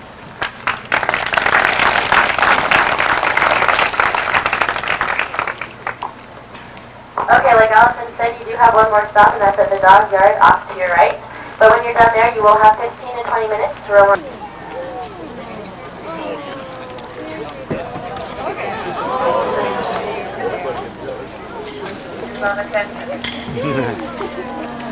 Although I do have to forewarn you though, because they don't have very good manners, and they do occasionally like to lift their leg up the fence. So.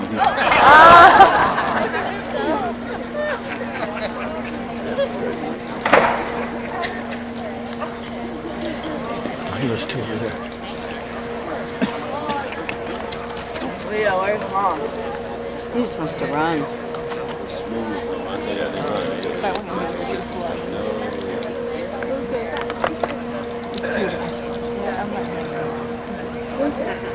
They kind of all have different minds of their own. You're from Montana, aren't you? I'm originally from Montana.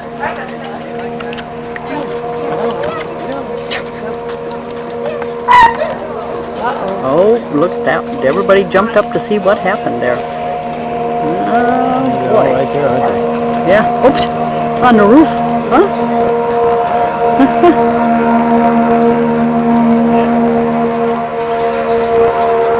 Looks like we did just about have everybody over here. Again, my name is Jessie. I do work at Trailbreaker Kennels. And I also have a pretty good sized kennel of sled dogs of my own. Now, often when people first come here, they are pretty surprised at how these dogs look. They often wonder, well, just what kind of dogs are these? They sure don't look much like sled dogs. They're awfully small. I expected to see a much bigger dog. Just what breed is this? Well, when you do think of a sled dog, you're probably most commonly thinking of the Siberians and the Malamutes. They are a little larger dogs, especially the Malamutes, which can be well over 100 pounds. Now, they're used as sled dogs too, but they're used more for things like recreational electric or weight pulling. Maybe it's going just a little larger, heavier sled, but going a lot shorter distances. Now, comparing a Malamute to one of these dogs here, it's actually kind of like comparing the difference between, say, a draft horse and a racehorse. Or maybe picture in your mind the difference between a weightlifter and a marathon runner. These dogs here are much more akin to the marathon runners than anything else. See, there's our In boat fact, came that's in what they on were bred for. stern wheel, These dogs paddle here were wheel. bred for their endurance, for their ability to travel long distances. They were used to haul mail, food, supplies, people, things like that from village to village. Because of the distances these dogs would travel, they actually had to have the body, say, more of a boxer marathon runner than a big heavyweight lifter. That's why they're not as big as what you might expect them to be. Now, all the dogs here in this pen, every single one of them is an Alaskan Husky. The Alaskan Husky is a breed of dog, but it's not a registered or a purebred dog.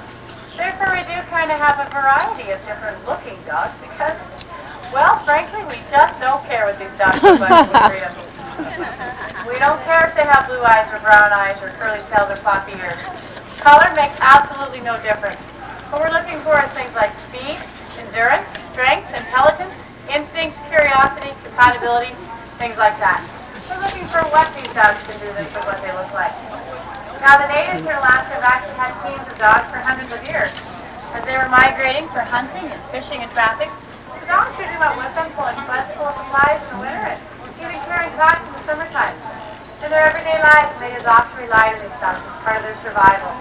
So they rewarded the dogs for their hard work by giving them excellent care and nutrition. I think we can still see the benefits of those rewards even today. The dogs do live a lot longer, healthier lives. In this pen here, well, they range from the youngest one here is about 3 years old. So the oldest one is actually the larger red dog walking around the middle of the pen there. That's the Alfie, one of my natives today. He's 10 years old. Now they can live between 14 and 16 very commonly and even older sometimes. Now, being here in Alaska, well, she's a confused dog sometimes. Being here in Alaska, the dogs have had to learn to adapt to their environment. It gets down to 50 or 60 below at times in the winter, where in the summer it can get pretty warm, even as high as 80 or 90 above. So they have to learn to deal with both the heat and the cold. Now they do that by having 2 different layers of hair coat. What we see on the outside is a longer, coarse dark hair that's used to protect the dogs from wind and abrasion. But underneath of all that dark hair is all this really soft underdowny coat, made up of just tens of thousands of little microscopic hairs. The dogs will grow in each fall before winter, but then they'll shed out again every spring before summer. Now this here is just a very small amount of hair you might put down on these dogs, but see how pretty thick and dense it is. In fact, it's so warm that often some people And for my next trick. they card it, spin it in the yard, and they knit sweaters or their garments such as this hat here that are very, very warm. Now this hat is actually made out of 100% dog hair, but well, there is just one drawback I have to warn you about these. When you wear them outside, it starts to rain on you and you come back indoors. You smell You're probably going to smell like a wet dog. You know, these dogs, they do have very wonderful hair coats. They're much more comfortable in temperatures way below zero than they ever would be at, say, 70 or 80 above. They like the colder temperatures that they've been bred for hundreds of years. But say we get out of the trail, we encounter winter storm or high winds, things like that, we still like to find ways to give them a lot of hair protection. So we can do that by putting on dog jackets. Now this that I have here is just a wind stopper, but we do have some that are lined with polar fleece for a little added warmth at times in the winter. Now I think I just got myself a volunteer here to help me out this part. This here is Kita. She still has her harness on, so say if I was out in the trail, all I have to do is just slip this right over her head here. There's a Velcro tab that goes underneath her belly, fastens on the other side. And the tag on Kita's harness still sticks off the back, so she can still be proudly pulling our team through that winter storm, protected by this bright red dog jacket. Thank you, Kita. She thinks she's going to have a career as a model. You know, these dogs also in the wintertime might travel up to 3,000 or 4,000 miles in just one winter, so they do have to have very tough feet. But there's different kinds of snow conditions, and some snow can be more abrasive in their feet than others. Like say soft, sticky snow, you can make it snow all that up. We don't want that so attacked between their toes, maybe hard, crisply icy snow. To protect their feet from the different abrasives of the snow, we can do that by putting on dog boots. Now say if I had a 20-dog team, well that means I'd have to pull out about 80 boots right here to put on my feet. Now it might take me just a little while to put them all on. Actually there's 40 below on the heavy gloves on, so I think I'll just put on one for you to show you how it works. Let's see if we can't get Nike over here to help put on this part. Now, Nike here, he's actually 8 years old. He's traveled over 25,000 miles in his career so far. Come here, Nike. Come on. Come on over where I can see you. He's traveled over 25,000 miles in his career so far. He even led me across the finish line of this year's Iditarod. So he's pretty used to wearing his buoys. All I have to do is I just slip this buoy right over his foot here. There's a Velcro tab that goes around fastens to hold it in place. Now he's all ready for the races. He's wearing his bright red Nike. His red Nikes. You know, the dogs, they do rely on us quite a bit for their care and nutrition and guidance as we train them. But we do rely on them too for their instincts and their abilities to travel in the wintertime. There's been several races, including this year's Iditarod, where sometimes we can encounter some pretty severe winter storms. And at times it can be snowing and blowing so hard that I'll have to get off my sled and help my leader spring chaos and scrape one foot drift. But then at other times, because of all the new snow and the high winds and the low visibility, I have no idea where the trail's at. Sometimes it's such a whiteout that I can't even see the end of my sled, much less the lead dogs that are way out in front of me. So sometimes I just have to rely on my leaders for their instincts, their sense of smell and feel to help keep us on that trail. We have to work together as a team to get to the finish line. It's the trust and trusted relationship we have with these dogs. We do rely on them just as much as they rely on us. Now, I do believe this is your last stop. You're welcome to go around the village and visit some of the old stops if you like. But if you do have any questions for me about the dogs, please feel free to ask them. I'm more than happy to answer them for you. This water moving. Restroom after you go all the way up. Yes, I am. Okay, down here we're getting the fishies. And she talked about how she hung them out there to dry out a little bit. And then they get put in the smokehouse. And the smokehouse. There we go. We let them get a little sticky, and then they put them in the smokehouse. Yeah. Okay, here we are looking out the back side. This is where we just came down. And we're getting ready to head back to where we started from. The water is eroding. Yeah. The water on this side of the bank, it's all tearing it out. And it just keeps eroding it and making the river narrower, wider. I didn't know if we filmed this particular one or not. We're still on the boat, and this is another part of the village. Standing up on the fourth deck, overlooking this. And this is more or less just like a general store, which we're using it as a knick-knack shop right now. He just said what? 100,000 tons how often? Every hour. Moves through this river. Look at that. You're still out here waiting for the kings. The king is coming. The king is coming. All right, still looking for the big king salmon. They'll be coming out of here any day. Any day we'll get kings coming right out of the silt. When they get out of the bright red, they change color and they change shape, and still good enough to eat right here, but once they get further up the Chena, they're not as good as, this is about the last spot to catch them. Young man waving to us over there. I remember a few years back there was a young fellow visiting his granddad up here. He's 12 years old, from Minnesota, where they catch big fish. He tied into a 35-pound king salmon. We stopped the boat, watched him for about 10 minutes. He finally got that fish in the boat, and to this day, I don't know what was bigger, that fish or the kid's eyeballs. I hope they took lots of pictures, because that was quite a trophy.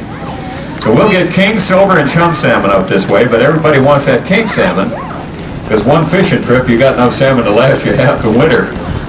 You tie into a big one, and the biggest ones don't even swim up this way. 45 pounds is a good-sized king in this part of the state, down around Anchorage, Russian River, the Kenai Peninsula. 96 pounds is a record, world record king salmon. See, they're The guy fought that fish for 3.5 hours. And the fish finally wore out. So good luck with the fishing here, everybody. Here they are, still waiting for them. But when they come out of the muddy water into the clear water, after that, no way.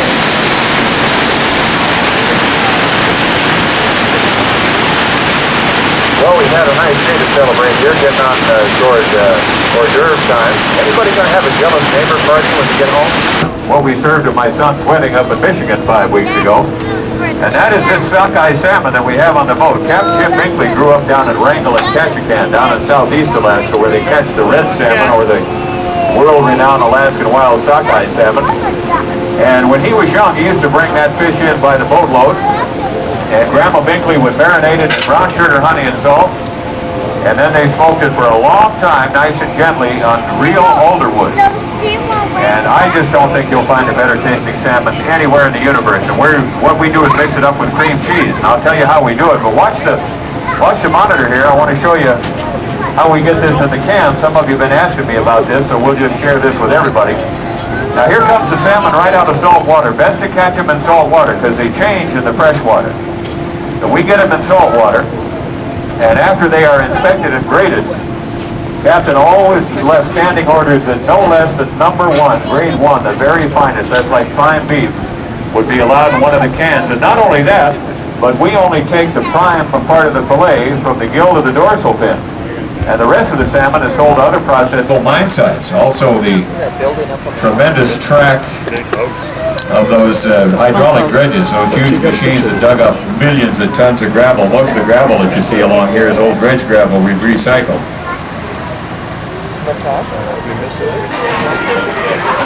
Oh, there's Mike and Gary in the ice cream line again.